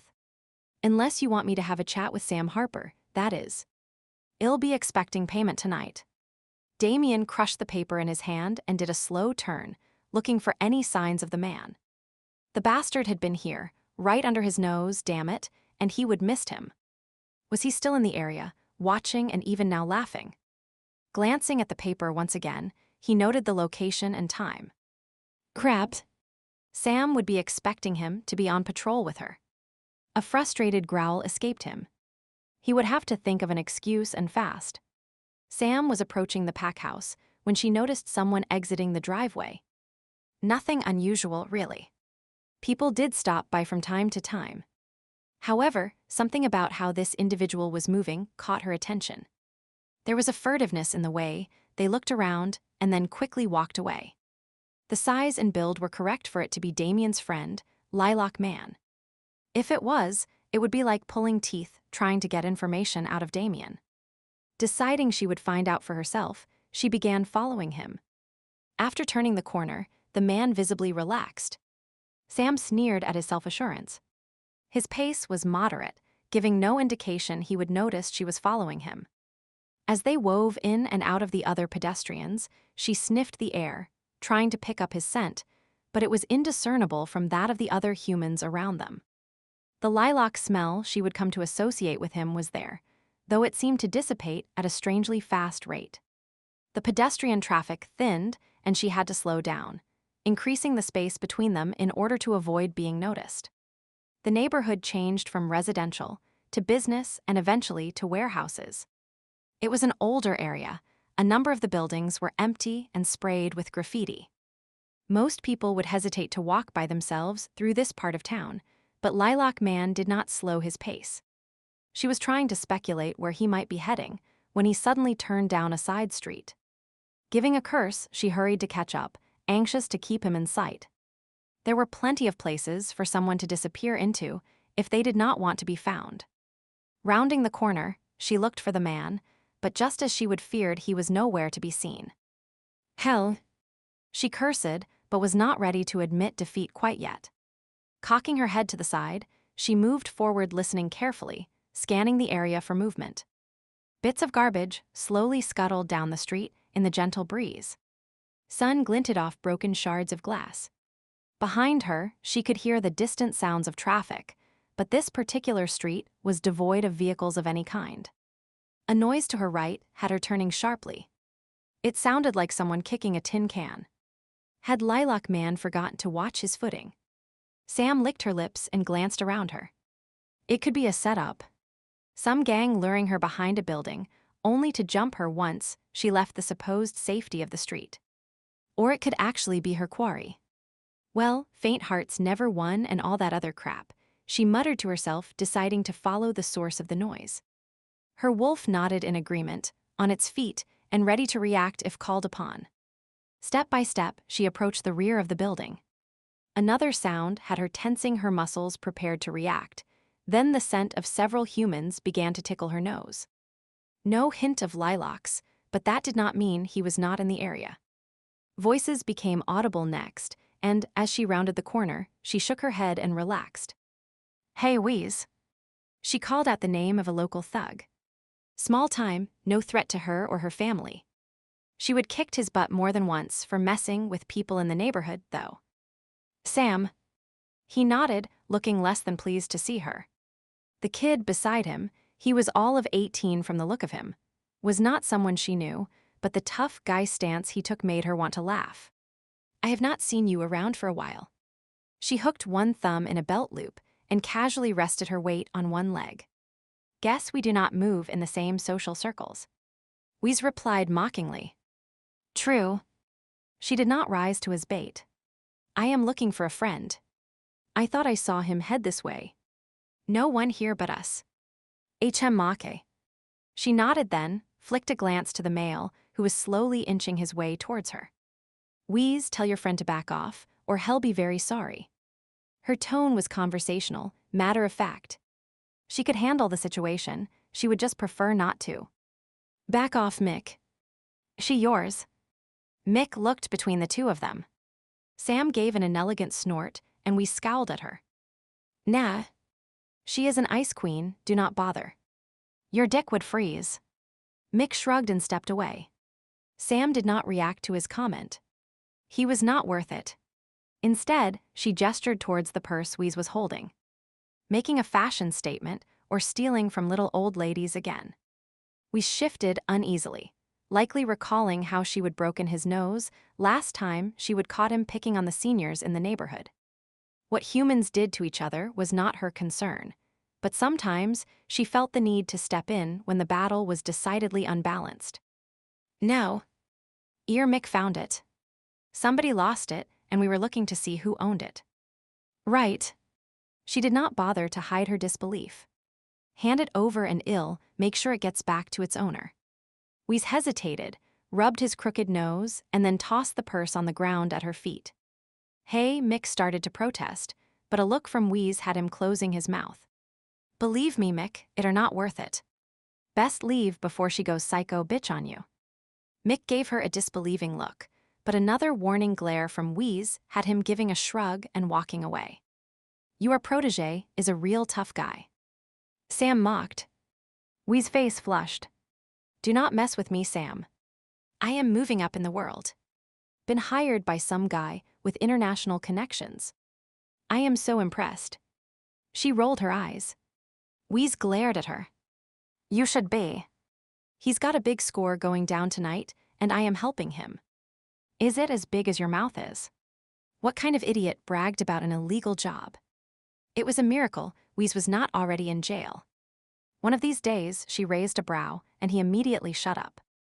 "Loser," she thought to herself as he walked away. Her hormones were out of whack, she decided. Wheeze had declared she was an ice queen, and it irritated the hell out of her. Not that Wheeze would know, she would never even considered his lame pickup lines. But following on the heels of Damien's rejection at the pool hall, the comment had definitely soured her mood. It was not often she made a blatantly sexual play for a male. Damien's hesitation had stung. Hell, twice in one day males had made her question her femininity. "Watch out, men," she said to herself. "The next guy to piss me off is going to regret it." She bent down and grabbed the purse and checked the ID inside. Yep, a little old lady. Weez was going to get it next time she saw him. Elders deserved respect. Stuffing the wallet back inside the bag, she headed towards the nearest mailbox, trusting the post office to ensure it was returned. Trying to hand it over to the cops would result in too many questions. As she left the area, a distinctive twitch formed between her shoulder blades. Someone was watching her. Lilac man. She resisted the urge to spin around and look. Let the bastard think she was unaware for the moment. It would make him bolder, less cautious, and then, next time, she would get him. Chapter 16, Damien glanced around the table. Dinner was unusually silent. Perhaps it was his excellent chili, or his gaze strayed to where Sam sat. More likely it was the fact that she would returned in a mood, and everyone was picking up the vibes she was giving off. Whatever the case, Damien watched her surreptitiously as he went through a mental list of excuses to get out of going on patrol. If need be, he would pull the rogue card and just disappear. It was not ideal, however he could not chance Dante showing up here and blowing his cover. Hiram spoke, breaking the silence. "Damien and I think Sinclair's spy was in the area today." Sam looked up from her meal and shot a look at him. "And you did not think to tell me until now?" "No chance." Damien calmly took a bite of chili before elaborating. "You were late getting home. I was busy in the kitchen." She set down her spoon with exaggerated care. "I have time now." "Elaborate." "I was heading home when I picked up the scent," Hiram began. "We checked the area but could not find him." Damien continued, hoping to prevent Hiram from mentioning their discussion of the hidden passageway. He was likely testing your defenses, but since Hiram noticed him right away, I'd say he has nothing to report back to Sinclair. "Good work, Hiram." She gave the older man an approving smile. "And Damien, he helped too." Hiram added, seeming eager to share the praise. "Of course." Sam nodded, but it was distinctly cool. The group fell quiet again. A few members shot sympathetic glances his way, apparently having decided he was the one who would end up taking the brunt of Sam's temper. He gave a brief smile, appreciating their support. It was a nice feeling, knowing they were on his side. Time ticked by, only the faint clinking of utensils against the dishes breaking the silence. Damien was about to broach missing patrol when Sam pushed back her chair and stood up. "I'll go on patrol by myself tonight." Damien opened his mouth to reply, but she beat him to the punch. "You cannot go, you are on kitchen duty, remember." "Right. Perhaps Keith." Damien cast a look at the man in question. Sam did not give Keith time to answer. "He was on last night. I have done patrols by myself for years. I do not need someone to hold my hand." "I was not implying that you did," Damien countered. "Are you two going to have a fight?" Christopher glanced between the two of them, his eyes wide in anticipation of a show. "No. We're not." Sam answered sharply. Damien said nothing. While this worked in perfectly with his own plans, the idea of Sam heading out on her own seemed wrong. Why, he was not sure. Perhaps it was the routine they would fallen into, but being by her side during patrols seemed natural, like having a partner again. His wolf nodded its agreement. "We should be there to watch her back." "Nothing much ever happened on patrols," he countered. The vague worry that plagued him was uncalled for. Sam could handle herself in most situations. Besides, her welfare really was not his concern. He had to deal with Dante. There was no way he was letting that scum blackmail him. The traffic light turned green, and the sea of humanity surged across the street. Sam moved with the crowd, jostling to hold her own. Someone pushed her from behind, and she bit back a curse. It was not any more crowded than usual, but her patience was thin. She should have picked a less populated area to patrol tonight. She ducked into a doorway and let the crowd pass. The theater district was bustling tonight, art patrons leaving the various shows, seeking out quaint bistros where they could have a late meal and discuss the entertainment they would just viewed. Too bad she was not in the mood for culture. Her hope had been that patrolling on her own would clear her mind. That is how it used to work. Sure, she was a devoted alpha, and checking her territory was part of the job. But in the past, it had also been a way for her to wind down, to mull things over without being interrupted. Now, she kept opening her mouth to make a comment to Damien. Except he was not there. Illogical as it was, she was irritated that he had not pushed harder to accompany her. She would ask to be alone. He was just following orders. Stupid man. Something twinged in the region of her heart. Was it because he would been relieved not to go with her? Do not be ridiculous, her wolf chastised her. Of course he wanted to go. He was even concerned that you would be by yourself. Sam made a face. Yeah, right. Shoving her hands in her pockets, she stepped back into the crowd and continued her patrol, peering into the shadows, lightly testing the air for any hint of other shifters. She studied the people around her. Young couples, old couples, middle-aged couples, she was surrounded by them. Being an alpha sucked sometimes. You had to be strong, resilient, self-sufficient. Sometimes, doing your duty made you seem hard, and it could push people away. Sometimes it was lonely. She took a deep breath and shook off the self-pity. There was work to be done. She would covered most of this district. Before heading home, she would swing along part of the Kennedy Expressway area. It passed by the old warehouse district, where she would encountered Weeze earlier. If he was there, she could vent some of her bad mood on him. After all, he was partly to blame.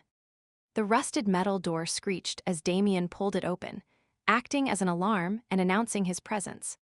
That was likely one of the reasons Dante had chosen the abandoned warehouse for a meeting spot.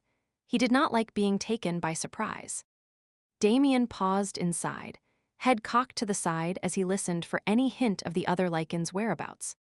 Except for the occasional rustling of rodents, the building was quiet. Dante. His voice rang out, echoing off the walls. No one answered. Walking deeper into the building, his footsteps echoed hollowly in the cavernous space. High stacks of metal barrels ran down the middle of the building, and the perimeter was lined with piles of wooden pallets and boxes. A few streaks of moonlight managed to penetrate the filthy windows that edged the top of the walls near the roof, creating pools of weak light and deepening the shadows. Damien peered into the darkness, his senses on high alert. Our quarry is here. His wolf quivered in excitement. Damien tested the air. The animal was correct. The scent of lilacs was there, barely discernible over the chemical smells emanating from the barrels. A faint sound behind him had him spinning around. The glimmer of a light could be seen in an office on the far side of the building. It was just like Dante to make himself at home. Shaking his head, Damien strode across the room, intent on getting the meeting over as quickly as possible. If Dante had thought this setting would intimidate, he could fuck that idea.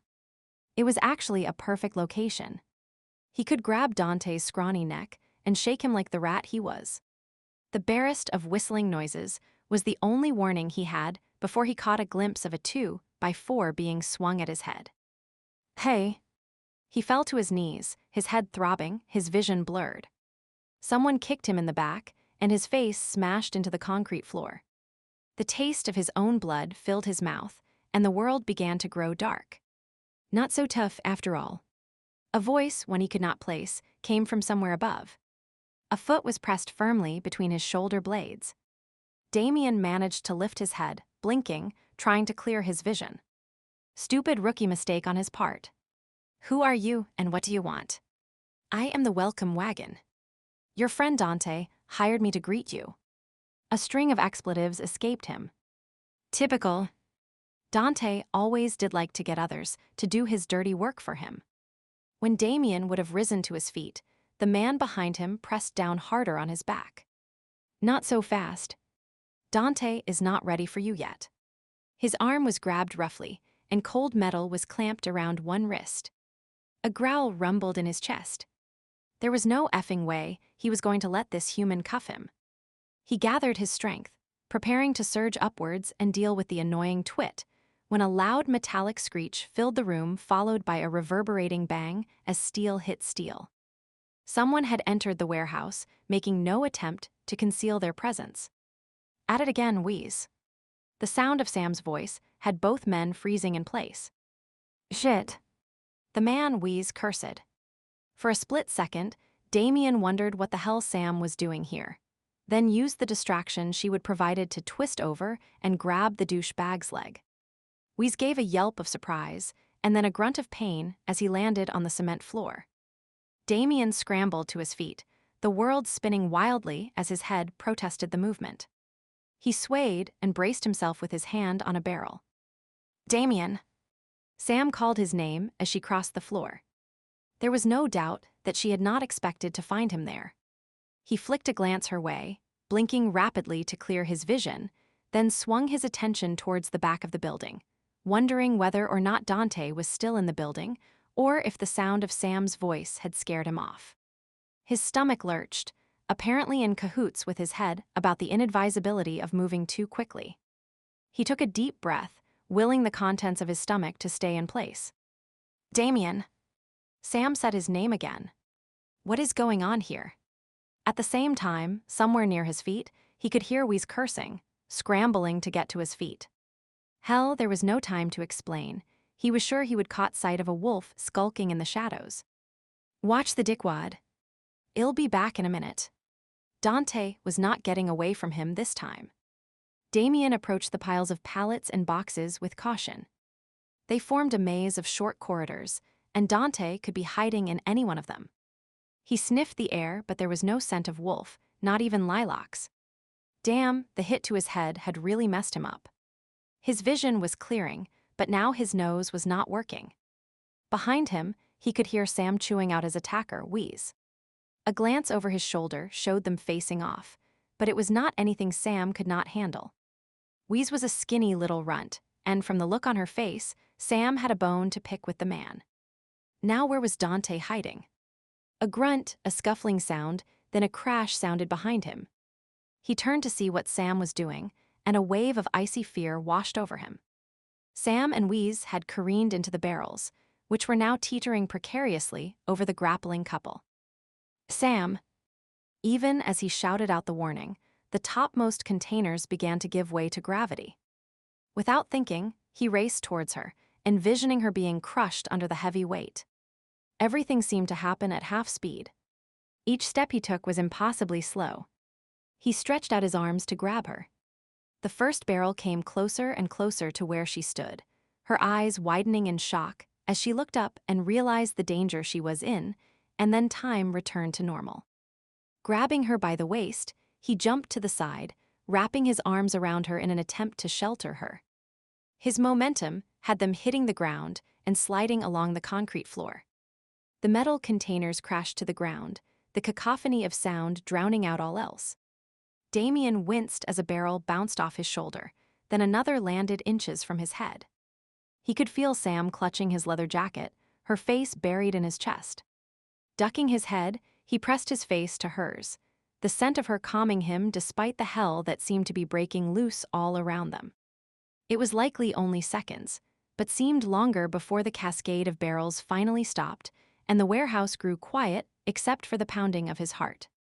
Damien exhaled and loosened his grip on Sam before lifting his head and looking around. Barrels were strewn over the warehouse floor, a domino effect seeming to have taken place. He sat up and pushed away a barrel that rested against them. Sam got to her feet, and he did likewise. Thanks. She brushed the dirt off her pants and jacket, her face pale, her voice not quite steady. No problem. He rolled his shoulder, wincing as it protested the movement. A barrel landing on him, skidding along the ground, or being hit by a 2x4. Who knew what was the because of the injury? At least nothing seemed broken. Your face is covered in blood. Sam reached up and smudged her thumb across his cheek. Her touch made his skin tingle and his breath catch. He leaned into the warmth of her palm for a moment before catching himself and stepping away. A faceplant on concrete will do that. He touched his nose experimentally. It seemed to be intact as well. Any sign of that guy, Wheeze? Sam stared at his blood on her fingers before wiping them off on her jeans. Without comment, she began wading through the barrels, finally calling out when she found his assailant. "He's here. Alive but out cold." She fished through the man's pockets and pulled out his cell phone. 911. "Yeah, we need an ambulance." After giving the address, she dropped the phone at his side. "We should get out of here." Damien gestured towards the door. "Yeah. Cops mean questions." Speaking of which, Sam gave him a sideways look. "Why were you here, letting Weeze use you as a punching bag?"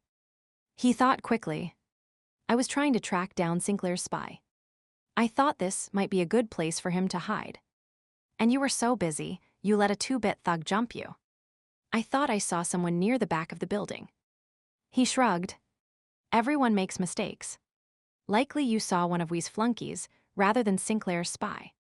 She snorted, and Damien gave a silent sigh of relief that she must not have noticed the scent of lilacs. As they left the building, Damien took one last look back.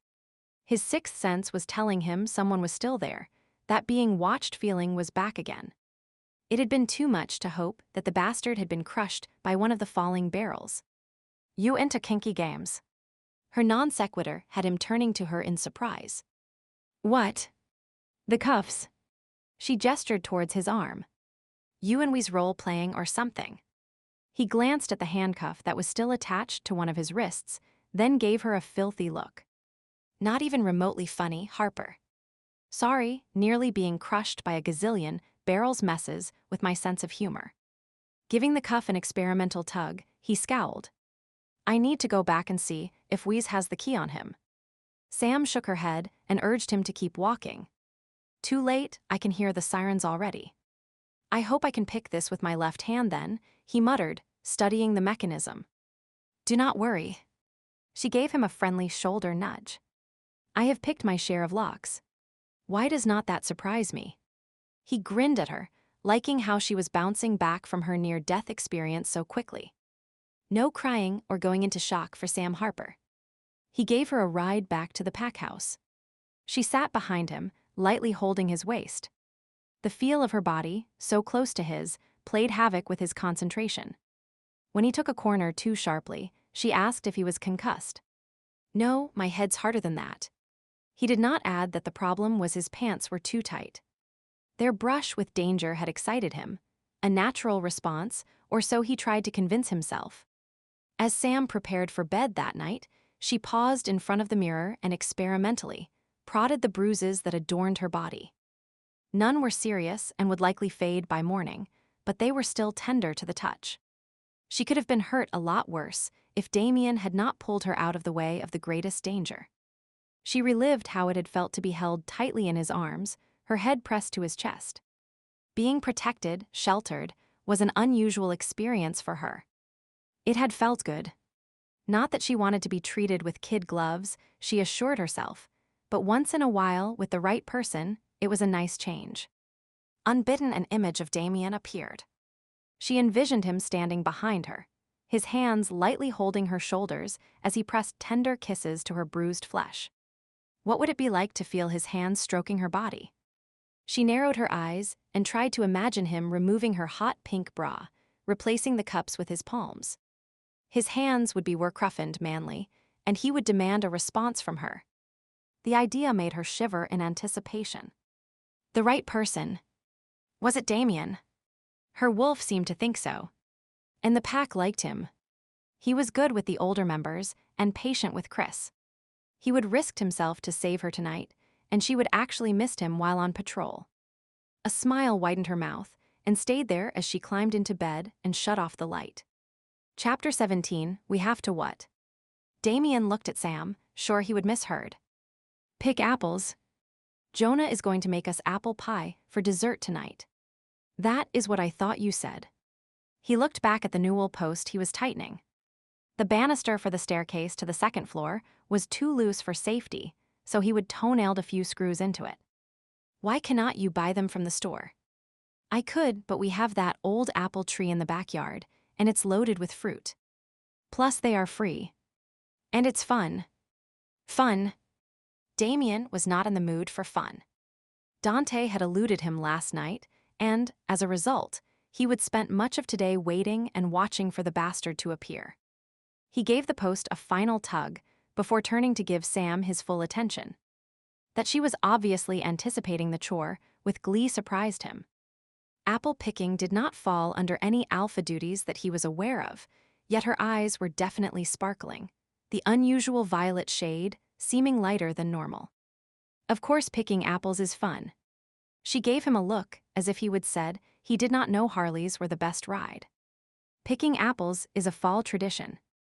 And even in the middle of the city, it does you good to get back to nature for a while. If you say so. He did not try to hide the doubt in his voice, and she cocked her head to the side. You have never picked apples. Nope. I have led a deprived life. He began to pack away the tools he had been using. Deprived or depraved? Damien straightened as he heard the teasing tone in her voice. So they were back to where they had been. Apparently sleep had mellowed her mood. Good. Tension between the alpha and beta was not healthy for the pack. The fact that he found bantering with her enjoyable was merely a side benefit. A smile twitched the corner of his mouth. Which do you think? Sam shook her head. I am not touching that one. Come on. She headed to the back door, and Damien followed, her happy mood causing his own to light. A large apple tree stood near the back of the property. It was gnarled with age and leaned precariously towards the fence. Almost half the branches hung over the alley that ran behind the pack house. He would noticed the tree before, only vaguely registering that it was an apple tree. As he examined it, sure enough, he could spot apples festooning the branches and the ground below. With his foot, he nudged one of the apples that lay neglected on the ground. It was decidedly squishy, and a small swarm of fruit flies arose from it, protesting his disturbance of their home. They swirled around his foot for a moment before returning to feed on the fruit. This was going to be dessert. A lot of these are rot. Sam was placing a ladder against the fence. She glanced at the ground and shrugged. We do not spray for bugs, so yeah, we lose some, but there are plenty of good ones still on the tree. Damien did not argue the point. It was her tree, so she must know what she was doing. Do you want me to go up? He gestured towards the ladder. No. I'll go. The higher branches are pretty thin. They would never support your weight. She rested one foot on the lower rung of the ladder. You steady the ladder for me and hand me the baskets. He wanted to protest, but as he studied the tree from the ground, he recognized the truth of her statement. While he was stronger and taller, this was one case when that was not an advantage. The upper branches were skinny things. Resigning himself to the role of assistant, he positioned himself at the base of the ladder, holding it steady while she ascended. Once she was seated on a branch, he climbed a couple of rungs and stretched to hand her a basket. You must have some monkey in you, he commented, watching her as she nimbly moved from branch to branch. I love heights. She grinned down at him before continuing to pluck the fruit. In no time, the first basket was filled and she handed it down to him and accepted a new one. She began edging out farther and farther on the branches, trying to reach the fruit. Be careful. He felt the urge to caution her. The branches were beginning to bend, even under her slight weight. I am fine. I have been climbing this tree my entire life. It's like walking through my bedroom. I can do it with my eyes closed. As she spoke, she leaned out, one apple mere inches from her fingertips. Sam Damien issued a warning. She chuckled at his caution. The tree was old but sturdy. Glancing down, she noticed the concern in his face. It created a warm bubble of happiness inside her. Just like last night, he was concerned for her. It was a nice feeling. See? He cares. Her wolf prompted her once again. She looked down again. Only a faint bit of bruising remained on his face from where he had been hit. Even with a werewolf's enhanced healing, injuries were still possible. For a while, she would even wondered if he would had a concussion. Sam Damien began what was likely another warning, but he did not get to finish his statement. There was cracking sound, she shouted in surprise, and the entire branch broke under her weight. Damn! In the nick of time, she grabbed a branch over her head and swung her legs around it, keeping herself from falling. Unfortunately, The branch she had been on had not fared as well and was now on the ground, surrounded by several baskets worth of apples. She hoped they were not too bruised to be used in Jonah's pie. And Damien, he was down. Last night he had been hit pretty hard on the head, and now hell. This apple-picking adventure had seemed a good way to make amends with him, not get him killed. As quick as she could, she scrambled down the tree, jumping the last few feet since the ladder was now on the ground. As soon as she landed, she froze in place, completely shocked by the sight before her. Damien was slowly getting to his feet, not seriously injured as she would first feared. He stood, rubbing his arm, surrounded by apples. His dark brows were lowered in a deadly scowl that would have had most wolves cowering in fear. I am Sam tried to speak, but a fit of laughter overtook her. Damien, her beta, the oh-so-tough rogue, was standing there with the remains of a smashed apple on top of his head, and juice dripping down his face. What is so funny? He wiped apple juice from his cheek and kicked at the apples that surrounded his feet. Being pelted with dozens of apples hurts, you know. Apple head. She pointed at the top of his head, unable to get any other words out. Frowning, Damien reached up, and when his hand encountered the apple pulp, a look of understanding passed over his face. Compressing his lips, he snatched the remains of the offending fruit off his head and stared at it as if he could not believe an apple would have had the audacity to hit him and then stick around to gloat. It's not that funny, he growled. Yes, it is. She leaned back against the trunk, holding her sides. Really? Then let us see how you like it. He stalked over, the apple mush in his hand. Trying to control herself, she eyed him warily. Damien, what are you thinking? Guess. He was only a foot away, but Sam tried to dodge past him. Damien shot out his arm and stopped her. When she would have moved in the other direction, he stepped sideways, fencing her in so she was trapped between his body and the tree trunk. Damien, mashing an apple on your alpha's head is not a good idea. She tried to look stern. However, the bit of apple pulp still caught in his stubble had the corners of her mouth twitching. He who laughs last, Damien leered, and raised the crushed apple towards her head. Sam squirmed and grabbed his wrist. He fought against her restraining hand, oh so slowly winning the battle. The mushy apple came closer and closer. In desperation to distract him from the dastardly deed, Sam reached up and licked his face. Hey. Shocked, Damien stopped. Fresh squeezed apple juice. Sam gave his cheek another lick. Sam. That is, he paused, seemingly at a loss for words. Kind of hot. Sam suggested. Holding his gaze with her own, she slowly flicked his lower lip with the tip of her tongue. A growl rumbled in his throat, and she repeated the performance, only this time she did not withdraw.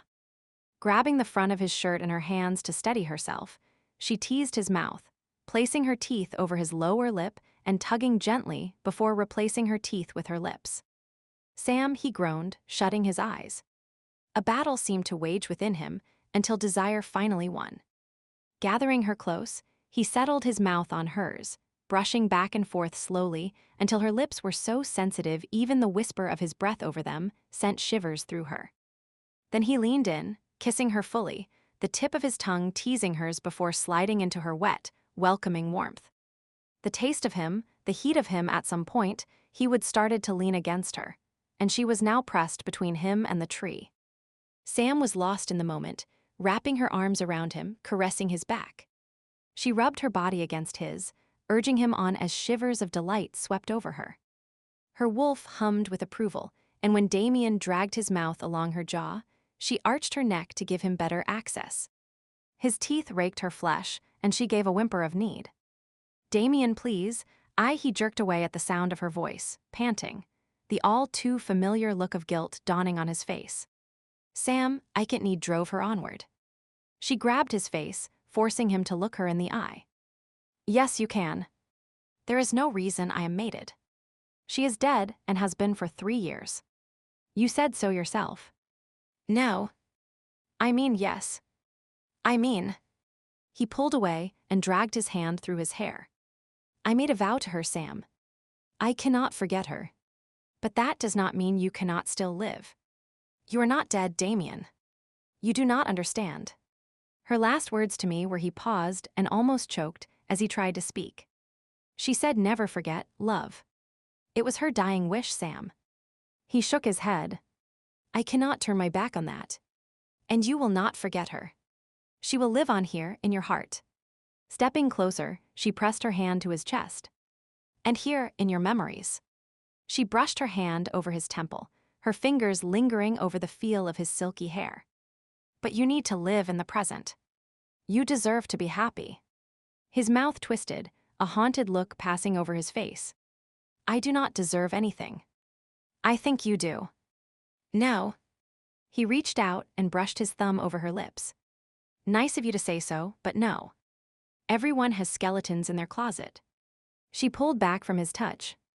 Well, I have got a whole graveyard. Yeah, right. Sam planted her hands on her hips. Soft and tender, obviously, was not going to work. You are wallowing, Damien. Scared of me. Scared to take a chance at being happy. Nice try. I have heard all the scared crap before. He looked away, his jaw tense. Maybe it's crap, maybe it is not.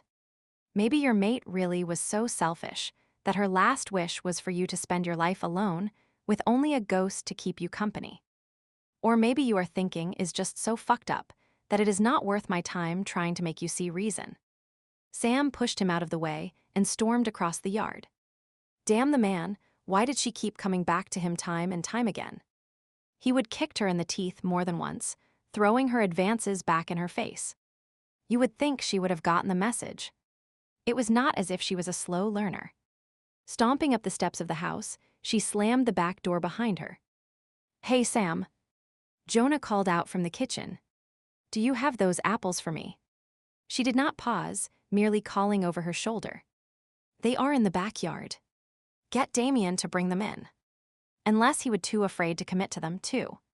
Chapter 18, Sam stared at the spreadsheet that outlined the month's expenses and income. The numbers blurred in front of her eyes, her mind otherwise occupied with Damien. 2 days in a row now, he would rebuffed her. The scent of his arousal had been obvious both at the pool hall and under the apple tree. So the question was, why is he so reluctant to admit that he's attracted to her? It was damned confusing, and neither she nor her wolf could come to a definitive conclusion as to whether or not the man wanted them. He responded only to pull away. She knew he found her attractive, had felt the physical response of his body, so what was the problem? Yes, he would mentioned his mate, her dying words, but that had happened 3 years ago. No one was that devoted. Were they? Or maybe he was. Maybe he really was still madly in love with his dead mate. In a way, it was admirable, something every female probably dreamed of, having a man so besotted with you that nothing could cause him to stray, not even death. Such a male was 1 in a million, and it made Damien all the more appealing. That was, if she could get him to transfer that loyalty to her. A twinge of guilt pricked her. Did she have the right to go after him? She hesitated on that point and then shook her head. If his mate had really loved him, she would not want him to be alone and unhappy for the rest of his life. Real love was not that selfish. Reassured, Sam considered the problem from another point of view. Perhaps it was her approach. Perhaps he liked to do the chasing, wanted her to be timid and shy. She made a face. There was no way she could pull that off for very long. If that was what he wanted, they had no future together. Her wolf twitched its ears angrily. We are not giving up.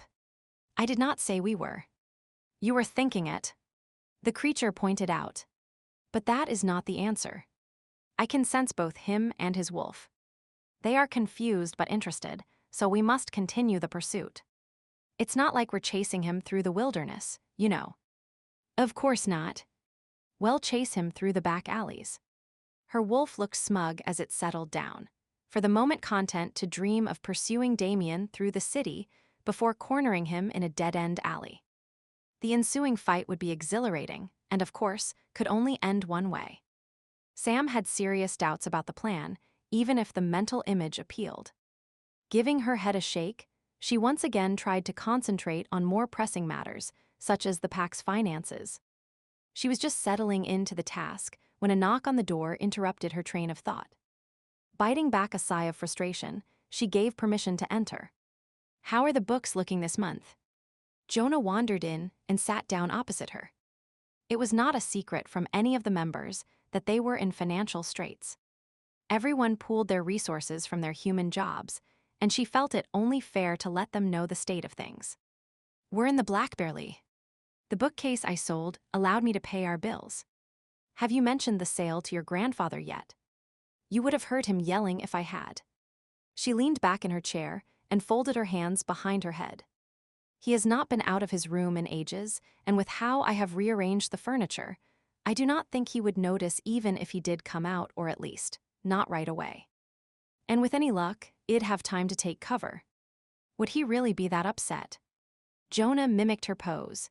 There was no strict formality between her and her pack mates, unlike the protocols some of the older alphas imposed. "My grandmother loved those antiques, so yeah, he would have a fit." She grimaced, imagining the fallout, but sentimentality did not pay the bills. For the most part, she played things straight with her grandfather, but there were a few topics that were best avoided. Their financial status was one of them. Samuel Harper had had a unique bookkeeping system, and she would been hard-pressed to figure out where their money had gone when she would finally taken over that part of the job. It was puzzling given that he was so meticulous in most other areas. And when she would ask him, he would merely grumble that research into infertility had taken a lot of it. She would finally decided he simply was not a numbers man. After all, it did not really matter. The facts remained the same. They would owe a ton of money in back taxes, and their utilities were on the verge of being shut off. She had done what was needed to keep a roof over their heads, and was now trying to build some financial security for the future. She looked at the man sitting across from her. Jonah was in his mid-30s. Both he and his mate, Lori, were lifelong members of the pack. What would happen to them, and the others, if there was no money to support them in their old age? And even now, it cut her to the core to have to deny them. They would yet to produce any pups, another couple falling victim to the genetic flaw most seemed to carry. While they would talked of adopting, parentless Lycan pups were rare, and there was not money to pay for more fertility testing. Feeling guilty, she gave him an extra warm smile. "What can I do for you?" "I wanted to let you know that I switched patrols with Hiram. He and Damien are working on rewiring the kitchen, and since I am a hazard when it comes to repairs, I said I'd do an extra shift." "It's fine with me. Thanks for keeping me in the loop." Sam shuffled a few files, found the duty roster, and made a notation of the change. "Was there something else?" Jonah hesitated before speaking. "I made no secret regarding my reservations about taking on a rogue, but Damien seems like a decent guy. I have seen him talking with Hiram, asking him his opinion on how to fix a few things around the house. Makes Hiram feel good, you know." "I know." Sam nodded. She would seen the same thing. For a rogue, Damien had a soft spot for the older members and went out of his way to talk to them. Her wolf gave her a nudge. "See, this is why we need to continue our efforts. Damien is what we need, and what the pack needs as well. Anyway, I wanted you to know that I have changed my mind about him." Jonah stood up. "I have to get to work now. Evening shift this month is not it." She flicked a glance at the chart she kept with everyone's schedule. Given that most of the members had jobs, she had to make sure their pack duties did not conflict with their employment. "Yep. I have to shower before I head over to the restaurant." He pushed out of the chair and left with a casual wave. Jonah worked as a chef at a local restaurant. Too bad he shared his culinary expertise with his pack mates only once every 2 weeks. She was on kitchen duty tonight and knew the wieners and beans she would planned were pathetic. Her computer chimed indicating she would received a message, and Sam shifted her chair, bringing it closer to the screen in order to check her email. It was from Lycan Link. Probably nothing important, but reading a dry newsletter was much more appealing than tackling the budget or working on dinner. Clicking on the message, she started to lean back only to freeze in place as she realized it was from OPATA, a division of Lycan Link. The word urgent followed by her grandfather's name had her pulse beginning to race. This was not some general news release. Leaning forward, she began to read. The Office of Pack Administration and Territory Allotment wishes to inform you that Kane Sinclair, current alpha of Smythston, Oregon, has officially filed a request to take over the Chicago Pack. Her chest tightened, and a cold feeling washed over her before settling in the pit of her stomach. She had been expecting this, dreading it, hoping against hope, but to actually see it on the screen before her swallowing the sick feeling that rose in her throat, she tried to read more, but her vision blurred with fear and anger. Fear had no place in her life, so she grabbed onto the anger, dragging it to the foreground and whipping it into a fury. Hell and damnation. She shoved her chair back and began to pace the small room. Kane Sinclair, if you were here, I'd grab you by the neck, and she clamped her mouth shut, allowing her imagination to run wild with the unspeakable things she would like to do to the bastard. Running her hands through her hair, she kicked the chair before exhaling. Calm down. This is not the end. It's just the beginning of the fight.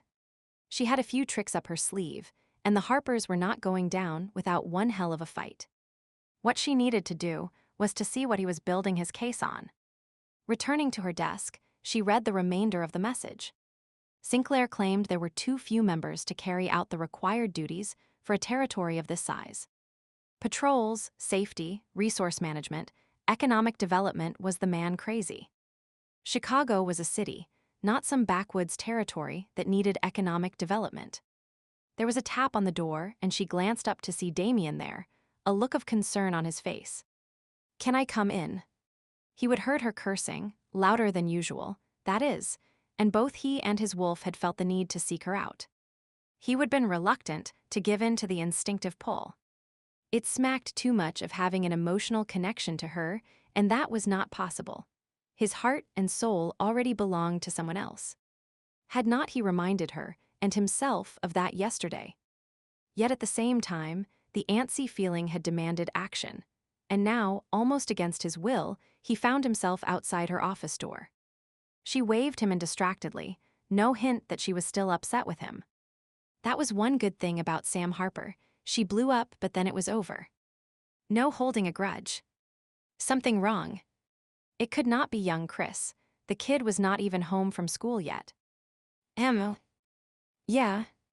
Her eyes were still focused on the computer screen. Anything I can do. He perched on the edge of her desk, forcing his hand to remain loosely at his side, despite the fact that he wanted to give her a comforting touch. No. Yes. I do not know. She dragged her hands through her hair, finally looking at him. That ass, Sinclair, has issued an official takeover request. Really? Damien stood up and went to look out the window, guilt making him feel caged in. He should not be surprised to learn that Kane had finally made his move. On what grounds? Too few members to handle the responsibilities. He made a non-committal sound.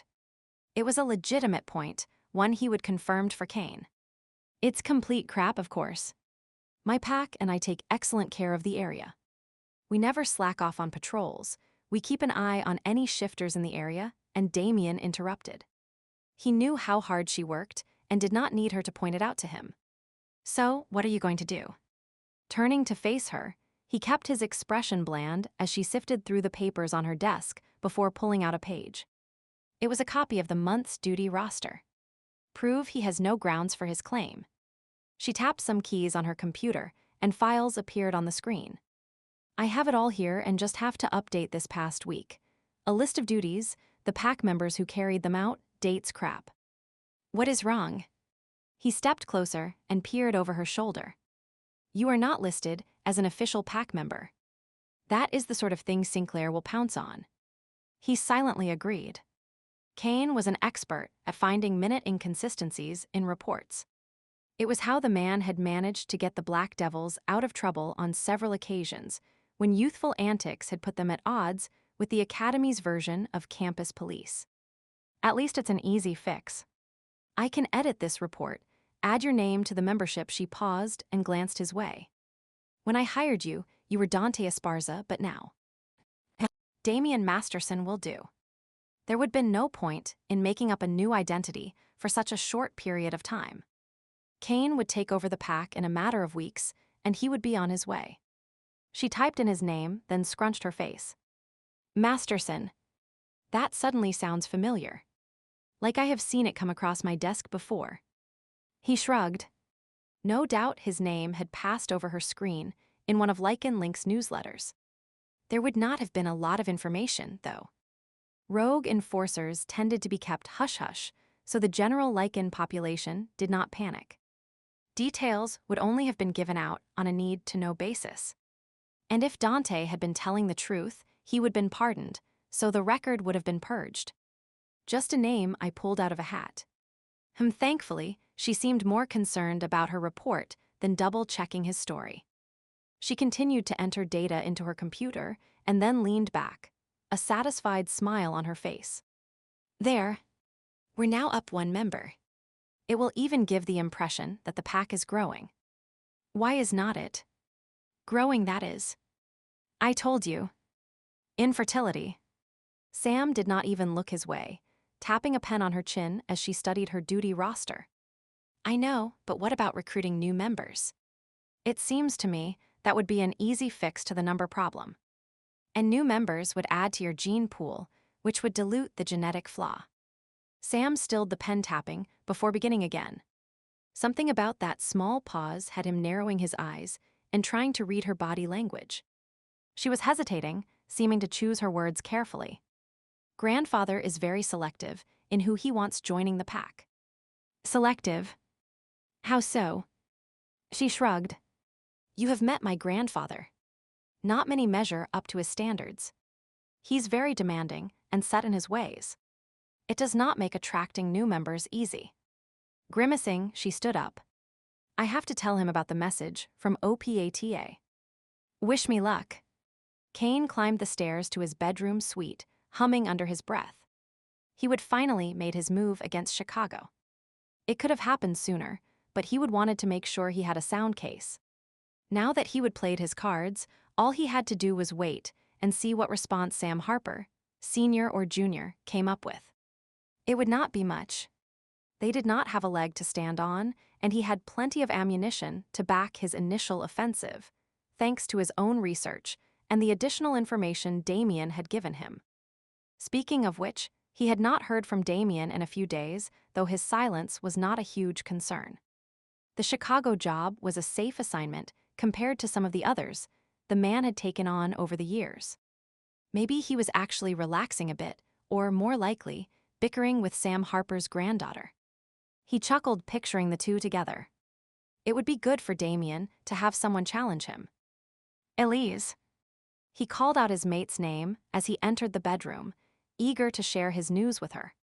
She was crouched on the floor, Jacob seated on their bed in front of her. Kane. Showing up in time for dinner.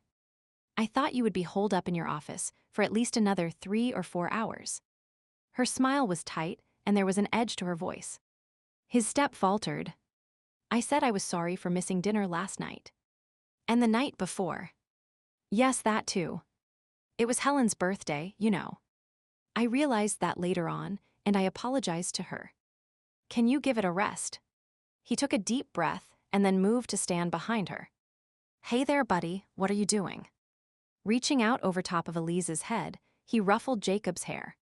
Jacob looked up at him with solemn eyes, his bottom lip pouted outward. Jacob. What is wrong? Kane frowned, noting the tinge of pink on his son's nose and the faint tracks of dried tears staining his cheeks. He's in trouble and pouting about it, so do not encourage him. Elise pushed to her feet, and Kane finally had a clear view of Jacob's knees. Both sported large bandages. What happened? Elise gathered a bloody washcloth and headed into the bathroom, calling out her explanation. He was running in the house again, despite being told not to, and took a tumble down the stairs. Thankfully, he only ended up with scraped knees. He could have broken an arm or hit his head. Jacob, you know better than to run in the house. He lightly scolded the boy. Instead of looking repentant, Jacob tried to lower his little brows into a scowl before averting his gaze and folding his arms. Kane did his best to hide his surprise while murmuring to Elise, I think he's going to take after his Uncle Ryan. Elise ignored his comment, instead brushing past and taking Jacob by the hand. She led him towards his room. You will stay in your room until you are ready to apologize for your bad behavior. Elise, I do not think. She cast him a deadly look and Kane stopped speaking. Once Jacob was in his room and the door was shut, she turned to him, speaking in hushed tones. You do not think what? Putting him in his room until he's ready to apologize, it is not a good idea. He's stubborn and might not cave in. Then I'll wait him out. She folded her arms and jutted her chin, glaring at him. Elise, and do not criticize how I discipline the children. You cannot come waltzing in here. I did not waltz in, and expect to take over. I was not trying to take over when you are never around. I am not never around. I am here at least as much as you are. I mean here with me and the children, not locked up in your office. It's not like I am hiding or having a good time, you know. I am working. And of course, that is the most important thing. Well, the Chicago deal certainly is important. It's what is going to stop this. He waved his hand between them. They would both acknowledge the bickering between them was getting out of hand, and that his plans for expansion would solve the problem. But will it really? What do you mean? Will splitting the pack really mean you will have more time? Or is it just another way to look impressive for High Council? Impressive. That is right. Impressive. You started talking about the Chicago takeover right after rumors began that High Council was mentioning your name. Elise straightened the bedspread, her movements brisk. Ever since then, Chicago and High Council are all you talk about. All you think about that is not so. Yes, it is. Do not forget, I am privy to your thoughts and feelings, Kane Sinclair. Work figures a lot more prominently than the children or I ever do. That is only because things are busy right now. And of course, having 2 packs to watch over will push the children and me to the top of your priority list. Elise, Kane, it will be twice the work. 2 sets of books, 2-pack meetings, you will have to fly out there several times a year. It will not be like that. I'll appoint someone who. Who do you trust enough to handle all that authority? Certainly not John. You hardly let the man do anything around here. I trust John. Then you need to show it. He spends half his time twiddling his thumbs. That has nothing to do with Chicago. No, but it's something you need to consider. If you do not start using him, you are going to lose a good man. All right. Fine. I'll talk to him. He rubbed his neck, wondering how the conversation had become so off topic. The point is, we both agreed that Chicago. No, we did not. I never agreed. I said maybe Chicago was an option we could look at, and you jumped on that as an excuse to do what you wanted. She stopped straightening the covers and looked him in the eye. I have gone along with it, but there is this sinking feeling in my stomach that it's wrong. The wrong move, the wrong time. Just wrong. It's not the wrong move. You are worrying over nothing. He stepped forward and placed his hands on her shoulders. I have contacted OPATA, and they have forwarded my official bid to take over the Chicago pack. Elise twisted away and moved to stare out the window. He tried to read her mind, but was surprised to find she would locked him out. Elise, what is this really about? It's about us. Or the lack of us. There is you and there is me, but we're separate from each other. No, we're not. He scoffed at the idea. We're blood bonded, but that seems to be all we have. And it's not even doing us much good. She turned to face him. Do you know how long I have been blocking you? Well, right now in 2 days, Kane. And you did not even notice, did you? I do not keep constant tabs on you. That is not what a blood bond is for. I realize that, but you should have noticed at least once that it was missing. I was busy, exactly. You are busy. You have no idea what is going on in my life. He folded his arms. You are renovating the Grey Goose. She arched her brow. And what else? Kane searched his memory, trying to recall anything else she would said, but came up blank. See? He rubbed his forehead. Elise, I am tired. I came up here hoping to tell you about Chicago and grab a nap before the pack meeting tonight. Fine. Go take a nap. Do not let me and my petty concerns about our relationship get in your way. Elise, the sound of crying interrupted him. Elise, awake. Elise brushed past him and shut the door firmly behind her. Kane stared at the closed panel and cursed softly. Why did Elise have to pick now to be so difficult? He was trying his best, damn it.